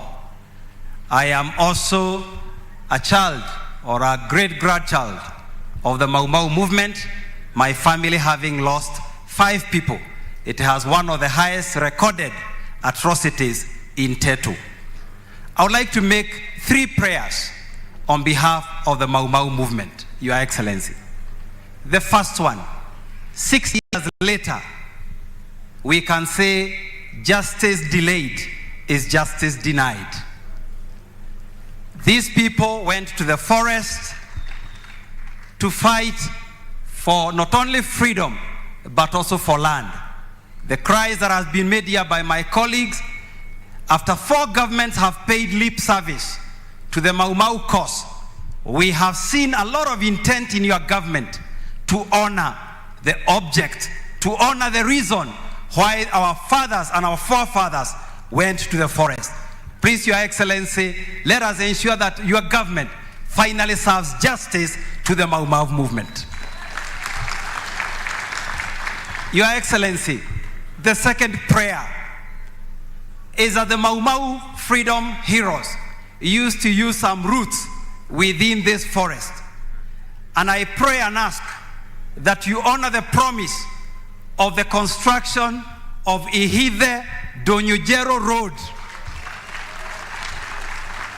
through the Aberdare forest so that we can finally honor these people. The other Mau Mau roads within Tetu and within Nyeri and Muranga are ongoing, and we are very, very grateful to your government. Finally, Your Excellency, having constructed all those roads, we see a huge opportunity for tourism.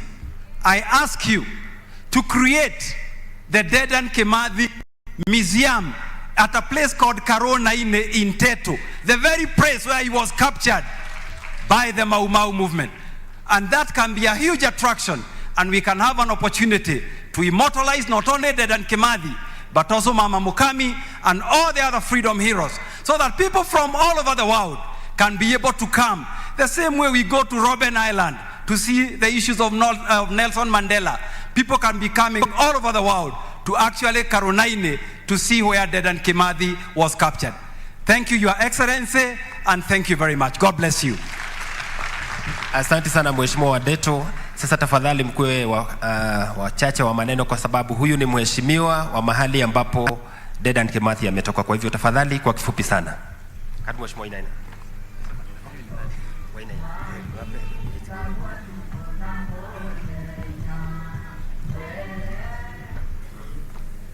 Mheshimiwa Rais, Mheshimiwa Naibu wa Rais, Prime Minister wetu ambaye ako sasa, Mheshimiwa Musalia Mudavadi, former Prime Minister, watu ya Jabine, amjambo. God is good and all the time. Mimi sitasema mengi, lakini kwa majina mimi naitwa Joseph Wainaina kutoka wa kaunti ya Uasin Gishu. Nilitumwa na watu ya kaunti ya Uasin Gishu nilete pole. Mmesipokea? Asanteni. Na mimi pia, mimi ni nominated MP kutoka upande wa Eldoret, county ya Uasin Gishu. Asante sana naibu wa rais na mheshimiwa rais. Yangu ni kuleta hizo lambilambi zangu na kusema huyu mama alifanya kazi mingi. Huyu mama alipigania uongozi.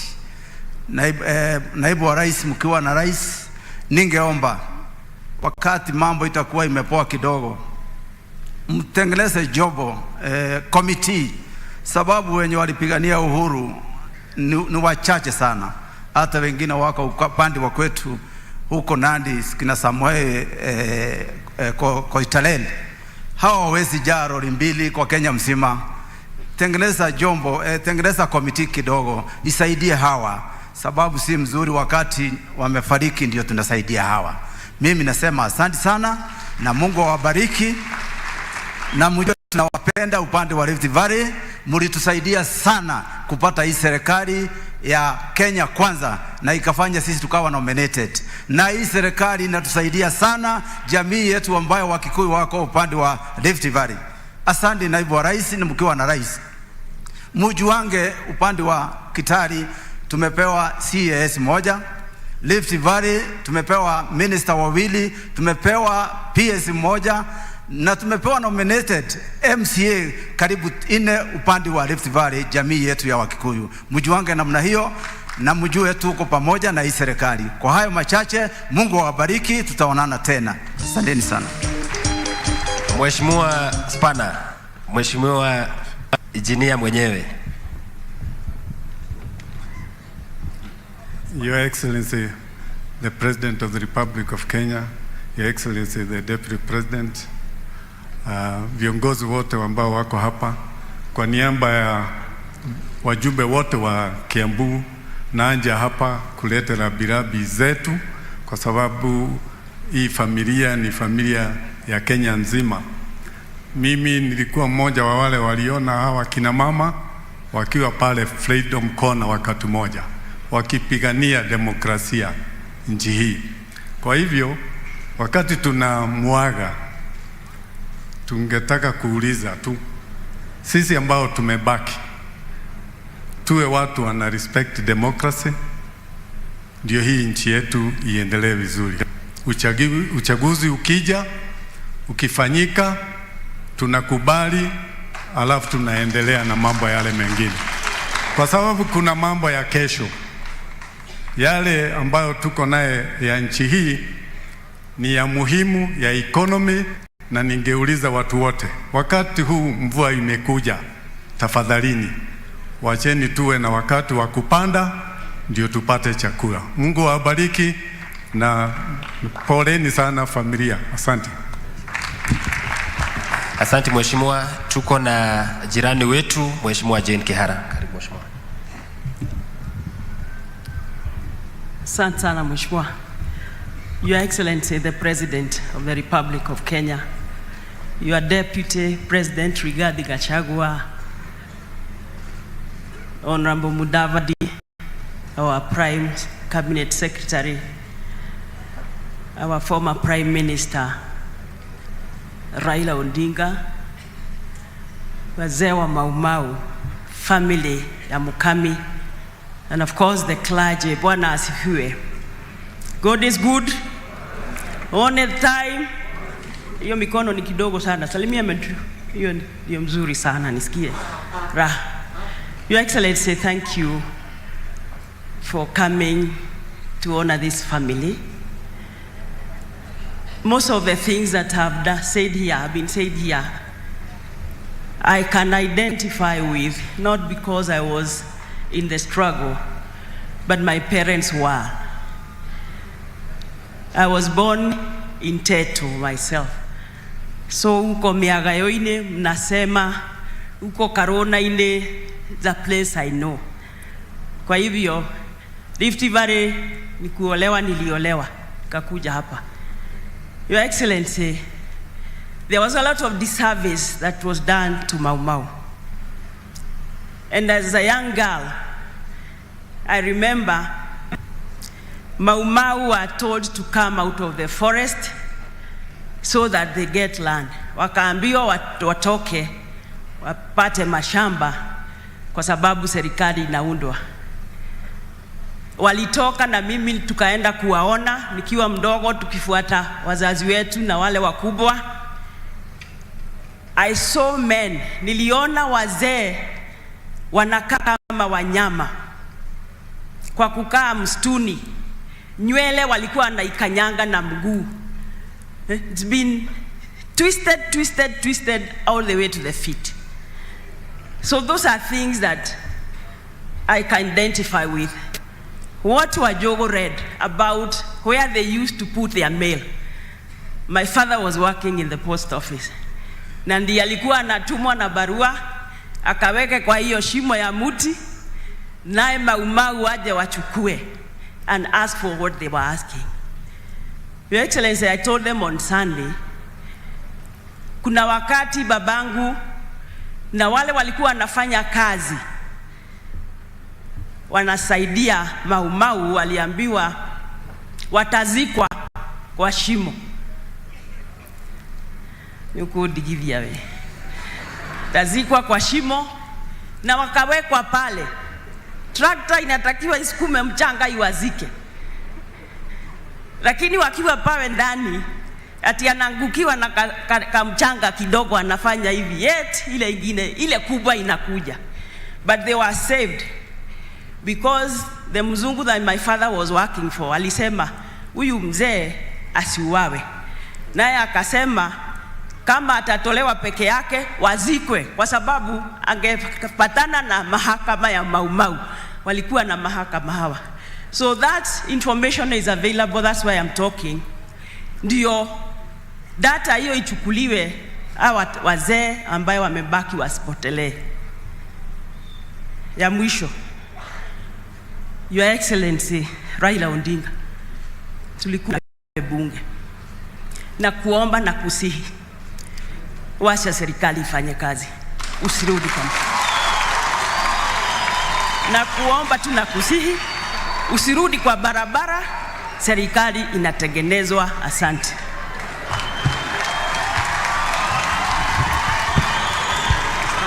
Enough. Asante sana Mheshimiwa Jane na waheshimiwa wote. Unajua ni ngumu sana control wanasiasa, lakini nashukuru Mungu kwa yote. Mheshimiwa Rais, karibu sana hapa kwetu Kinangop. Napenda nifungue maneno yangu na kusema ya kwamba tangu tulipopata uhuru, marais wote wane ambao wamekuwa, hakuna ambaye amedhihirisha jinsi ambavyo ana upendo na eneo hili letu la Nyandarua kama wewe. Wakati ulipokuwa naibu wa rais, ulionekana Kinangop, safari ambazo zimepita marais wote na manaibu ambao wamekuwa. Wakati umefanyika rais, umekuwa hapa Kinangop mara tosha. Na hivyo ni kudhihirisha ya kwamba kuna mambo ambayo unataka kuona ya kwamba Nyandarua hii yetu ambayo imebaki nyuma miaka yote, ya kwamba kuanzia sasa kuendelea kutapatikana nuru. Muhula uliopita, rais ambaye amestaafu alisema ya kwamba yeye ni gavana namba 1, lakini hakuipatikana hapa Nyandarua. Sasa tunakuomba kwa heshima, kubali kuwa our county governor number 1. Mheshimiwa badilisha atakubali kuwa namba 2, ili eneo hili letu ambalo limekuwa marginalized for a long time tuweze kupata haki yetu. Huyu Dedan Kimathi na mke wake ni mashujaa wetu, ni wale ambao walikuwa wamebaki na wachache wengine ambao wamebaki hapa. Tugaliomba kwa heshima, kwa sababu ni wengi ambao walisafiri kutoka Nyeri, wengine wakatoka Murang'a na kwingineko wakaja kuseto hapa. Tafadhali, kwa sababu wako na watoto na waliumia sana, hawakupata haki yao baada ya kupigania uhuru. Tafadhali, kwa hiari yako rais wetu, tafadhali hakikisha kwamba wamepata haki yao. Jambo la pili na la mwisho, kwa sababu sitaki kusema mengi, rais wetu, vijana hapa kwetu wamemalizwa na pombe haramu ambao hatujui huwa inatoka wapi. Tunaomba uangalie idara ya polisi, kwa sababu wengine hushiriki na wenye kutengeza hizi pombe haramu, ili ya kwamba wale ambao ni wametepetea kazini itwe kazi ama wapatiwe onyo ili ya kwamba pombe hizi zimalizwe katika eneo hili letu. La mwisho, Your Excellency. La mwisho kabisa, Your Excellency. Mheshimiwa Gavana, tafadhali dakika moja tu. Kuna shida ya uchumi, ni kweli. Na najua bidii ambayo umeweka to make sure that the economy comes back to performance. And we have given you every of our support, and we're going to give you that support. My appeal to the opposition leader, Raila Amolo Odinga, because you're here today, kindly let us give the president time, kwa sababu mambo ni mengi ambayo yameahidiwa. Na mimi ni msomi wa Biblia, na nimesoma kuna ahadi nyingi sana katika Biblia ambazo Mungu ametuahidi, na ni Mungu wa mbinguni mweza yote, lakini pia yeye Mungu wetu hajatimiza yote.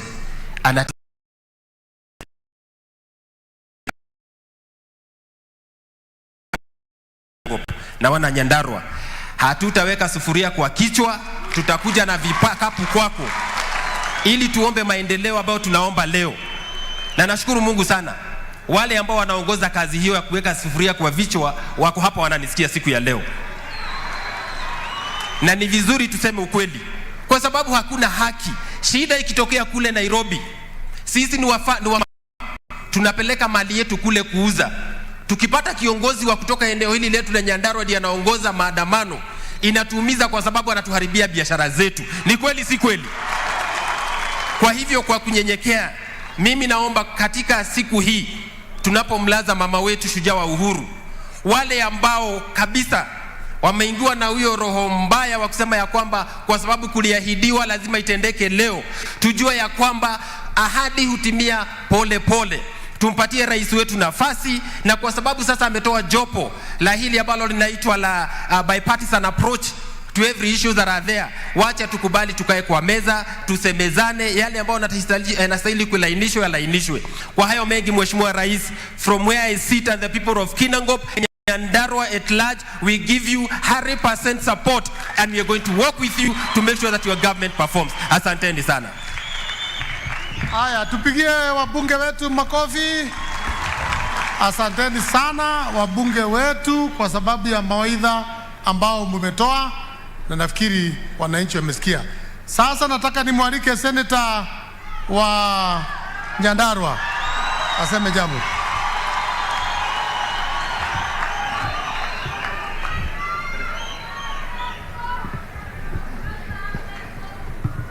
Asanteni sana. Your Excellency the President of the Republic of Kenya, kiongozi wetu Rais wa Jamhuri ya Kenya. Siku hizi nimeelezwa Your Excellency umepata jina mpya. Siku hizi nimeambiwa unaitwa baba wa taifa. Watu wote wako hapa, wewe ndiye baba yao. Baba wa taifa William Samoei Ruto. Naibu wa Rais Mheshimiwa Rigathi Gachagua, na viongozi walio hapa, Prime Minister Musalia Mudavadi, Prime Minister wetu wa zamani Mheshimiwa Raila Amolo Odinga, hata Secretary General wa zamani wa Jubilee namuona hapa Jeremiah Kioni. Your Excellency sir, nataka na familia yote ya mama Mukami Kimathi. Your Excellency sir, mimi nataka kwanza kabisa nitoe risala zangu la rambirambi kwa familia hii ya mama Mukami. Mama mwenyewe nilimjua kwa sababu nimekuja hapa mara nyingi sana. Na Your Excellency sir, nataka nikushukuru sana kwa niaba ya watu hapa Jambini na kwa niaba ya familia ya mama Mukami. Thank you very much kwa sababu umempatia mama yetu heshima. Thank you very much kwa sababu ya kupatia mama yetu heshima ambayo inafaa. Thank you very much for making her funeral a state funeral. Thank you very much for honoring the people of Jambini. Thank you very much for honoring the people of Nyandarua. Thank you very much for honoring our matriarch. Your Excellency, saa watu wamesema maneno mengi na mimi sitaki nizungumze maneno mengi. Kwanza kabisa Your Excellency, nataka nikuombe kwa heshima kubwa. Mimi ndio nili insist sana, iko uwanja iko hapa ya ndege, mimi nika insist uanguke huko Jambini town. Kwa sababu nilitaka tupita nayo ile barabara inatoka Jambini ije mpaka hapa. Ndio uone ile barabara yenye inakuja kwa Kimathi hakuna lami, na ile barabara ni barabara ya national government. Kwa hivyo Your Excellency sir, tunakuomba kwa heshima kubwa, ile barabara yetu ikipata lami tutashukuru sana. Na kazi hiyo kwa sababu ni kazi ngumu, nataka nikusaidie. Wewe ufanye nusu na mimi nifanye nusu. Wewe kazi yako Your Excellency itakuwa ni wewe utafute pesa ya hiyo barabara na mimi nikutafutia jina ya hiyo barabara. Kwa hivyo barabara yenyewe tutakuwa tunaita Kimathi Road, na wewe uweke pesa na mambo yote iende sawa sawa, tujenge hiyo barabara.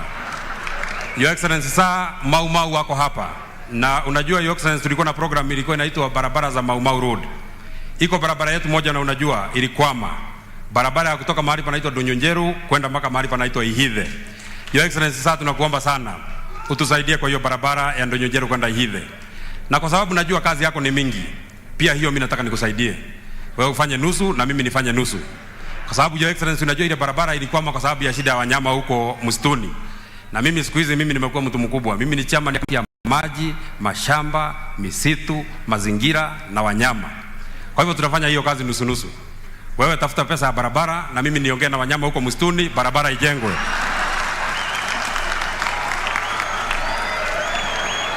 Wewe ufanye nusu yako na mimi nifanye nusu yangu, na mimi kuanzia Monday mimi naingia huko, mimi naongea na wanyama. Unajua mimi ni chairman yao, mimi najua vile mimi nazungumza na hawa. Ndugu Your Excellency, saa hapa mahali umesimama, hapa mahali umekaa, na sitaki nisahau mama Wanjiku wa Muhia alitoa rambirambi zake, Mheshimiwa Mama Faith wa Elimu Gitawa alitoa rambirambi zake, na Mheshimiwa Michael Mwangi Muchira pia alitoa rambirambi zake. Hapa mahali umekaa Your Excellency, ile sababu inafanya usikie baridi ni kwa sababu hapa ndio kuna damu ya Sasumwa, na damu ya inaitwa Sasumwa inapatiana watu ya Nairobi maji, na sisi hatuna shida na watu ya Nairobi kupata maji. Shida kidogo tuko nayo ni hii: watu ya Nairobi wanakunywa maji na watu wenye wanaangalia maji hawana maji, na hata hatuna shida kubwa na hiyo Your Excellency. Shida kubwa hata sio hiyo Your Excellency, shida kubwa ni hiyo watu wa Nairobi. Hiyo watu wa Nairobi wanakunywa maji hata wanaosha nayo gari, na sisi hatuna hata ya kukunywa. Hata kama angekuwa anakunywa peke yake ingekuwa tunaona ni sawa sawa, lakini mpaka wanaosha gari, mpaka wanaweka kwa maua. Kwa hivyo Your Excellency, nataka hiyo kazi tufanye na wewe, kwa sababu kuna treaty ilitengenezwa hapo ikasema hatuwezi tengeneza intake kabla hatujatengeneza vile tutaweka maji kwa watu hapa Jambini. Nataka uwatafutie watu wa Jambini hapa, hawa wenye wako hapa, uwatafutie tanki, kila mtu aweke nyumbani kwake, kila mtu aweke tanki nyumbani kwake, kila mtu aweke tanki nyumbani kwake. Na kwa sababu hiyo kazi ni ngumu sana Your Excellency, mimi nataka ufanye nusu na mimi nifanye nusu. Wewe utafute pesa ya tank na mimi nikuletee majina ya watu wenye tunapatia tank, na mambo yote yaenda sawa sawa. Ndugu Your Excellency, saa watu ya hapa Jambini, kwa sababu ya hii damu yetu iko hapa, wanapata shida kubwa ya kifua, shida kubwa ya arthritis, na tuko na hospitali yetu nzuri sana pale inaitwa Jambini Health Center. Na Your Excellency, tunakuomba kwa heshima kubwa utusaidie katika kutengeneza hiyo hospitali yetu iwe hospitali watu wa Jambini watafurahia. Na kwa sababu hiyo kazi ya hospitali Your Excellency ni kazi ngumu sana, nataka ufanye kazi nusu na mimi nifanye kazi nusu. Wewe tafuta pesa ya kutengeneza hospitali na mimi nikutafutia jina ya hospitali, na mambo yote iende sawa sawa. Mwisho kabisa Your Excellency, ama karibu mwisho, unajua mimi na wewe tunaenda kanisa moja. Mimi naenda kanisa ya AIC, wewe unaenda kanisa ya AIC. Wahubiri wako hapa na wanatuhubiria maneno mzuri sana. Your Excellency, nimesikia kwa wahubiri hawa, mtu mwenye anaahidi watu kitu na akosa kutimiza, akifika mbinguni atakwama, hata kubalishwa kuingia. Na mimi sitaki siku moja tukifika huko uniuliza kwa nini mimi nakwamishwa kwa sababu ya kitu niliahidi na sijafanya. Iko barabara yetu inaitwa Kinamba kwenda Karangadha kwenda kwa haraka. Hiyo Your Excellency, kwanza mimi ni lazima nitetee hiyo, kwa sababu hata mimi umeniingiza kwa hiyo mtego. Uliniambia hata mimi niseme tutajenga, na mimi mwenyewe sijui mahali ya pesa hiyo mahali itatoka. Kwa hivyo kwa sababu nimekusaidia kazi mingi hiyo, wewe jua vile utangangana nayo tupate barabara pale, ndio tukifika mbinguni mimi na wewe tusifungiwe nje, kwa sababu tuliahidia watu ya hapa. Karibu na mwisho Your Excellency, karibu na mwisho Your Excellency, kwa sababu kuna maneno mengi tumeomba. Mimi nataka niwaombe msamaha. Mimi sasa nataka kuomba. Nataka nikuombe msamaha wewe, na nimuombe naibu wa rais msamaha, na nimuombe Mheshimiwa Raila Odinga msamaha. Tunataka kuomba msamaha, mimi mwenyewe niombe msamaha sana. Munisamehe sana kwa sababu nimesikia iko kitu mmekuwa mkitafuta huko Nairobi, na hiyo kitu mmekuwa mkitafuta Nairobi mimi ndio niko naye. Mpaka nikasikia mlifanya mpaka maandamano huko Nairobi mkaribu mali ya watu. Mlikitafuta kitu ilikuwa inaitwa sava, na mimi ndio niko na sava. Hiyo sava mlikuwa mnatafuta huko Nairobi mimi nimeshafungua. Na Mheshimiwa Raila Odinga nimefungua ile sava, na nikaona hii watu walitulima. Hii watu hawatukuwashinda. Hii watu maneno yao ni kama ndio walitushinda. Vile nimefungua hiyo server nimeangalia, na unajua Your Excellency, server ni kitu yenye unaangalia tu. Kimathi school hapa, kura ilipigwa 610. Mheshimiwa William Ruto akapata kura 588. Ule mwingine alikuwa anaitwa Wajakoya akapata kura 1. Yule mwingine alikuwa anaitwa Mwaure akapata kura 3. Kura 7 ikaharibika. Kura 10 ikapatiwa Raila Amolo Odinga. Hasa sasa hapa Jabini ninasema watu walitushinda. Kwa hivyo ile kitu tunaweza fanya mzuri ni kuachia nafasi waendeleze. Ile kitu mimi nataka niseme baba Raila Odinga, kwa sababu watu walitulima ile ya 2022 na vile nimepima kabisa ni kama hiyo tumemaliza. Wacha tujipange na ile ya 2032 kwa sababu hii watu vile wamekaa hawawezi waachilia hii ya 2027. Hii hawawezi waacha, panga ile ya 2032. Na tena vile pia naona Gachagua ameanza kujipanga tena ya 2032 inaharibika pia. Sijui tujipange na ile ya 2042. Na tena na Medhu ameanza kuja tena ya 2042 inaweza kuwa maneno ngumu. Kwa hivyo mimi nasema kwa heshima kubwa tuwapatie nafasi viongozi wetu wafanye kazi. Na mwisho kabisa adoitwa nyada rodi mushokerie gatho ni undu wa kuhe kanyaga kumutugata ta senator wanyu mane mwajikire wega ni kudwa senator wanyu na ni mwajikire wega ni kudwa senator wanyu na ni mwajikire wega ni kudwa senator wanyu na ni mwajikire wega ni kudwa senator wanyu na ni mwajikire wega Ngai witũ mũrathime mũno ati mane ni njikaranĩtie hana mũthamaki mane mwajikire wega Ngai amũrathime mũno. Your Excellency, ile kitu mimi nilikuwa naambia hawa nichunge polepole kwa sababu ni rafiki yangu, wasinitoe kwa kiti 2027, niendelee hivyo polepole, nijipange kwa ile serikali ya 2032. Najua mimi nakuwa waziri wa internal security, kwa hivyo mtu anapanga maandamano apange mbele ya huko 2032. Nitakuwa maneno mbaya sana kwa sababu hiyo wakati mimi nitakuwa in charge. Asanteni sana na Ngai witũ amũrathime.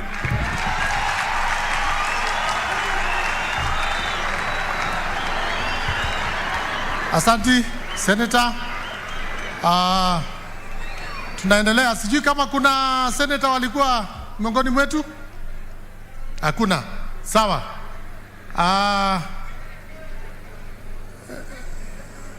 Speaker huko hapo. Ulikuwa shiriki.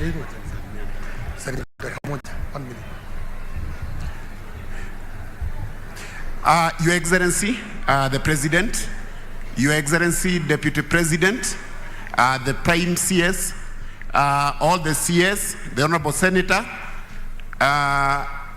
members of Parliament, Honorable members of the County Assembly of Nyandarua. God is good all the time. Your Excellency, I only have 2 issues. Number 1, I wish to thank you in a special way because of the support you have given us towards formulation of the alcohol bills. It is through your Deputy President that we have been facilitated.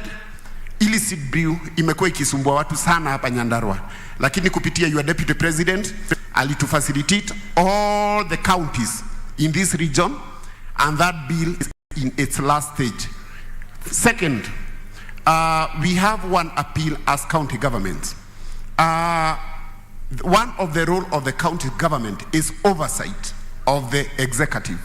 It is becoming extremely hard to oversee the executive without financial autonomy for the assembly. We made a plea, and again through your deputy, we have been assisted. We are pleading the same to be fast-tracked. Otherwise, God bless you. Asante sana. Mungu awabariki, na pia natuma rabirabi zangu kwa hii familia ya Kimathi. Thank you, Your Excellency. Haya, kwa wale deputy governors na governors ambao wako hapa, tutapatia governor moja aongee kwa niaba ya hawa. Sasa wale deputy governors mko hapa, simameni. Haya, huyu anaitwa Bwana Madhara Mwangi, ndio deputy governor wa Nyandarua, apigiwe makofi. Bwana Mushiri, deputy governor wa Nairobi, apigiwe makofi. Sasa Governor Kahiga, unaweza sasa kuongea kwa niaba ya magovernors wote, na bora usikrem ati Kimathi alitoka huko. Kimathi ni hapa. Asante sana Governor Badilisha wa Nyandarua. Kama ulivyosema ni ukweli, Kimathi alitoka Nyeri. Your Excellency the President, Daktari William Samoei Ruto, your deputy, mtoto wa Mau Mau, Rigathi Gachagua, Prime Cabinet Secretary Musalia Mudavadi, the former Prime Minister, viongozi wote walio hapa, the family of our heroine Mama Mukami, Maumau wote na wananchi hamjambo. Leo hii nimekuja kutoka nchi ya Maumau kule mnajua Nyeri, na nimekuja ndio niweze kuleta rambirambi zangu kwa jamii na niweze kuja kushirikiana nanyi siku ya leo ambao ni siku ya maana sana katika taifa hili, tunapomkumbusha na kumpumzisha shujaa wetu. Niseme kwa siku nyingi tumekosa kumpa nafasi anayostahili Elos Mukami, kwa sababu yeye ni shujaa by her own right. Every time we speak about Mukami tunaongeza Dedan Kimathi, but Mukami is a fighter, a warrior ambaye aliingia kichakani kupigana yeye mwenyewe. Na ni vizuri tujue kwamba katika taifa hili kuna barabara ambazo zina jina la Dedan Kimathi, kuna shule ambazo zina jina la Dedan Kimathi, lakini hatuna shule moja iliyoitwa Mama Elos Mukami. Hatuna barabara iliyoitwa Elos Mukami, na leo ninataka kuwa mtetezi wake. Sikule Nyeri tutaweza kufanya hiyo kazi, na tunaomba serikali kuu, kwa sababu mko hapa, Rais, let us name a road in honor of Elos Mukami. Number 2, Your Excellency, as we sit here tunapoenda kupumzisha hawa, nataka niongea kidogo juu ya Nyeri na Maumau kwa in general. Katika county ya Nyeri tuko na colonial villages 218, Your Excellency, mahali ambao hawa mashujaa wanaishi. Wengi wamezungumza juu ya titles, mimi mmoja nilizaliwa in one, na mahali nilizaliwa, Your Excellency, belonged to my grandmother, na yeye alinyang'anywa na akafukuzwa, tukaenda kurandaranda huko kutafuta mahali ya kuishi. Ni vizuri kwa sababu serikali nyingi zimekuja na serikali hizi zimekuwa viziwi. Ni vizuri tuseme hapa, hazisikii kilio cha Maumau, na tukiwaangalia nyinyi mkiwa na Rigathi Gachagua tunaona dalili kwamba nyinyi mnaweza kutusikiliza.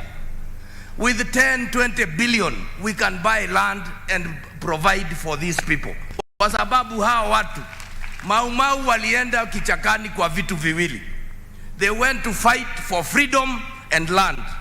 Freedom tumepata, wapi? Ardhi. Wengine wanazikwa katika kaburi za public cemeteries wakiwa hapa. It is important for us to have affirmative action, tutoe pesa kidogo, tununue shamba, tupatie hawa watu na wako na rekodi zao. Your Excellency, serikali yangu miaka 2 iliyopita tuliweza kujenga mnara, the statue of Kimathi. Nikajaribu kutafuta rais, nikajaribu kutumia hata prime minister hapa wetu, walete rais to come and atufungulie ule mnara. Mpaka sasa haujafunguliwa. Mahali ambapo MP tetu wanasema tukajenge a museum. Ninataka nikuombe leo katika mkutano huu, wakati tunaenda kumlaza Elos, mkiwa na deputy president, muje we launch that statue of Kimathi, as we also think about the museum or about the Mau Mau. Your Excellency, I want to thank you because you and Rigathi Gachagua, every time the family has reached out to me, mimi hukutumia message, hutumia message, and you react, you come and support them. This is what we want. Lakini tunapozungumza hapa, Your Excellency, we have not forgotten Koitalel Arap Samoei. We have not forgotten Mekatilili wa Menza ambaye yuko kule chini. Tunapong'ang'ana kutafutia hawa wananchi wa Nyeri na hawa Maumau, tunapowatafutia angalau a grave, because that is key. Let us also remember those others ambao walinyanyaswa. Now, why did we go for, kwa nini tulipigania uhuru? Ndio tuweze kujitawala kama Waafrika. Na tunapojitawala kama Afrika, it is so that we can be in charge of our destiny. Today as we sit here, as we come to, tunapompumzisha kiongozi huyu wetu, tunataka tuambie jamii, Mungu awe nanyi. And please, we want to say this. Serikali zilizoko ni zenu. serikali ya Nyeri, serikali ya Kiarie badilisha, serikali ya William Ruto, reach out. Tusiwe tunasikia kila siku tukija hapa watoto wa Kimathi hawana kazi, wa Njogo hawana hiki na kile. Reach out and make noise, and others too. So I want to take this opportunity to thank all of you. Sisi watu wa Nyeri tumempoteza mama ambaye tulimpenda, na niwaambie mashujaa wote wa Mau Mau, please do not give up. Tusife moyo, tuko na serikali ambayo itatusikiliza na mambo yetu yatakuwa mazuri. May God bless you. Thank you very much. Naendelea vizuri, Your Excellency. Sasa nataka tu kusema kwamba yes, tulikuwa na adui alikuwa anaitwa wale wabeberu tulifuza. Kwa wakati huu tuko na adui mwingine ambaye anaitwa climate change na food insecurity. Na mimi naona kupitia serikali yako rais, ni kama wewe umekuwa sasa shujaa ya kuongoza sisi wote kama Mau Mau wakulima. Sisi ni kama Mau Mau wa kupigania nini? Food security. Na ndio tumesema wakati huu kunanyesha na vile unatusaidia kupata fertilizer na mengine, sasa tupigane na adui hao wawili, food insecurity na climate change. Na rais ameongoza, amesema tupande miti 15 billion kufika 2032. Na tuko tayari kufanya hivyo, rais ukituongoza, ili tunapomalizana na wazungu alienda, kuna adui mwingine anatunyemelea, yeye pia tupigane na yeye. Kwa wakati huu nataka nimkaribishe former Prime Minister Raila Amolo Odinga ili naye akuje atoe rambirambi lake. Karibu former Prime Minister.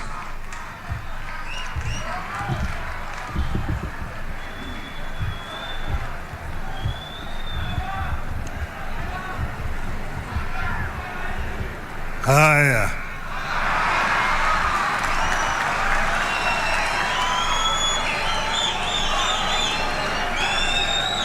Rafiki yangu Mheshimiwa William Samoei Ruto, waombolezaji wote ambao wamefika siku ya leo, Muriega Ringi, tumekuja kwa hafla muhimu zaidi, hafla ya kusindikiza mama wetu Maitu Mukami Kimathi. Ndio sababu nimekuja. Kabla sijaendelea mbele, nataka nitambulie wale ambao nimekuja ya Multiparty. Niko vile vile na aliyekuwa gavana wa Murang'a Bwana Mwangi wa Iria. Pande lingine niko vile vile hapa, sijui mzee Gitu Kaengeri alitambuliwa. Gitu Kaengeri ambaye ndio ni mwenyekiti wa veterans wa Mau Mau. Vile vile tuko hapa na kijana kutoka hapa anaitwa Maina Njenga.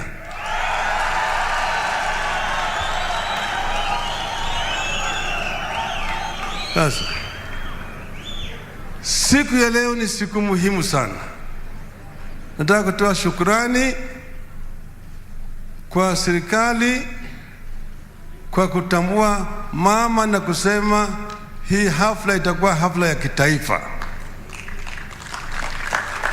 Lakini nataka kuwakosoa. Bwana Gachagua alisema it is a national funeral, lakini bendera haikuwekwa nusu mlingoti. There must be the flag must be blown at half past if it's a national funeral. Pili, mama huyu alikuwa anawasia, alisema angependa siku ambayo anazikwa hapa ile mzoga ya mwili ya bwana yake itolewe kule Kamiti prison, iletwe hapa izike pamoja na yeye hapo kando yake. Hiyo ni wishi yake ambayo ingawaje hajafanyika hapa. Mimi nataka kuambia waangalie hiyo maneno ifanyike. Na leta risala ya rambirambi ya rais aliyestaafu Uhuru Muigai Kenyatta, ya Kalonzo Musyoka, Mama Martha Karua, wote wameleta risala ya rambirambi. Huyu mama ni rafiki yangu. Ukiona katika hiyo kitabu mko naye hapa, utaona picha hii ambayo tumepiga na yeye moja yao. Hiyo picha ilipigwa katika boma hii. Kwa boma hii sio mara moja. Evelyn yuko hapa, anajua mambo haya yote. Vile vile tumekuwa naye mpaka kule pale ambaye Kimathi alishikwa, pale alipigwa risasi. Tumeenda naye pale ambapo jamaa wanasema nataka iwe museum pamoja na yeye. Nilipoenda kumwona yeye mwaka jana, alikuwa anaugua kule Korokocho. Akaniambia mimi yeye amechoka kuishi katika nyumba ya kukodisha. Nikamwambia tunatafuta yeye nyumba. Na tukatafuta nyumba ya National Housing Corporation kule Athi River. Nilinunua yeye nyumba kule. Tulijuana na yeye miaka 28 iliyopita. Alikuja kwa ofisi yangu, akaja na mjukuu wake ambaye anakuwa anaitwa Dedan Kimathi Jr. Yana alikuwa anataka kwenda kusoma huko India, na mimi nikamsaidia kijana akaenda India. Alipokuwa kule India, alikuwa ananiandikia mimi barua mara kwa mara bila yeye anaendelea. Nikamwambia soma vizuri kabisa, wewe ndio Dedan Kimathi ambayo inakuja sasa.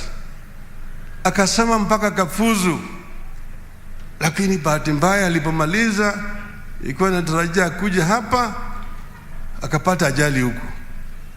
Ati alishika stima, akachomeka na stima na akafariki.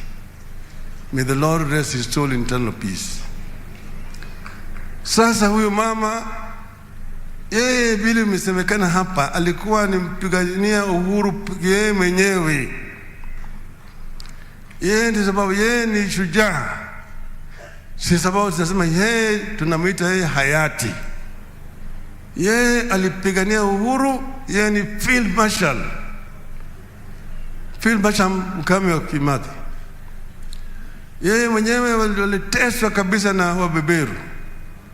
Na wamama walijitokeza wakaenda msituni kupigania uhuru, na kulikuwa na sababu inajulikana. Uhuru wa nchi yetu ililetwa kwanza na juhudi ya maumau. Kuna wengine ambao wakaenda msituni ambao walipigana, wengine katika vyama vya ufanyikazi, wengine katika vyama vya siasa, katika bunge na kadhalika. Juhudi haya yote ilileta uhuru katika taifa letu. Lakini vile wengine wamesema hapa, maumau ambao walipigana hawakupata riziki. Wale makaragosi ambao walikuwa na ramba matako ya mzungu, wengi wao ndio wakapata hata mashamba. Wale ambao walikuwa wanapigania home guards and loyalists ya mzungu. Sasa wakati imewadia ya kukumbuka hao watu. Kwanza tulipokuwa kwa serikali na bwana Kibaki, kukubaliana kwamba maumau itolewe kwenye orodha ya ile vyama ambavyo inaitwa terrorist organizations, ndio sisi tukatambua maumau kama a liberation movement wakati huo. Baadaye wakawa wao kupitia kwa chama chao kiongozwa na mzee Gitu wa Kaingeri, huyu wakanataka ridhaa kutoka kwa serikali ya Kiingereza, wakaajiri mawakili wakashtaki serikali ya Uingereza katika mahakama kuu ya Uingereza for the compensation ya Mau. Lakini sasa kesi ile ilikuwa inaendelea, gharama ilikuwa juu, wakaja kwangu. Na mimi nikaenda kama waziri mkuu Uingereza, nikaongea na waziri mkuu wakati yule David Cameron katika ofisi yake namba 10 Downing Street. Nikamweleza ya kwamba hao watu walipigania uhuru, wengine waliteswa, waliwekwa kwenye detention na kadhalika, wanataka ridhaa. Tukamshauria na yeye alikuwa ni mtu mungwana, akakubali. Tukakubaliana na out of court settlement kwa mambo ya Mau, na serikali ya Uingereza ikalipa shilingi bilioni 2. Tena wakakubali kujenga monument ya ukumbusho ya Mau. Hiyo monument walileta pesa, wakajiri kandarasi, na mimi mwenyewe nilienda pale Uhuru Park, Freedom Corner, tukajenga pale monument ya kukumbuka Mau kwa sababu kwa msaada ya serikali ya Uingereza. Kwa hiyo nasema shukrani. Sasa huyu mama amefanya yake. Mau walienda katika msituni, walikuwa na sababu. Kiko mambo ya vita iko mara mbili. There is 2 types of violence. Bwana Nelson Mandela alipokuwa anashtakiwa kule mahakamani ya Afrika Kusini, alipokuwa anajitetea katika mahakama ya Rivonia, alisema, mimi sipendi mambo ya fujo. I detest violence because violence begets violence. There are 2 types of violence. There's what you call oppressive violence, that the violence which the system uses against the people. And then there's another type of violence that is called defensive violence. That is the violence which people use to defend themselves against oppression. The two are not equal. When the police disperse innocent citizens who are demonstrating, that is called oppressive violence. When the people defend themselves by throwing stones, that is called defensive violence. The two are not the same. We have said our country, this Mau use violence to defend our country, and in doing so, our country attained independence. We must therefore create a lasting system that will ensure that we never get back again in a situation where people are going to be oppressed. We must create a society that is understanding and caring. We must not look at each other as enemies. We must also deal with this issue called ethnicity or tribalism. When the Kenyans were fighting for independence, there was no tribalism. People were all united as one people. Mau were detained in Hola, in Manyani, and several islands on Lake Victoria. There's an island of Lake Victoria called Oyamo Island and Mageta. Kina Waruru Kanja walifungwa huko. Walikuwa wanatolewa asubuhi, wanaletwa kufanya kazi kwa barabara, jioni wanarudishwa huko. Lakini siku nyingine hao Mau maana yake walikuwa na tesa na mzungu mmoja hapo, alikuwa anaitwa Kamongo. Walimpiga huyo bwana Kamongo mpaka umua. Sasa serikali ikaleta maaskari wanatafuta hao watu huku kwetu. Ndege ilikuja, alafu wanasema katika redio ati Mkikuyu Muberu na Mwembu ni watu hatari. Ukiona mmoja kuja karibu, piga ripoti kwa polisi mara moja. Hii ilikuwa porojo ya Wabeberu, lakini wale wapigania uhuru waliwaambia wananchi ya kwamba Wakikuyu ni watu wetu. Walisaidiwa mpaka wakapita, mpaka waingie kule Uganda wakaenda. Wakati huo kulikuwa hakuna ubaguzi. Wakenya wote waliungana pamoja kama kitu kimoja. Jaramogi alienda katika bunge akasema, Mr. Speaker, Jomo Kenyatta and all those who were detained with him were and are the true leaders of our country, and their continued detention by the colonial government offends the consciousness of our people. Wakati huo wengine wa Afrika ambao walikuwa wabunge walimkanusha Jaramogi, wakasema ati those people were leaders at that time but were not elected by anybody. We are now the current leaders. Lakini Jaramogi alisimama imara, Wakenya wakaungana pamoja. Watu wa Murang'a wakasema Jaramogi amesema ukweli, Eldoret wakasema ukweli, Mombasa wakasema ukweli. Ndio kaanza mambo yanaitwa Uhuru na Kenyatta, mpaka uhuru ikapatikana. Uhuru wa Kenya ilikuja kwa sababu ya umoja ya Wakenya, and we want Kenyans to continue to remain united. And Kenyans will united, we must also speak truth to power. Mwambia truth to power. Hapana tiswa, hapana ogopa. Unaogopa nini? Lakini unaogopa. Kwa hivyo sisi kama wanaazimio, si waendazimu. Sisi si waendazimu. Tunaweza tu kuelewana. Tunaweza tu kuelewana. Sivyo? Huyo bwana senator ananiambia mimi ati yeye hakuna sawa, ameangalia sawa. Sijui nani alituma ya vile sawa. Huyu Ruto huyo nimefanya naye kazi kwa muda mrefu sana. Yeye ananijua mimi. Kwa hiyo kasi zaidi akipiga kelele huko mimi naangalia tu. Najua atapoa. Sisi tumesema tumetuma sasa watu wetu jopo kazi. Yeye ameleta watu yake na tumeleta watu yangu, waongee wakelewana sawa sawa. Lakini sasa mimi naambia ukweli, gharama ya maisha imepanda. Hapana, leta ushuru mingi zaidi.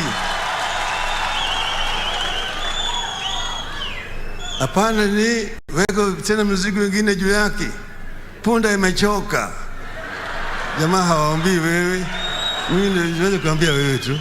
Punda imechoka. Tutaongea wakati mwingine. Asanteni sana. Mungu awabariki mfadhili.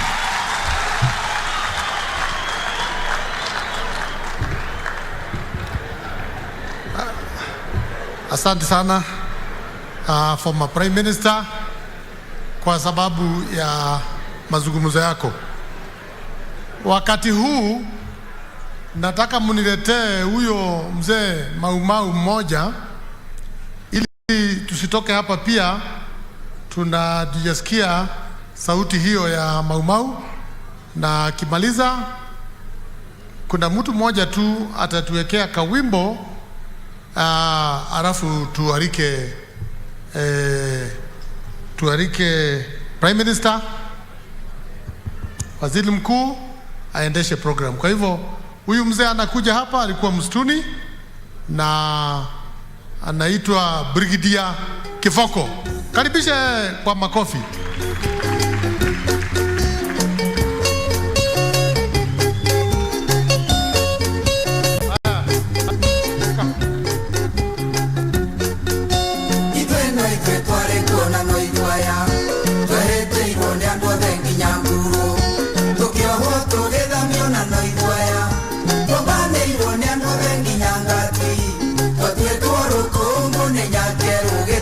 Kaya kiulia mbura tukihanda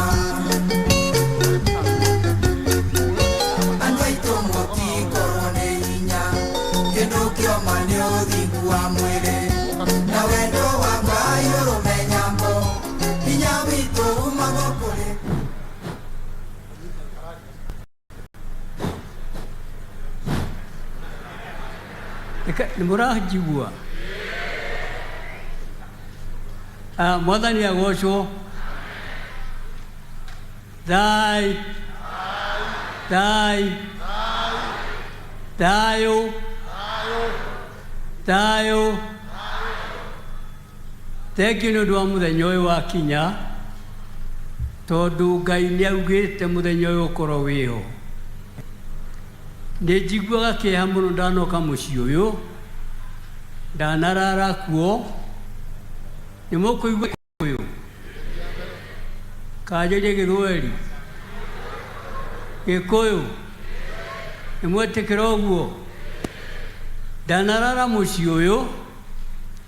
Na twanarie na mama. Na njira. Na nidanamwira.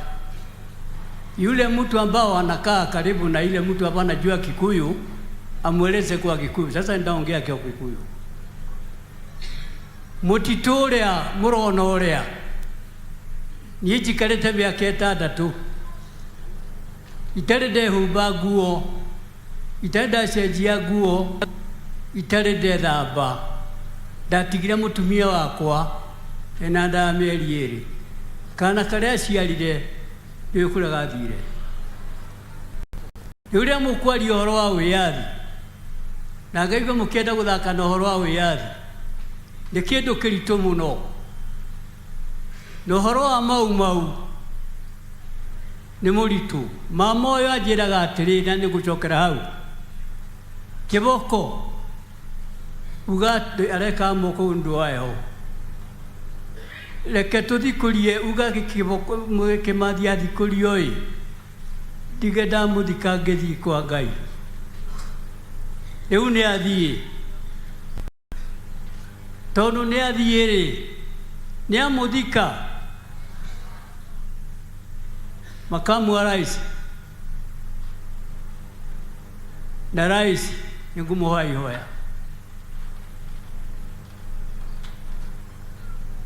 Mutumia ũyũ agĩrirwo muthenya wa Friday. Anayezungumza kwa sasa, mpenzi mtazamaji, ni Jenerali Kiboko ambaye anatoa rambirambi zake kwa niaba ya majenerali wa Mau Mau, akiambia watu ambao wamekusanyika hapa, waombolezaji, marafiki na vile vile viongozi wa kidini na Wakenya wote kwa jumla wanaotazama kuhusiana na historia yake katika juhudi za Mau Mau za kutafuta uhuru wa taifa hili. Na anasema kwamba karibia miaka 6 hivi alikuwa katika msitu ambao unakaribia eneo la Jambini katika vita za kupigania uhuru wa taifa. Na anasema kwamba mwenda zake Dedan Kimathi alimwarifu kwamba wafanye ibada ili kufanikisha shughuli za hili kujipatia uhuru na kufurahikia uhuru huo.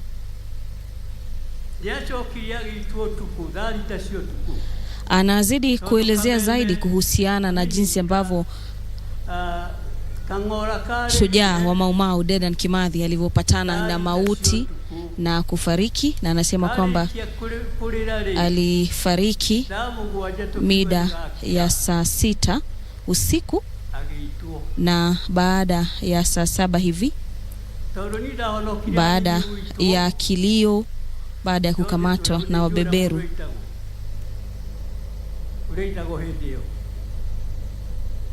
Anasema kwamba Dedan Kimathi alikuwa ananyongwa wakati ule na alikuwa anatoa kilio na wabeberu 4 ambao walikuwa na bunduki za aina yake.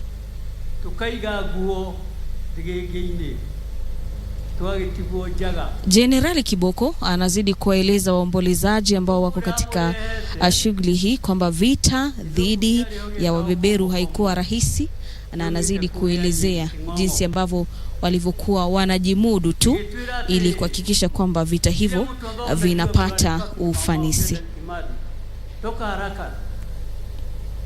tukirigwara gwatia agicokera rigi tukiamirege tukiumaja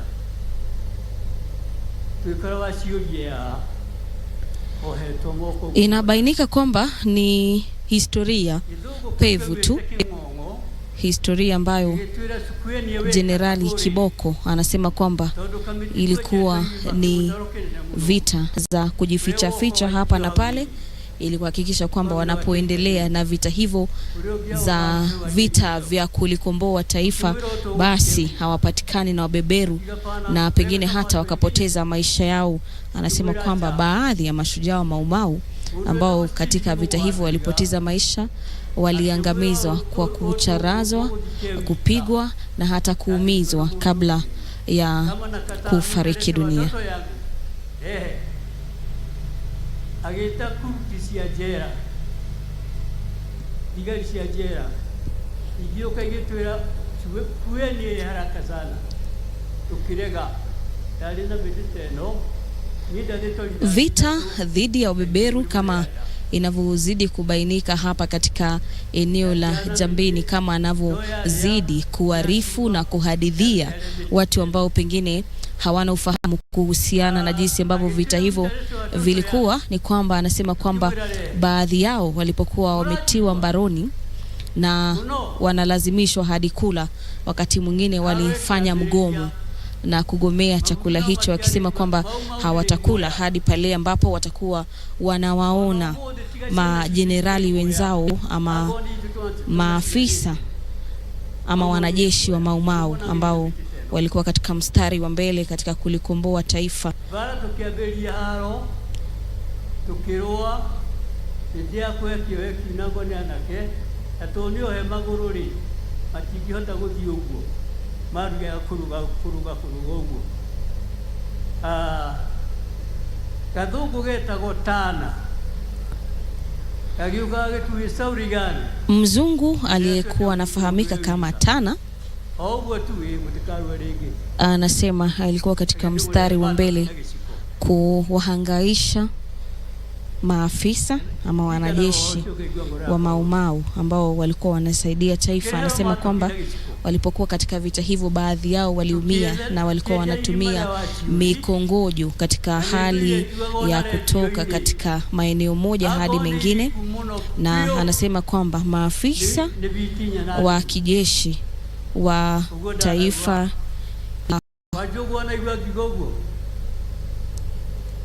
kule kwenye United Kingdom walikuwa wanachukua zile mikongojo yao ama fito zao za kuwasaidia kuenda kutoka mahali moja ama wengine na kuivunja vunja. Anasema kwamba maisha chini ya maafisa wa Uingereza hayakuwa rahisi. Siwezi kuingia hapo ndani sana. Ningekuomba upatie Mau Mau kasi kidogo tu kama miezi miwili. Ni kwamba hapa wito unazidi kutolewa kwa serikali kusaidia mashujaa wa Mau Mau. Wanajua mimi ndio mmoja nilimweka, na kuna wengine hata iko hapo ndani, hata iko askari moja niliuliza juzi, alikuwa kamiti, unakumbuka? Akaniambia ndio. Kwa hivyo ningekuomba Rais, tafadhali upatie Mau Mau uhuru kidogo, miezi miwili tu, watoe mzee afunguliwe nini mapingu na mguu, maana akiwa anafungwa namna hiyo hata Mau Mau inafungwa, si ndio? Si ndio? Thank you sana, asante sana gavana kwetu Nyandarua kwa kupatia basi hiyo, maana nasumbua kichwa yangu zaidi. Na ndigucokeria gavana wa Nyandarua ngatho uria urarikuo mbere,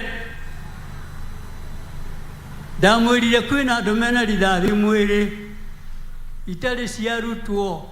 Jenerali Kiboko anazidi kutoa wito na ombi lake kwa serikali na serikali ya kaunti pamoja na ile ya kitaifa kuhakikisha kwamba mashujaa wa Maumau angalau wanapata yale mabaki ya Field Marshal Dedan Kimathi, mpiganiaji shujaa wa uhuru, ili aweze kulazwa karibia na bibie ambaye amefariki, Mukami Kimathi, ambaye anazikwa leo.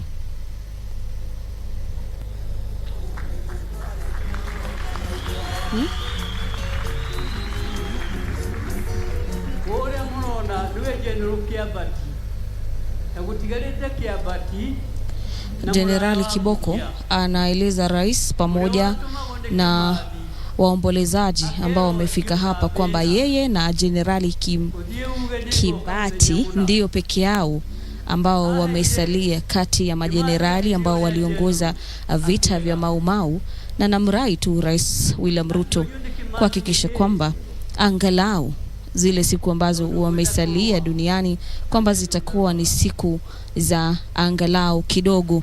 Imearifiwa kwamba katika hafla hii kwamba hawa Maumau bado wana hati kadhaa ambazo pengine huenda zikawekwa katika maeneo ambayo Wakenya wanaweza kuona na kuhadithiwa kuhusiana na safari za vita dhidi ya mkoloni.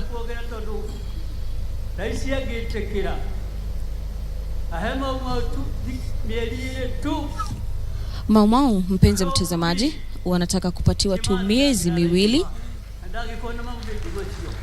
ili kuhakikisha kwamba wamepata mabaki ya Dedan Kimathi. Wito umetolewa hapa kwamba Dedan Kimathi bado yungali amefungwa hata kufa kwake. Nafikiri hiyo ilikuwa historia fupi ya mzee. Anasema alikaa msituni miaka 6 bila kubadilisha nguo, bila kuoga, mpaka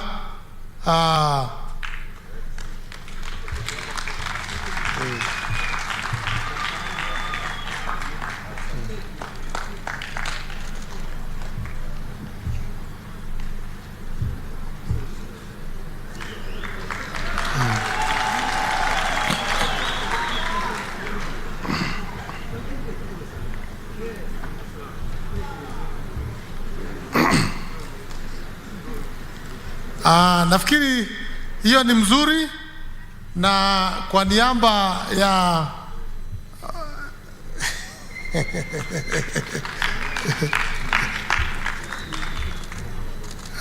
haya, asante Brigadier.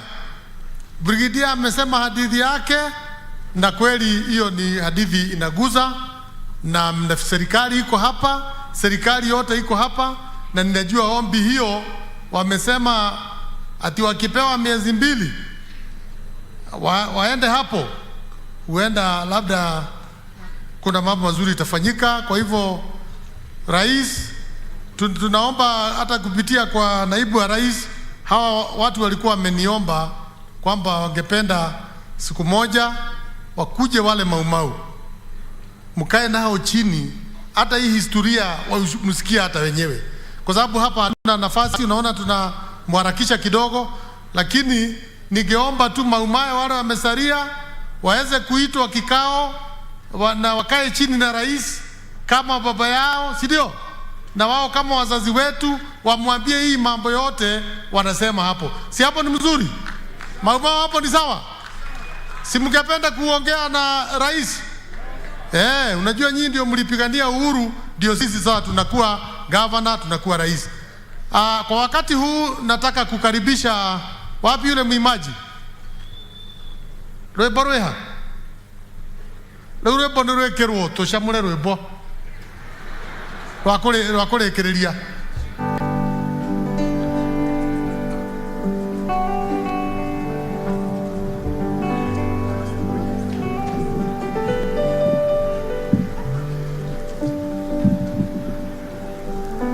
Wimbo moja tu tuende.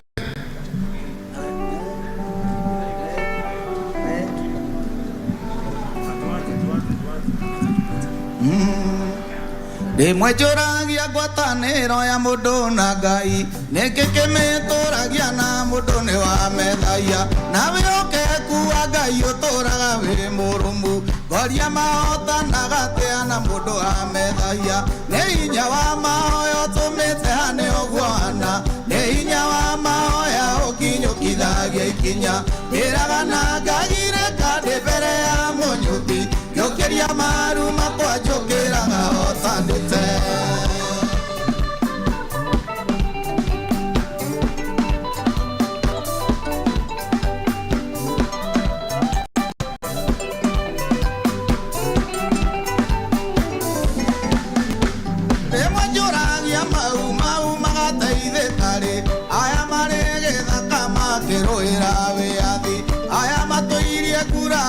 ciari thathi mwĩrĩ kaĩ makuire tũ bũrũri-inĩ ũyũ wa Kenya nĩ hinya wa mahoya ũtũmĩte nĩ ũguo hana nĩ hinya wa mahoya ũkinyũkithagia ikinya ndĩraga na ngagire kandĩ mbere ya mũnyũmbi ngĩũkĩria maru makwa njũkĩraga hotanĩte gũtirĩ ruo rũkĩrĩte rũuma maiguire magĩcaria wĩyathi ciana icikona gwaka oreguo thene ciana ciao nĩ athĩni no ũkaririkana thakame ya maithe maitũ nĩ hinya wa mahoya ũtũmĩte nĩ ũguo hana nĩ hinya wa mahoya ũkinyũkithagia ikinya ndĩraga na ngagire kandĩ mbere ya mũnyũmbi ngĩũkĩria maru makwa njũkĩraga hotanĩte. Tutaendelea baadaye kidogo, wacha tupige hatua moja, lakini mkae tu tayari, mtamaliza hiyo wimbo. Ni mzuri sana, tawambia mahali tutamalizia.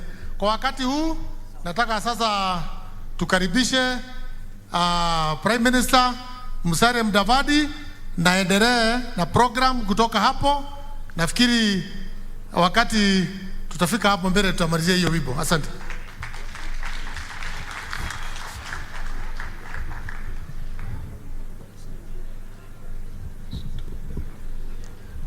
Haya, asante sana. Mheshimiwa Rais wa Jamhuri ya Kenya, Mheshimiwa William Samoei Ruto, Naibu wa Rais Rigathi Gachagua, Mheshimiwa Raila ambaye aliyekuwa waziri mkuu, familia ya Mama Mukami na Dedan Kimathi na familia kubwa ya Mau Mau ambayo iko hapa, wachungaji, ndugu na dada ambao wamekuja kupeana heshima ya mwisho kwa Mama Mukami, hamjambo. Muriega, uhoro wanyu, asante. Mimi rais, nimeona watu wakipambana na jina langu, wananiita Moses. Sijakataa, Moses alikuwa baba yangu.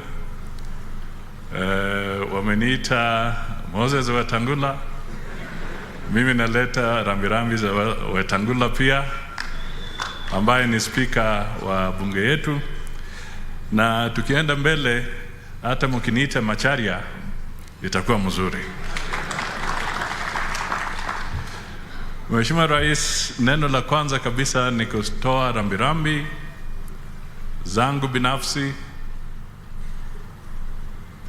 kwa wenzangu ambao wako hapa, nitawataja majina, mawaziri katika serikali, kwa familia ya Mama Mukami na kwa watu wote wa kitaifa ambao najua wanatazama hafla hii kwa runinga.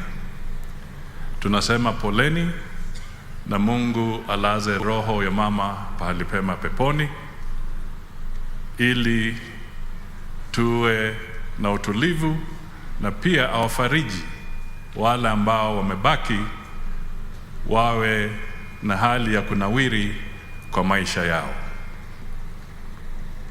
Hapa tuko na mawaziri wawili. Kuna Mama Alice Wahome, waziri wetu wa maji, akisimama itakuwa vizuri. Nimeambiwa nitambue Mama Alice Wahome. Pia kuna waziri wa tourism na mambo ya heritage.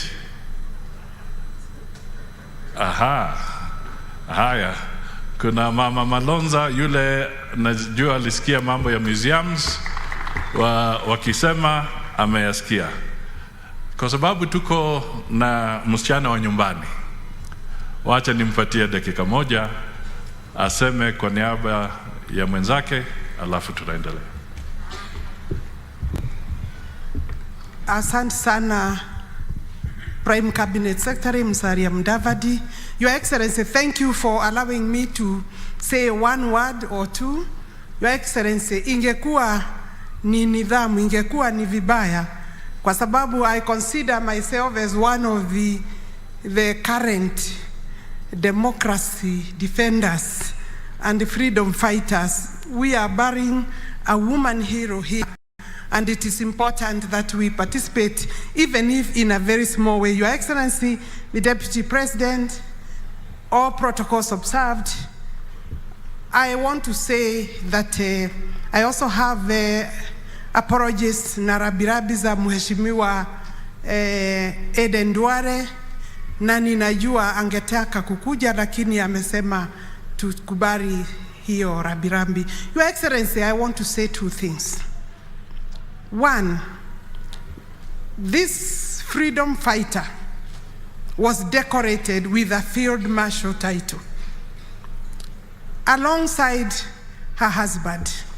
That speaks a lot to the progressiveness of Kimathi, Dedan himself, Field Marshal Kimathi. Ati alikubali kuwa bibi yake wako na yeye kwa msitu wakipigania freedom.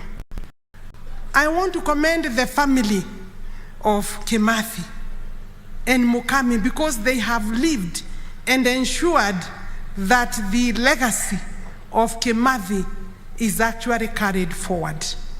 Your Excellency, you are now the one in charge of the country. Before I came here, I was thinking, watu wa Nyandarua watakuitisha maji. Na nimesikia Sasimua, maneno ya Sasimua, maneno mingi. Hata hapa nyumbani, Your Excellency, hakukuwa na maji.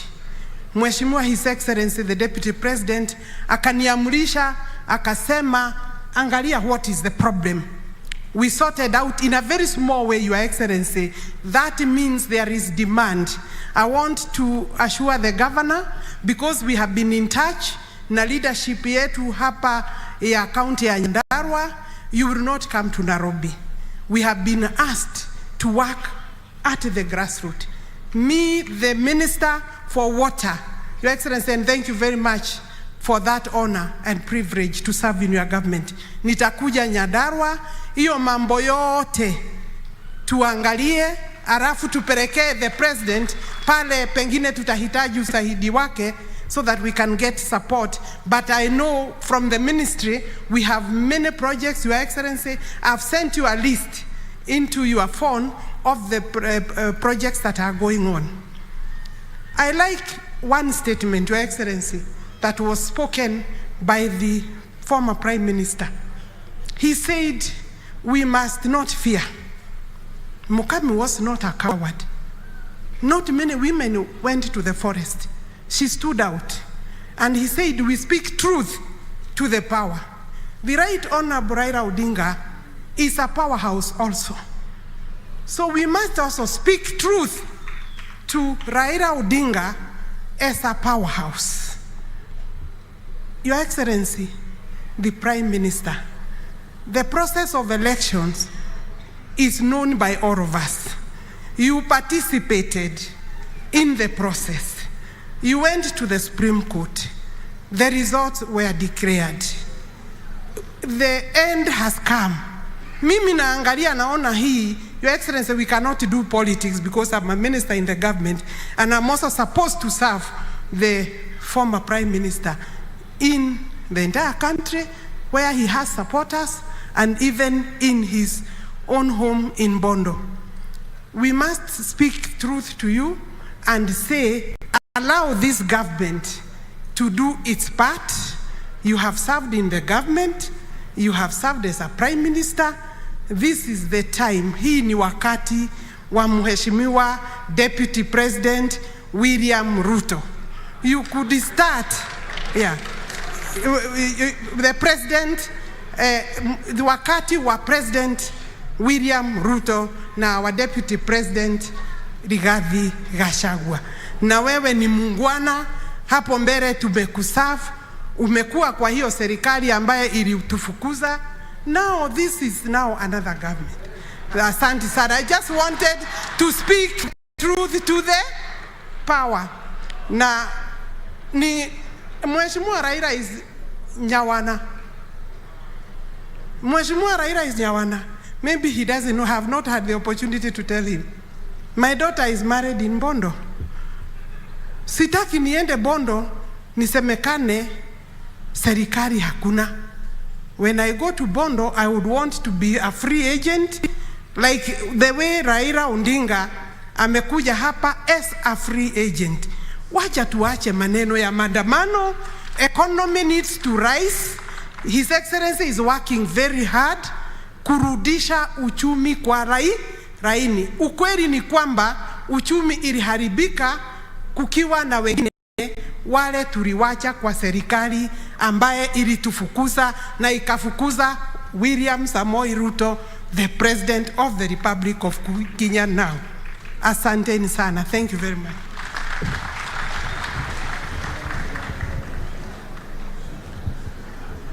Thank you. Pia nataka nitambue kuna Isaac Mwaura hapa. Asante sana. Kuna Beatrice Nkatha. Asante. Kuna Rehema Hassan. Aya, alafu kuna Amos Chege. Asante sana. Mheshimiwa Rais, kuna mambo hapa. Mambo. Na magavana wako hapa. Kwanza nataka niseme kubaliana na Mheshimiwa Raila kwa mambo kadhaa. Jambo la kwanza kwamba tumekuja hapa kwa mambo muhimu zaidi. Kusindikiza Mama Mukami. Nakubaliana na yeye. Pia nakubaliana na yeye kwamba maisha ni magumu. Hiyo mtu hawezi kataa. Ni wakati ambapo maisha ni magumu kwa Wakenya wote. Na kushikia pale Mheshimiwa Alice amesema, Mheshimiwa Raila amesema ni vizuri tuongee ukweli. Tena nakubaliana na hayo. Ukweli wa kwanza, Mheshimiwa Rais, uchumi ambao wote unatuumiza kwa njia tofauti haukufika hapa kwa ghafla.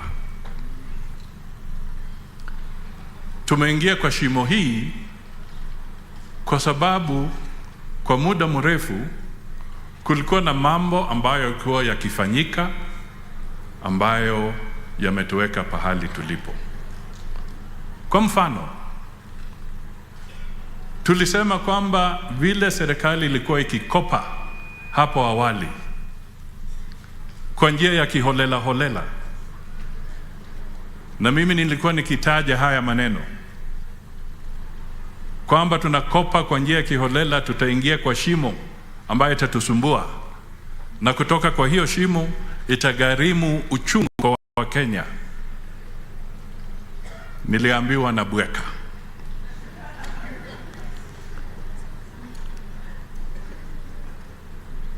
Ukweli wa mambo ni sasa ni lazima tujue kwamba kutoka kwa hiyo shimo lazima tutafute namna ya kupunguza vile tulikuwa tukikopa na vile tutaenda mbele ili tusiingize taifa letu kwa shimo zaidi. Na kujitoa kwa uchumi, kwa hali hiyo ngumu ya kiuchumi, ni lazima kama Wakenya tushirikiane, tusikizane, na ikiwa ni kukosoa, tukosoe tukienda mbele. Na ukweli wa mambo ambao ni sasa tutambue ni kwamba uchaguzi uliisha mwezi wa August mwaka jana, na Wakenya walichagua Mheshimiwa William Samoei Ruto kama rais wa Jamhuri ya Kenya. Hatuwezi tukabadili. Na mimi nilisikia Mheshimiwa Raila akimuita Ruto, alimuita rafiki yangu. Ni kweli ni rafiki. Na ukweli wangu, rafiki huyu sasa ndio amekuwa rais wa Kenya. Tuweke uchaguzi nyuma yetu, tuende mbele, tujenge taifa. Ikiwa tunataka tusikizane, tukienda mbele, tuwe na majadiliano. Na kuna kamati ambazo zimewekwa pale. Hizi kamati ama hii kamati ya bunge, tunataka isiwe kamati ambayo inaenda kuchimbua makaburi ya kisiasa. Tunataka na tungependa na Wakenya wote wangependa iwe kamati ambayo itaweka msingi kuonyesha Wakenya tunaelekea wapi na tuanze kupata suluhisho tukienda mbele. Kuna ukosefu wa kazi, gharama ya chakula imeenda juu, na kuna matatizo pia katika ulimwengu ambayo yanachangia ile shida ambayo tunapata kama Wakenya. Ni wakati, kwa kimombo wanasema, let us close ranks, na tusonge mbele, tujenge taifa letu ili tuanze kupeana nafuu kwa wananchi wote pahali popote walipo katika taifa letu. Na tutafanya tu hivyo ikiwa tutaishi na kuamini kwamba the truth is what sets us free. Kwa hivyo wachungaji, mimi ni kuasihi muzidi kutushauri na kutuombea so that we can reconcile ourselves with the reality of the day, and then we can move forward and we can find common solutions. That is what a decent society ought to do. That is what we ought to do.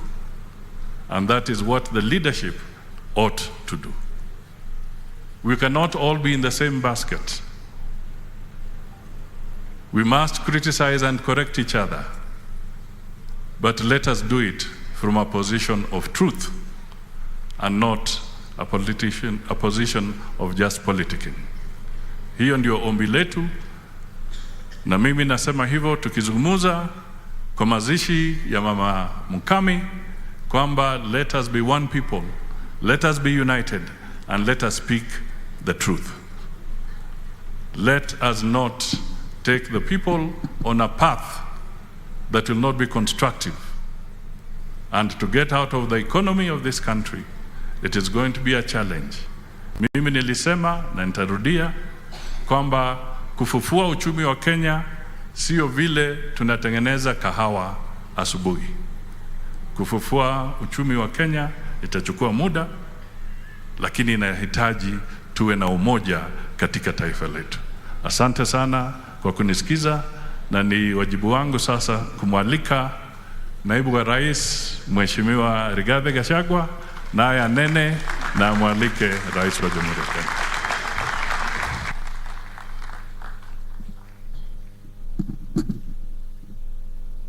Kiongozi wetu Rais wa Jamhuri ya Kenya Daktari William Samoei Ruto, Waziri wetu mkuu Mheshimiwa Musalia Mudavadi, Waziri mkuu wa zamani Mheshimiwa Raila Odinga aka Agwambo, makasisi wetu, familia ya Field Marshal Dedan Kimathi Wachuri na Mukami Kimathi, andũ a nyũmba itũ Ngai nĩ mwega na hĩndĩ ciothe. Ngeithia iciarĩra Mwathani agocwo. Mheshimiwa Rais, tunakushukuru sana kwa kumpa mama huyu wetu heshima kirasmi na kukupatia Maumau na watoto wao heshima inayostahili. Mazishi ya leo inasimamiwa na kanisa na serikali na Maumau. Kwa hivyo mimi kwanza nitaongea kama mtoto ya Maumau, baadaye nitaongea kama naibu wa rais, na ikiwezekana nitaongea kama Rigiji. Wapi kijana yetu ya hapa anaitwa Kwame? Kuja wapi Kwame? Karibia hapa. Tayarisha ile wimbo. Unajua tulianza hii mazishi tuko na anthem yetu ya Maumau, na sasa ndio tuingie kwa ile ratiba ya Maumau. Huyu kijana wetu atuongoze kwa ile anthem yetu. Tafadhali tusimame.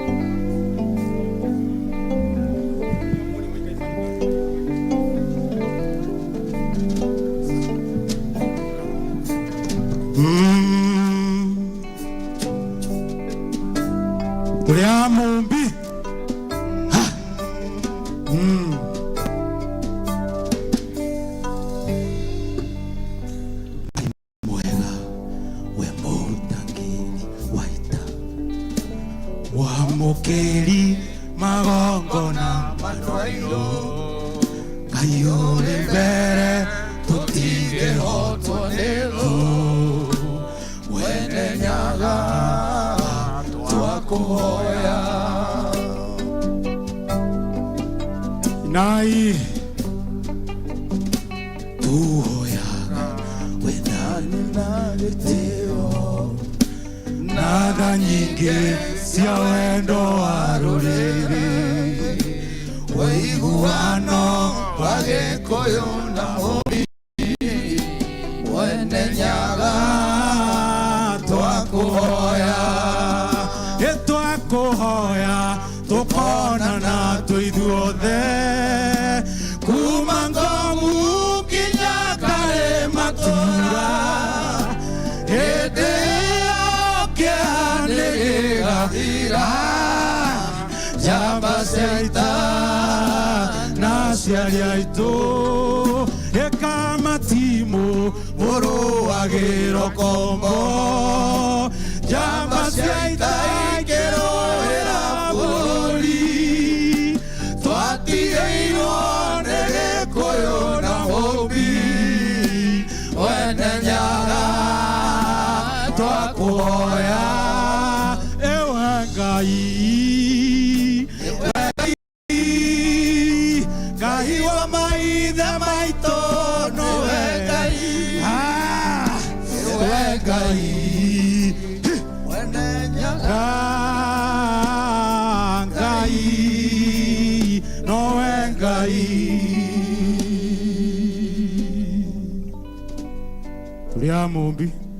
Thank you. Thank you. Please be seated. Asante sana. Rais wetu William Ruto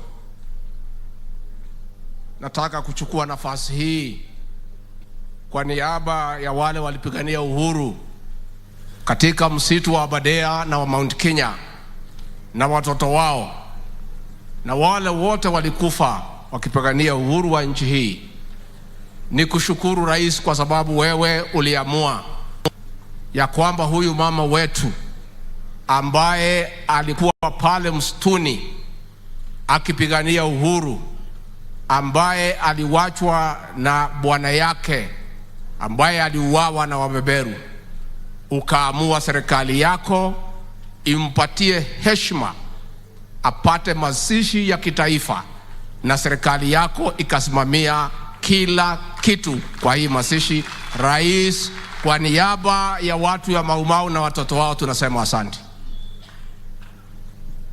Sisi rais tuko na furaha kwa sababu serikali zimepita zimekosa kutambua watu ya Mau Mau. The Mau Mau story is about land and freedom.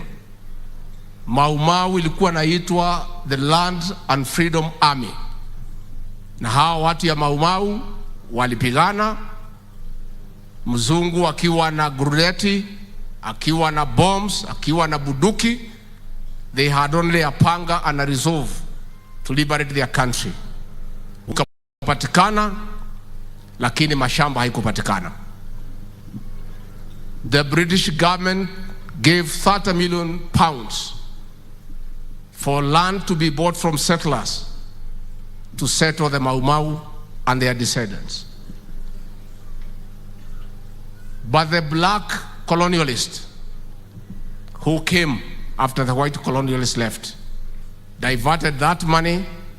That land was taken by a few and given to home guards and collaborators.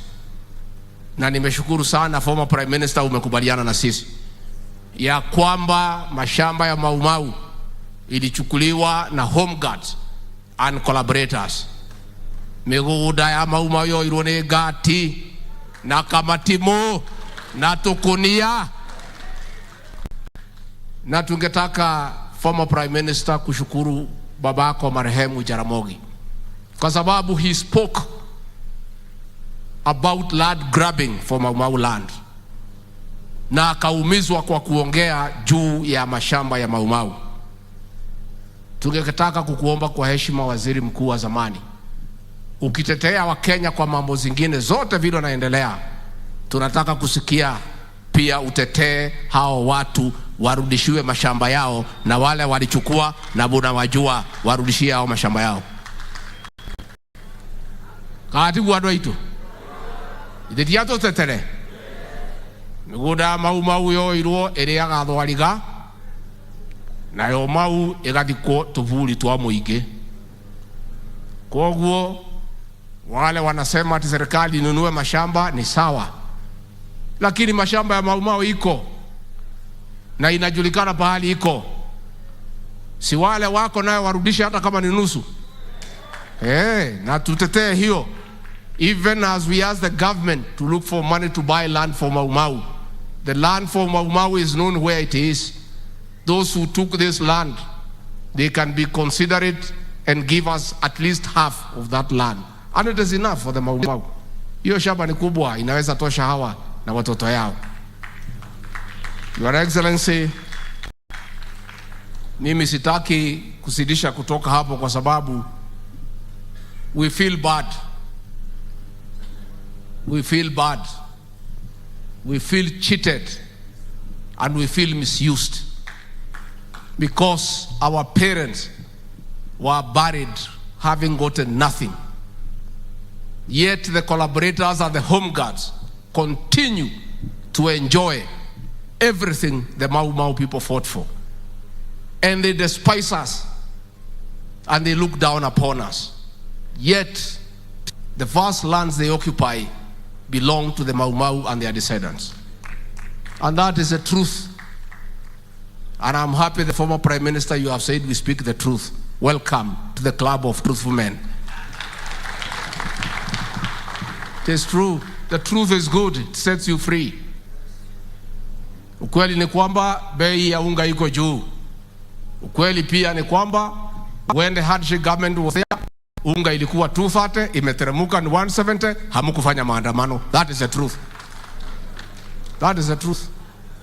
Ukweli ni kwamba tumekuta uchumi umeharibika, pesa yote ya serikali iliibiwa ikapelekwa kwa project ya BBI. That is the truth. The truth of the matter, pesa iliibiwa ikapelekwa kwa project Azimio. That is the truth. Good for us to be truthful. Ukweli ni kwamba pia people must not live in denial.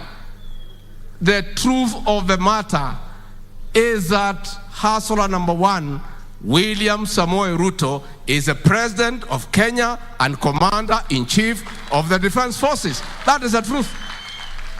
That is the truth. And his deputy is a son of Maumau Rigiji. That is the truth. Let us stop living in denial. Let us be truthful. And once the truth we accept it, it sets us free. Ukweli ni kwamba uchaguzi uliisha. The next election is 2027. Wale wa Kenya walipiga kura hakuna pahali walienda. Si wako? Wenye kupigiwa kura siko. That is the time to sort out all those things. That is the truth. So let us be truthful and let us tell each other the truth because it's the right thing to do. Tuko na apology ya CS wetu Rebecca Meano, mtoto wetu kutoka hapa Ndaragwa, na tuko pia na apology ya kiongozi wetu katika bunge la kitaifa Mheshimiwa Kimani Ichung'wa. Pia hapa tuko na magavana wetu wa zamani, wapigiwe makofi. Governor Kimemia is there. Tuko pia na Governor William Kabogo, tupigie makofi. Adwa nyumba ito mwego huko mwekuwa ni mwake na nikuona muthamaki witu uyu witagwo Ruto niwe mwathurire kwiyendera ka kuringiririo na nie nyendaga ndona kamweke ngacokia ngatho andu aitu nie na njamba no itagwo Ruto ni mwatwikire wega ketwario horo wa ma tutiari handu hega tani ndari handu haceke na ni mwatwikire wega mugituhoera Ngai agituteithia mugicoka mugitwikiria kura ona ore mwageria kuringiririo mukiuga mutikuringiririo andu a nyumba itu andu a njamba no itagwo Ruto na nie mwene kuma ngoro-ini yakwa thiini amukirai ngatho ciakwa o ringi andu a nyumba itu kuma ngoro-ini yakwa thiini amukirai ngatho ciakwa. Rais wetu, tungekuomba kwa heshima usikize kilio cha Maumau. Hawa wazee wanasema wanajua pahali Kimathi alizikwa. Rais, kwa mapenzi yako, ukikubali uwapatie nafasi watuoneshe pahali huyu Kimathi alizikwa. Kama atapatikana, tumpatie mazishi ya heshima. Tunakuomba Rais. Pia Rais, nilikuwa hapa siku ya Jumapili katika ibada na Wakristo wale walikuwa na huyu mama wetu, wakaomba mimi na wewe, kwa sababu wanajua sisi ni watu ya kujenga makanisa. Wakasema, Rais, tuwasaidie hiyo kanisa. Mama alipeana shamba, mimi na wewe na viongozi tusaidie kujenga hiyo kanisa. Na Rais, I want to encourage you, uendelee kujenga kanisa. Hata wengine wakipiga kelele ati kanisa itakani kujengwa, wachana na hiyo maneno Rais. Wewe isipokuwa ni Mwenyezi Mungu hungekuwa rais. Ile jama ulikuwa umepangiwa na system na deep state na machifu na kila mtu Rais, Mwenyezi Mungu ndiye alikusaidia. Kwa hivyo ni muhimu ukipata nafasi urudi kwa nyumba la Bwana ukuje usaidie. Viongozi wetu ya kanisa, msikuwe na wasiwasi. Kenya iko na uhuru wa kuabudu, na hatutaki kwa sababu kulifanyika jambo kidogo ya watu wawili tulaumu kanisa ya Kristo. Tunataka kama iko shida mtu alaumiwe na jina lake. Unajua sasa shetani na wafuasi yake wanatumia hii kuhujumu kanisa la Kristo. Na shetani unajua halali. Sasa makasisi wawili wamepatikana pale, wamenatumia kanisa kufanya mambo yao. Hao watachukuliwa hatua kama binadamu wawili, lakini kanisa la Kristo, wahubiri wetu, makasisi wetu ni watu ya maana. 99.9% of our pastors and reverends are men of faith and good people. I want to ask the Church of Christ to give us a chance to isolate the 0.1% to put it away from the Church of Christ. Na msikuwe na wasiwasi. Najua shetani halali na wafuasi wake na ni wengi. Kwa hivyo kanisa mara rais, nikimalizia ningetaka nikuhakikishia kwamba uliniagiza nikuje hapa katika Central Province ile ya zamani, kaunti yetu ya Nyandarua, Kirinyaga, Murang'a, Nyeri na Kiambu, ambayo ilikuwa imelaliwa zaidi na pombe haramu na bangi. Na rais, ningetaka nikujulisha ya kwamba machifu wetu, polisi, viongozi wote tumeshikana na kazi hapa inaendelea vizuri, na pombe inapungua, bangi inapungua, na kutoka hapa tutaenda pande ya Nakuru tusaidie Rift Valley, kutoka hapo tuende pande ya Pwani. Kwa hivyo rais, katika area hii ya Central Kenya tulikupenda wewe kwa sababu wewe ni mcha Mungu na wewe ni mchapa kazi. And we did not make a decision just like that. We analyzed critically because we are intelligent people. Na tumekula vitabu kidogo kidogo, tumesoma hapa na pale. Tukaangalia and we were satisfied that you have what it takes to move this country to the next level. And so far umetupeleka vizuri. Nimeona magazeti watu wakipiga kelele ati umeweka Wakikuyu wengi kwa serikali yako. Walikuwa wanataka tuende wapi? Sasa mimi nauliza, tukiwa wengi kwa serikali ya Ruto iko makosa? Wale wanasema tuko wengi kwa serikali ya Ruto, sisi pia ndio tuko wengi Kamete prison. Kwa nini waseme tufunguliwe tuende nyumbani? Your Excellency, we are in your government by choice and by arrangement. We made a conscious decision to vote for you because you have what it takes to run this country. And it cannot be ati ya kwamba Wakikuyu hapa wachache wakiwekwa kwa serikali mnasema ni ukabila.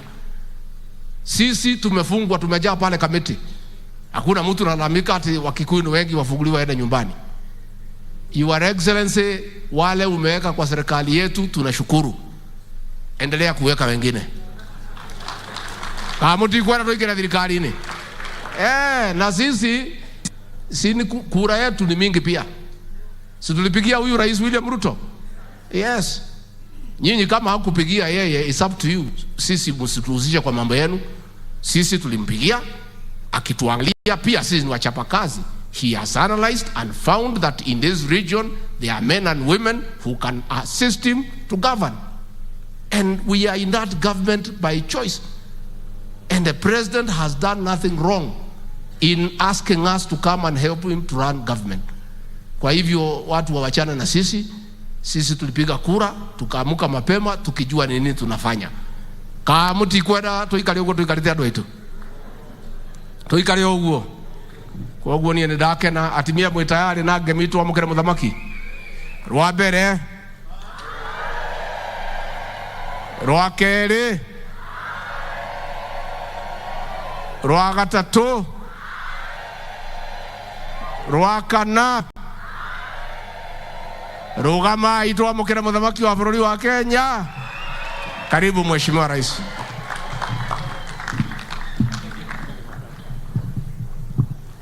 Asante sana. Tafadhali tuketi chini.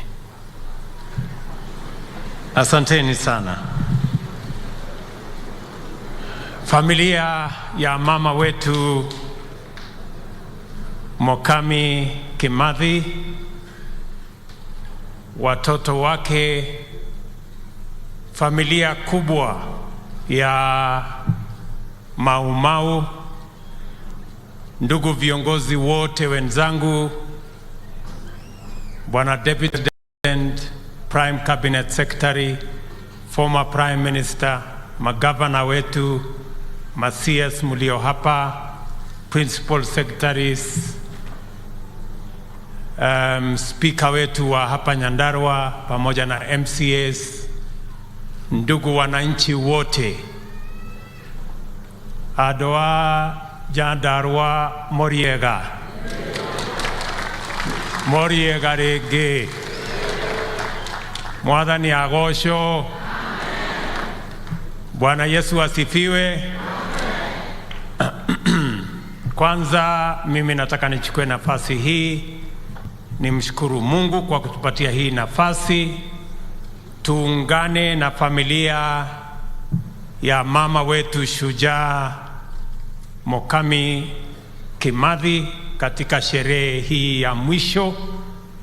Tumsindikize kwa heshima kubwa na taadhima zote, tukimsherehekea kama shujaa ambaye aliungana na mashujaa wengine wa Mau Mau na wale wote walioshiriki katika kupigana na wakoloni ili nchi yetu iwe ni nchi huru na sote tufurahie uraia wetu kama wa Kenya. Kwa niaba ya serikali ya Kenya na viongozi wote, kwa familia ya mama wetu Mukami tunasema pole, na pia tumekuja kuungana na nyinyi kusherehekea maisha ya huyu mama wetu, kwa sababu alichangia mbali na kupigania uhuru wa taifa letu, pia baada ya uhuru wetu kupatikana amechangia sehemu kubwa. Alikuwa kansela, alikuwa kiongozi, ameshiriki mambo nyingi ya maendeleo ya taifa letu la Kenya. Wakati mimi nilimjua huyu mama, pia alituombea pale 2013 na rafiki yangu Uhuru Kenyatta, na baraka yake na mate yake na ya viongozi wengine wengi na watu wengine wengi tukapata ushindi 2013. Mimi nimekuja hapa kama mmoja ya wale watu walifaidika na mambo ya huyu mama wetu Mukami, kusema pole.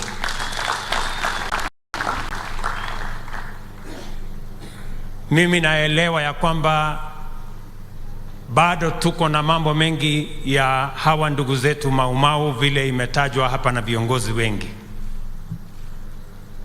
Mbali na huyu mama wetu Mukami, tuko na wazee wengi, tuko na viongozi wengi, tuko na wale ambao wamebaki watu wa Mau Mau, tuko na watoto wao, na tuko na jukumu la kihistoria, na tuko na jukumu pia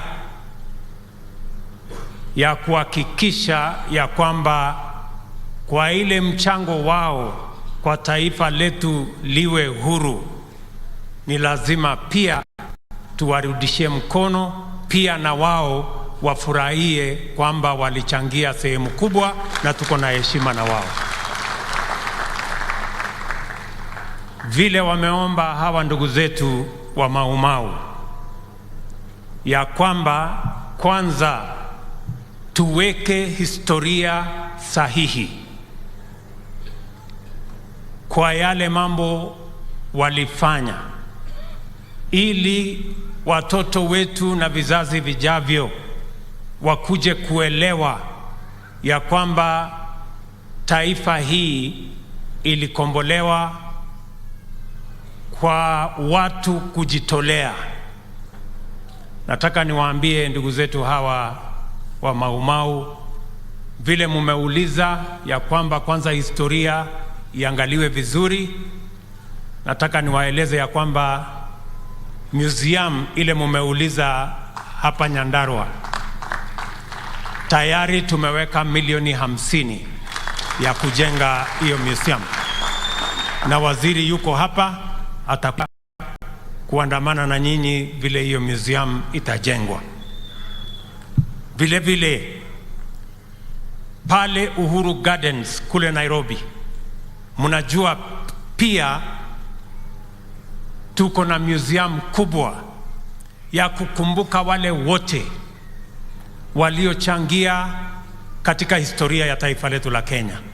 Pia na pale mimi nataka niwaeleze ndugu zetu wa Mau Mau, tunawatarajia kuna sehemu kubwa pale Uhuru Gardens Nairobi ya watu wa Mau Mau, ili tuweke historia sahihi na kweli, na tuwakumbuke kwa mchango wenu katika taifa letu la Kenya.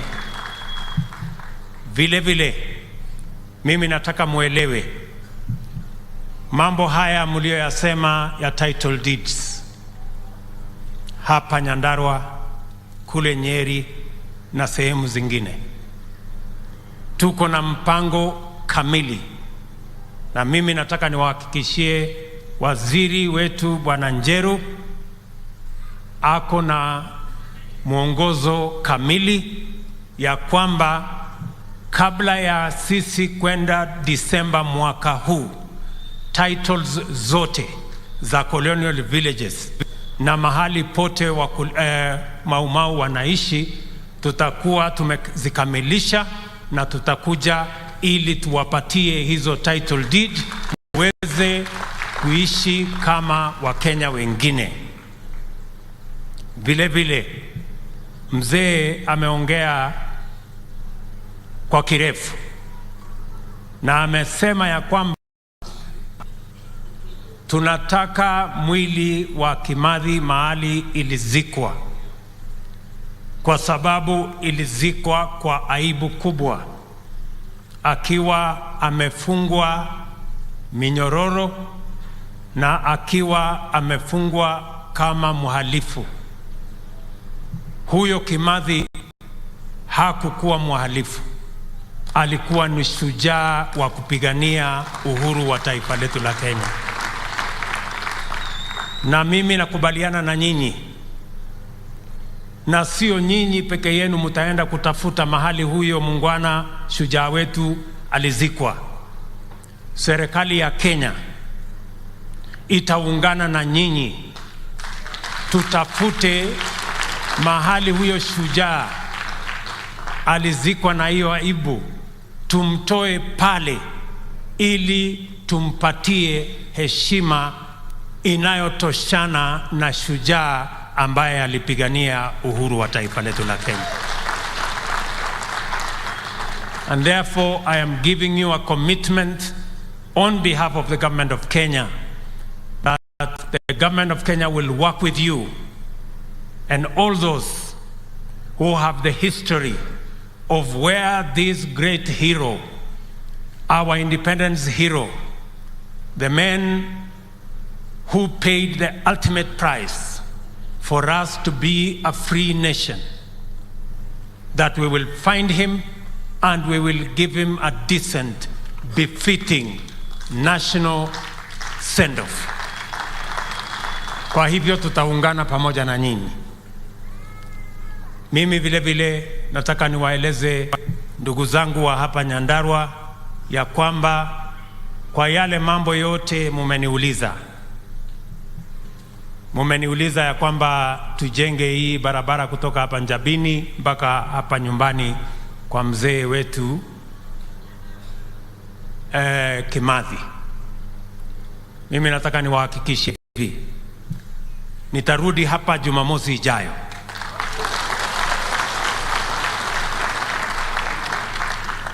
Jumamosi kama leo, next week, nilikuwa nimepanga ya kwamba nitakuja hapa Njabini kuanzisha ile barabara ya kutoka Njabini kwenda mpaka Gadhara, na kutoka Gadhara kwenda Tulaga mpaka kwa Kanyugi, na kutoka pia pale Gadhara kwenda Kianguyu Kianguyo kwenda mpaka kwa Shem. Mimi nitarudi hapa kuanzisha hiyo barabara, na hiyo barabara ndio nitaunganisha kutoka hapa Njabini mpaka ifike hapa mahali mmesema. Ilikuwa tunataka kujenga kilomita 42, sasa tutaongeza iwe kilomita 47 na 9 ndio iweze kufika hapa, na tuweze kuweka heshima ya wale waliotutangulia katika kupigania uhuru wa taifa letu la Kenya. Mnajua nilikuja hapa juzi kwa ile barabara ilikuwa imekwama ya kutoka kule Captain. Sasa tumesema tunaunganisha kutoka Kirima, Donyojeru mpaka kwa Mato. Hiyo barabara sasa tuko na contractor inaendelea. Nilikuwa hapa wakati nilikuja kufungua Technical Training College yetu hapa na mjumbe wenu huyu mungwana, na nimefurahi ya kwamba hiyo Technical Training College naambiwa kuna wanafunzi 600 tayari. Na wakati huo tulikuja pia kuanzisha hii barabara ya kutoka hapa Njabini kwenda Githioro kwenda mpaka Naivasha, na hiyo barabara tumekamilisha. Si namna hiyo? Bado tuko na barabara zingine nyingi ambazo zimekwama kidogo, na zilikwama kwa sababu pesa ilikosekana, kwa sababu ya mambo mengi ambayo sitaki kusema. Lakini katika budget yetu ya sasa tumepanga vizuri. Kuanzia mwezi wa 7 kuna barabara zinaendelea, zile zingine zilikwama tutazikwamua. Hata ile mumeniuliza ya kutoka pale Ndonyonjeru kwenda mpaka Iithe ngambo ile Nyeri yenye inapitia pale Abadea, nimefurahi sana kwa sababu huyu kijana wana Medho amesema atanisaidia, kwa sababu pale tuko na shida ya msitu na kuna watu wametupeleka kotini. Wale wametupeleka kotini kwa mambo ya mazingira. So mimi nimefurahi huyu kijana ameofa, wewe sasa panga hiyo maneno vile tulikubaliana, vile wewe ulisema tugawane hiyo kazi.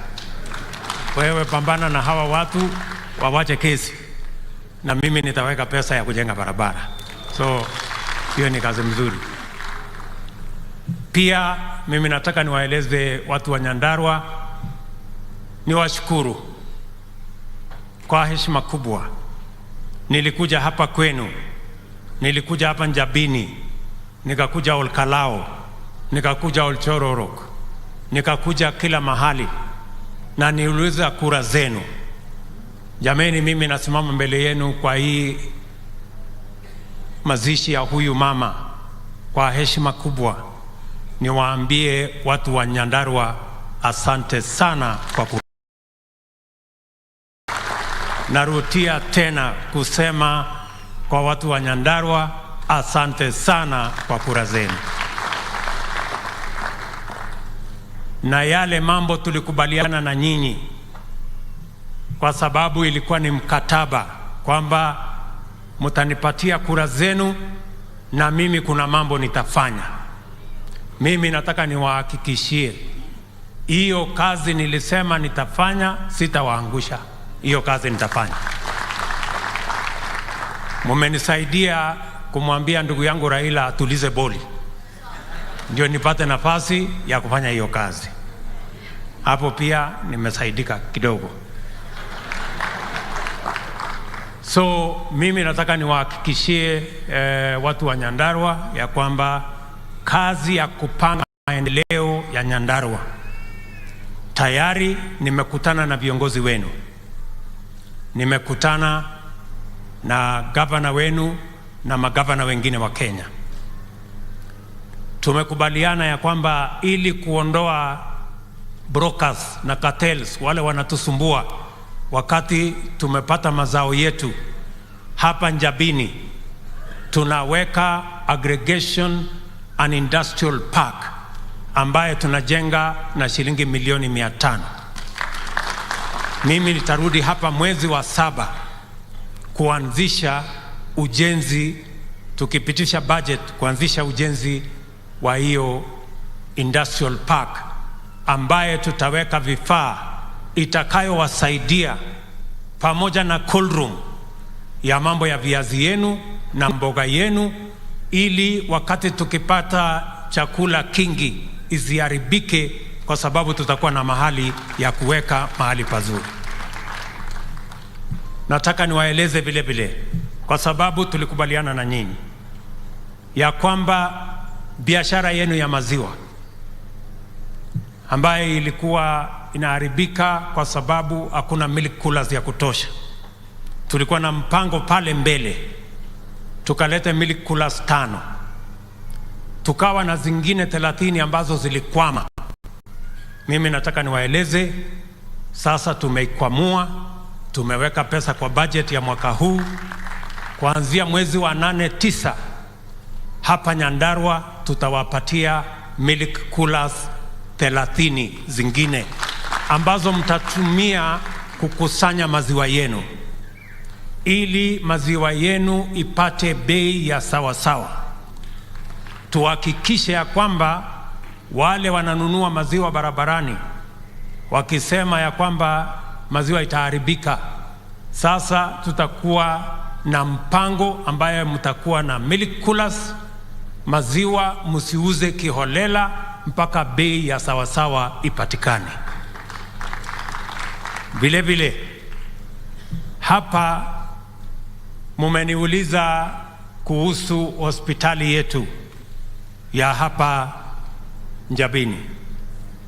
Hiyo hospitali tayari tulikuwa tumeipangia kuweka ile maternity wing, lakini vile mumeuliza ya kwamba upgrade iwe level 4 hospital, mimi nataka niwaeleze ya kwamba nimekubali. Tutaongeza ile pesa kidogo tulikuwa tumeweka pale, tulikuwa tumeweka milioni 20, sasa tutaweka milioni 100 upgrade iwe level 4, na nitawatafutia equipment ili muendelee na hiyo kazi mzuri nasikia mnafanya.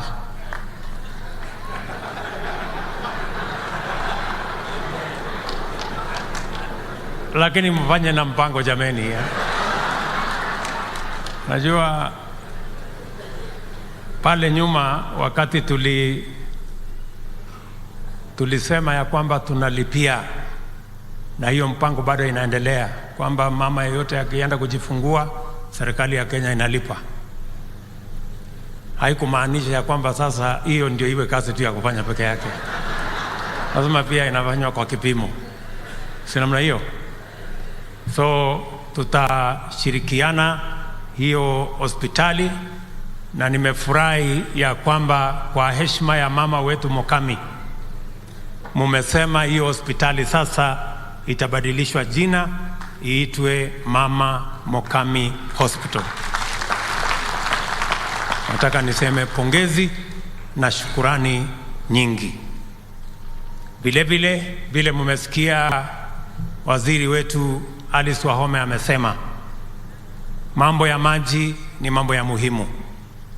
Nashukuru sana watu wa Nyandarua, mnatupatia maji ambayo tunatumia kule Nairobi, na kwa heshima hiyo ni lazima na sisi turudishe mkono, tupange maji ya watu wa Nyandarua.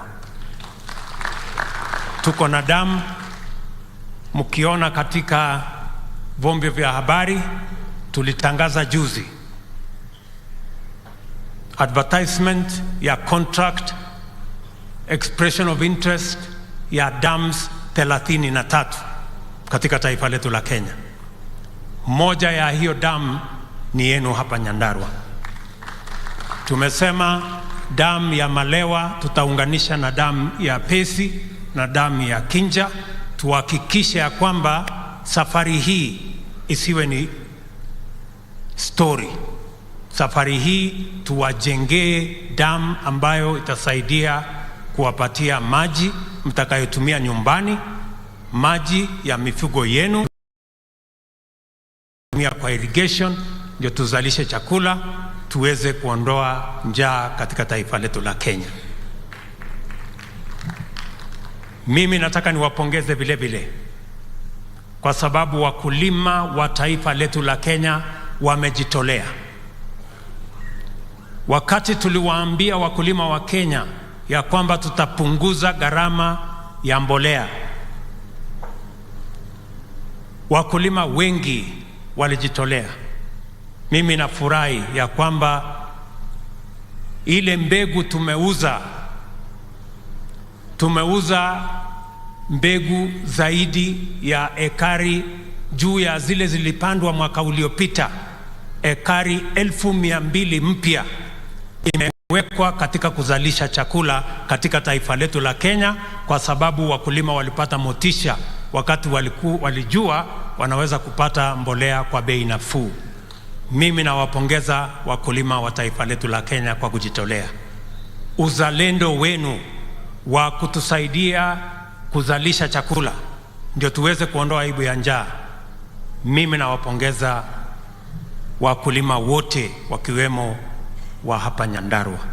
Na mimi nataka niwahakikishie ya kwamba mbali na mbolea tumepanga mwaka huu, mwaka ujao tutaongeza kuwapangia pia mbegu, na vile vile katika budget yetu ya mwaka huu nimeondoa ushuru kwa raw materials ambayo itatusaidia kuzalisha ama kutengeneza mbolea hapa Kenya.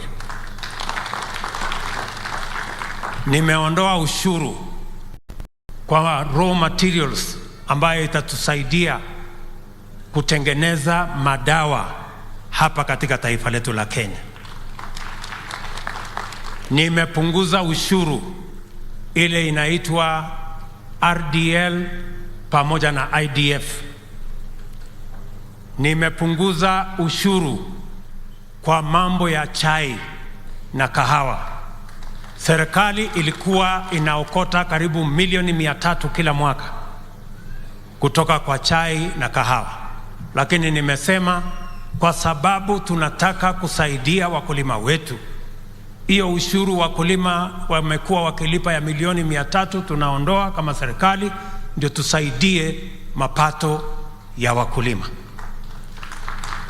Nimeondoa ushuru kwa mambo ya value addition, ile process yote ya kuongezea dhamana ama value addition ya bidhaa za kilimo ama mazao yetu ya kilimo ambayo tunauza katika nchi za nje. Tumeondoa ushuru kwa sababu tunataka kusaidia wakulima wetu wapate mapato zaidi. Nimeondoa ushuru kwa mambo ya gas ili wamama wetu wanaohangaika na kupika na kuni wanapata magonjwa mengi. Tuanze kupunguza hiyo gharama so that we can have clean cooking energy. Mimi nataka muelewe ya kwamba hiyo kazi yote ni kwa sababu mimi natambua ya kwamba tuko na changamoto katika taifa letu la Kenya. Mimi naelewa sana mambo ya kujua ya kwamba kuna ugumu, na ndio nimepunguza karibu ushuru mara 20. I have identified almost 20 areas to reduce taxes so that we can alleviate the heavy burden on the Republic of Kenya. Na pia nimepunguza pesa ambayo tumekuwa tukikopa. Mwaka huu nimeondoa bilioni 500 ambayo tungekopa, nikasema hatuendi barabara ya kukopa tena, kwa sababu mimi naelewa Wakenya wako na uzito. Mimi nataka niwaeleze ndugu zangu watu wa Nyandarua, vile tulikubaliana na nyinyi. Nilikuja hapa Njabini, si ndio? Mliniona hapa Njabini? Si nilikuwa area hapa? Mimi niliwaambia tuko na matatizo ya vijana wetu wengi, tuko na vijana karibu 500,000 Kenya hawana kazi. Wanahangaika madukani, wanahangaika barabarani, wako kwa street, na niliwaambia, na wanaongezeka kila mwaka. Wale wanaotoka shuleni, wale wanatoka katika vyuo vyetu, vijana karibu 1,000,000 wanaongezeka kila mwaka, na ni lazima tuwe na mpango ya vile hawa vijana watapata ajira. Si tulikubaliana jameni? Na ndio sababu mimi nimesema kwa heshima kubwa, ili kupanga ajira ya hawa vijana, sisi tulio na kazi, sisi ambao tuko na mshahara, ikianza na mimi rais wa Kenya, tutatoa sehemu yetu kidogo, 3%. Mimi naulizwa nitoe shilingi 2,000. Huyu mjumbe wenu Kenya anaambiwa atoe shilingi 2,000. Ule MCA anaambiwa atoe shilingi 1,000. Huyo mwingine anaambiwa atoe shilingi 900. Mwalimu hapo anaambiwa atoe shilingi 500. Ili tuwe na mpango ya housing ambayo itatupatia ajira ya vijana wa taifa letu la Kenya 1,000,000 kila mwaka. Na nilisema hapa, na hata hawa viongozi tulikuwa na wao. Si wewe badilisha ulikuwa na mimi? Si wewe Meto ulikuwa na mimi? Nikitangaza hapa ya kwamba tutakuwa na mpango ya housing. Kwani ulikuwa unafikiri ilikuwa mchezo? Haikuwa porojo.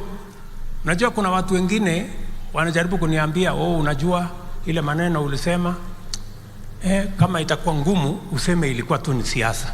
Hapana, hapana. Siasa ya ukora na utapeli na utanganyifu, wa Kenya walienda kura wakaondoa hiyo siasa. Ile maneno yote tuliwaambia hawa wananchi, my friends, tuwe kuyatekeleza. Tunaelewana jameni? Na sisi tulio na ajira, tusiwadharau wale hawana ajira, kwa sababu hiyo kazi wewe uko naye, hata hii mimi niko naye, inaweza kufanywa na Wakenya wengine 1,000, lakini wao hawafanyi hiyo kazi kwa sababu wewe uko naye. Si namna hiyo? So ni jukumu letu ya kwamba tupange sisi tulio na ajira vile wale ambao hawana ajira pia na wao watapata ajira, watapata nafuu. And that is why it is a collective responsibility. Na ndio mimi nataka niwaulize hapa Njabini tumepatiwa ekari 5.9 already in Njabini. Tumemaliza kuchora ile nyumba tutakuja kujenga hapa. Na hapa tukija kujenga hizo nyumba 500, tutahitaji vijana 1,500 wa kutusaidia kujenga hiyo manyumba. Na hawa vijana 1,500 ni wale wako hapa kati yetu. So the people we are trying to hire in our housing plan are fellow citizens of the Republic of Kenya. Ni watoto wetu, ni jamii zetu, ni Wakenya wenzetu. Vile wewe uko na kazi, tafadhali tusaidiane. Hata hawa watoto wetu ambao wanahangaika hawana kazi, tuwe na mpango hata na wao wapate nafasi ya ajira, wajisimamie, ndio tuwe na taifa ambayo sisi wote tutajivunia. Tunaelewana watu wa Nyandarua? Hiyo ndio mpango mimi nimesema. Na mimi nauliza kwa unyenyekevu, ndugu zangu wa bunge, kuna mapendekezo ya budget tumeifanyia kazi, tunaleta bunge. Na vile ndugu yangu former prime minister amesema ananijua sana, na ni kweli. Nasema ananijua, nitapiga kelele alafu nitatuliza. Na mimi pia namjua sana na nimemsoma sana, ndio nilimshinda akiwa na uhuru. Namjua sana. Na kwa sababu mimi namjua sana, najua ataendesha hii mambo yake pia hii yote mpaka na maandamano, lakini mimi najua itaivia wapi. I know that. Si namna hiyo? So sasa sisi kwa sababu tunajuana, si ndio? Wewe unanijua, mimi nakujua. Tumekubaliana sasa wabunge waende waongee. Si namna hiyo? Wapangane huko bunge, acha mimi ningangane na hii kazi. Hii nisukume hii kazi. Na mimi nataka Bwana Prime Minister, umesema kuna maneno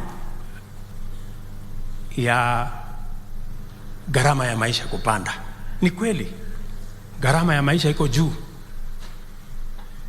lakini sasa si mimi nikichaguliwa, si gharama ya maisha ilikuwa juu? Unga ilikuwa 230, saa hii ndio imepata hata nafuu. Nimeenda kutafuta mahindi, nimelete, nimepanga, sasa unga ndio hiyo imefika 170, inakuja ikiteremuka. Hawa wakulima wameenda shambani. Unajua makosa mlifanya nyinyi, badala ya kwenda kusaidia mkulima kuzalisha, mlienda kupatia pesa mila. Ule mtu anasiaga pale, ule mtu ya kusiaga ako na unga yake ya kutoa wapi? Si inatoka shambani. Ndio mimi nimeenda kwa wakulima kupanga hawa. That is how to reduce the cost of living. You don't reduce the cost of living by working with millers on subsidy programs. You subsidize production. You don't subsidize consumption. That is how the country went wrong. Sijui kama tunaelewana. So hapo kwa cost of living nakubaliana na wewe, lakini nyinyi ndio mliharibu. Wacha mimi nirekebishe, na hao wakulima mimi nafanya kazi na wao. Jambo la pili, umesema kuna watu hawaniambii ukweli. Sasa mimi sijui, mimi ndio siambiwi ukweli ama wewe ndio waambiwi ukweli? Because hiyo unasema nimeongeza sijui ushuru, nimeongeza ushuru. Mimi nataka nikuambie my friend, ukiangalia kwa budget kuna watu wa kuambia ukweli. Nimepunguza sehemu karibu 20 ya mambo ya ushuru. Nimeondoa karibu bilioni 500 ya madeni katika hii budget kupunguza mzigo kwa hawa wa Kenya. Kwa sababu pale kwa historia unaweza kunishinda, lakini hapo kwa uchumi bana, mimi naelewa kabisa. Na wacha tuambiane ukweli. Si tumesema tuambiane ukweli? Na nashukuru umesema tuambiane ukweli. Mimi ni mwanafunzi wa karibu sana wa rais wa 3 anaitwa Mwai Kibaki. Yeye wakati alichukua kama rais, ushuru ilikuwa 220 billion. Lakini kwa mpango na akili akaisukuma. Wakati alikuwa anaondoka baada ya miaka 10, ushuru alikuwa ameifikisha karibu trilioni 1. Naye rafiki yangu Uhuru akakuja akasukuma, lakini akaongeza madeni mingi. Ikafika sasa 2 trillion. Sasa mimi ndio nimefika hapo kwa 2 trillion kwa hii budget. Nataka kusukuma kutoka 2 trillion mpaka 2.8 trillion kwa hii mwaka. Kwa sababu vile Mwai Kibaki alifanya, aligundua ya kwamba nchi hauwezi kuiendesha kwa kutafuta madeni na kukopa madeni. Nchi unaiendesha kwa kupanga vile ushuru itapatikana. That is where we are, and that is the difference. So tafadhali munipatie nafasi kidogo nipange hii kitu, and I know what to do. Vile nakubaliana na nyinyi, watu wa Azimio sio wazimu, lakini watu wa Kenya Kwanza sio wazimu pia. Hakuna mtu wazimu hapa, kila mtu anapanga vile anajua. So ndugu zangu, mimi niko tayari kabisa kukubaliana na bwana former prime minister na watu ya Azimio. Tuache fujo, tuache matata, tuungane kwa yale mambo yanapeleka Kenya mbele. Munikosoe, mimi naamini in an accountable government. I believe in an accountable government. I have no problem with being held to account. I have no issue with criticism, and because it adds value to my decision making. That is why hata hawa mawaziri wangu, nimesema hawa mawaziri sasa wawe wanaenda bunge kujibu maswali, kwa sababu we want to be held to account. So mimi sina maneno. Hata nimesema wacha tutengeneze kiti kubwa ya mtu ya upinzani kule bunge, na tupatie pesa ya serikali na mambo ya asukume kabisa serikali, akosoe, afanye nini, lakini tuwache kuharibu mali ya wananchi barabarani, tuwache fujo, tuwache maandamano. Kwa nimekosa? Si Kenya inataka ipangwe namna hiyo? Kwa hivyo Bwana Prime Minister, mimi nakuheshimu, wewe ni mzee wetu. Tutashirikiana pamoja na tutaenda mbele pamoja. So tuko pamoja kabisa. I have no issue na tutaendelea pamoja. Kwa hivyo ndugu zangu, watu wa Nyandarua, naamini ya kwamba hii mazishi ya huyu mama wetu Elosi Mukami Kimathi ametupatia nafasi ya kusema ukweli. Tunamshukuru huyu mama, hata kwa safari yake ya mwisho ametupatia taifa la Kenya vile alipigania uhuru wakati ule. Leo katika safari hii yake ya mwisho pia imekuwa nafasi mzuri ya kuambiana ukweli, ndio Kenya iweze kwenda mbele. Mimi nawashukuru sana, mwadhani ya murahime. Mungu awabariki sana. Haya, Rais tena kwa makofi. Asante sana Mheshimiwa Rais. Na sasa tumefika mwisho wa sherehe hapa. Mahali tutaelekea sasa ni kwa kaburi, na ningependa niwaelekeze tafadhali ili tuweze kufuatilia. Hatuwezi tukatoshea pale mahali pametayarishwa pa kumzika mama. Kwa hivyo jamii ilikuwa imeomba ya kwamba tafadhali ni jamii pekee watakaoenda pale pamoja na viongozi ambao wako hapa. Kwa hivyo tunaomba ya kwamba tafadhali tutulie.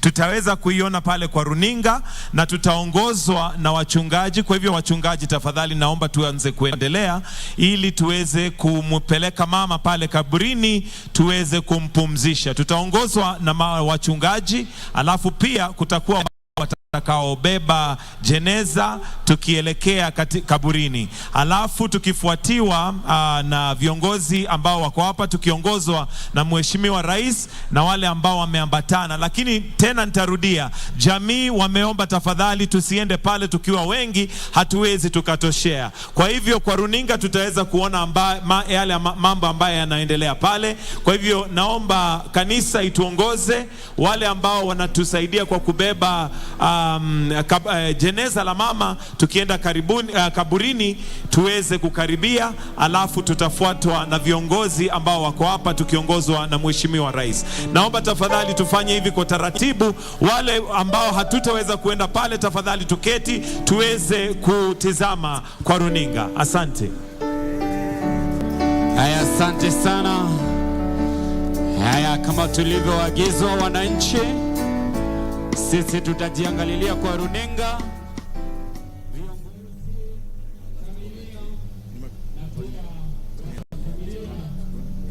Ndio tutaruhusiwa kufika pale, tafadhali.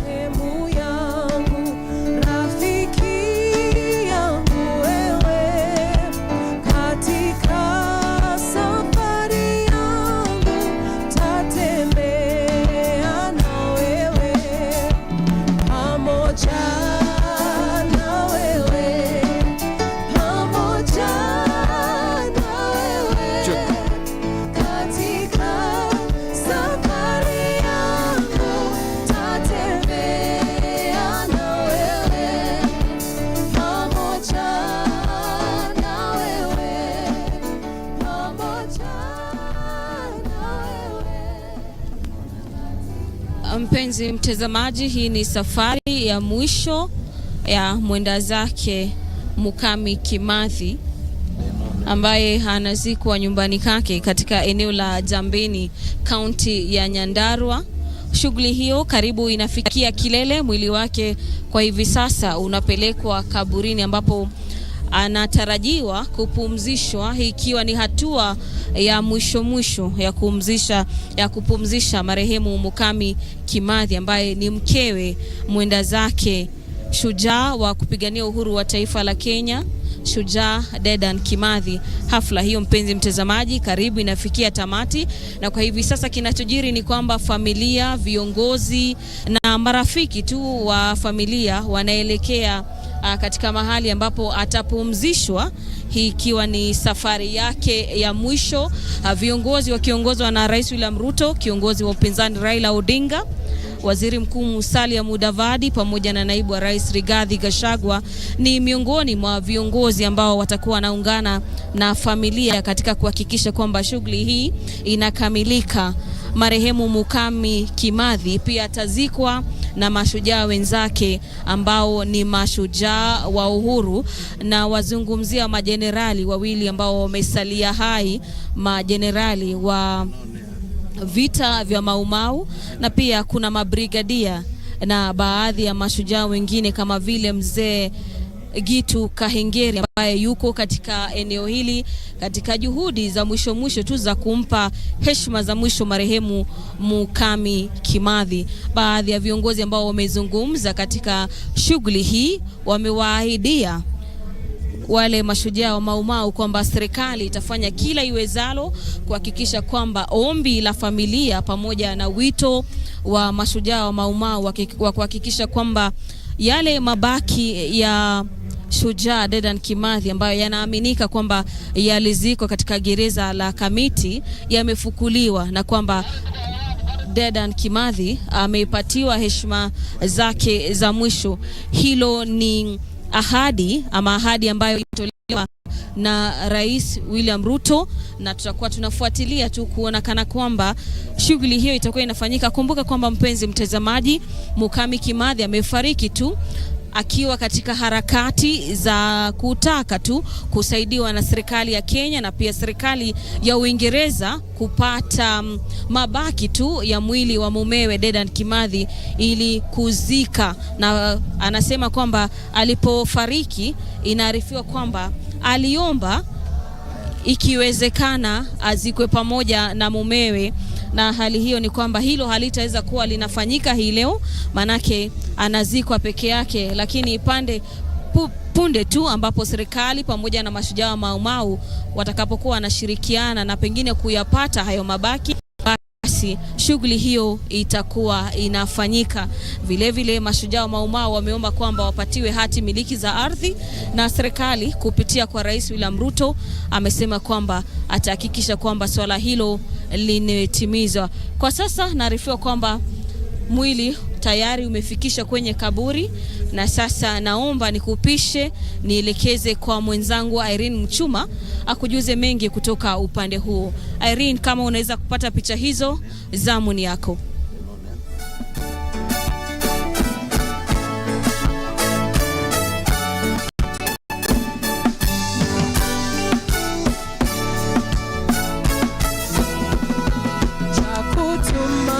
Sina ila damu yake Bwana, sina wema wa kutosha dhambi zangu kuziosha. Cha kutumaini sina ila damu yake Bwana, sina wema wa kutosha dhambi zangu kuziosha. Kwake Yesu nasimama, ndiye mwamba ni salama, salama, ndiye mwamba ni salama. Oh, kwake Yesu nasimama, ndiye mwamba ni salama, ndiye mwamba ni salama, ndiye mwamba ni salama. Njia yangu iwe ndefu, yeye hunipa wokovu, mawimbi yakinipiga, nguvu zake ndizo nanga. Oh, njia yangu iwe ndefu, yeye hunipa wokovu, mawimbi yakinipiga, nguvu zake ndizo nanga. Na kwake Yesu nasimama, ndiye mwamba ni salama, ndiye mwamba ni salama, ndiye mwamba ni salama. Oh, kwake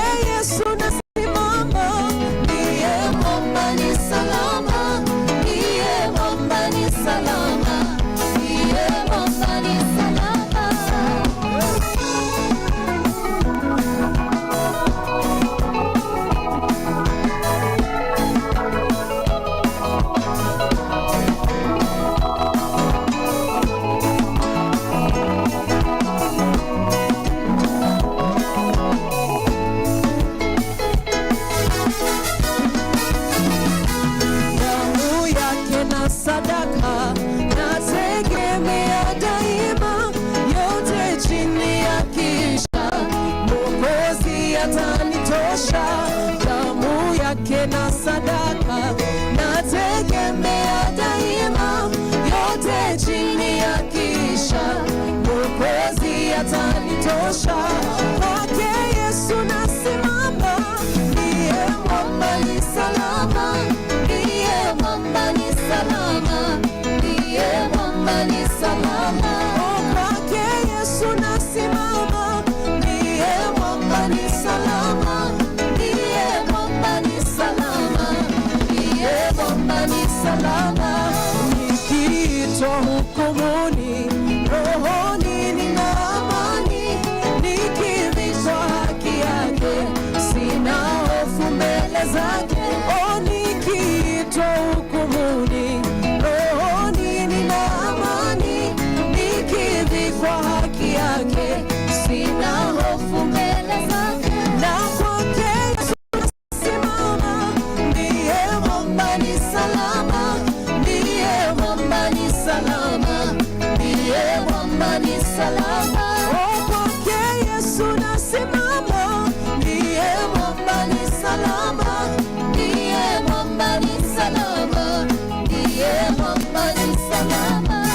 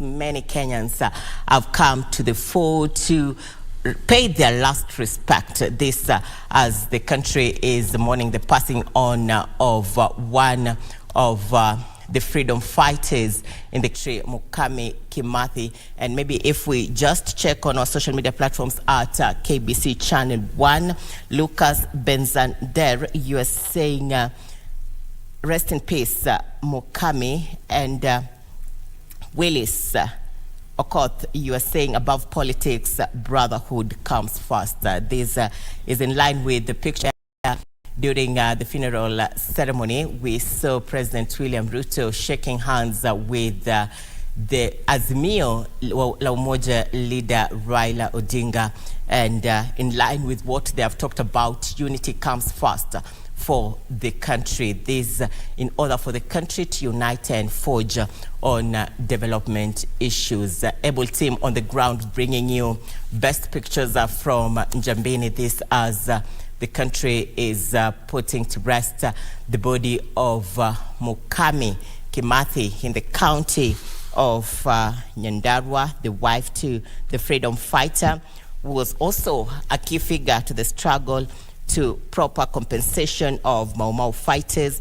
Time and again, she would say that from the struggles they went through, then they need to live a better life from what she saw was not worth their struggle to independence of this country. And it is one of the wishes that perhaps the government will look into, now that today it was one of the discussions being brought forth by the Deputy President, Rigathi Gachagua, who said it's about time that the family to the late Mukami Kimathi is being honored according to the wishes of the late Mukami Kimathi, and also according to the daughters who wanted the body of the late Dedan Kimathi, which is said to be buried at Committee Maximum Prison, to be exhumed and moved to Njambini in Nyandarua County. This is a discussion that we are yet to see because it has been on the table for quite some time. But most importantly is the last respect that the leaders have done in Nyandarua, ensuring that they tolerate each other on the same platform, this as they raise concerns on issues affecting Kenyans and way forward for the country now that we are where we are today. We have seen quite a number of leaders saying that it's about time we put differences aside and look for a proper way of accommodating one another. And we have seen Azimio leader Raila Odinga sharing the same platform with President William Ruto and also the Deputy President Rigathi Gachagua, as well as the Prime Cabinet Secretary Musalia Mudavadi. You're watching KBC Channel 1 on behalf of the entire team behind this broadcast and KBC at large. May the soul of the late Mukami Kimathi rest in peace. I now hand you over to normal programming. My name is Irene Nchuma Udim. Keep it KBC Channel 1.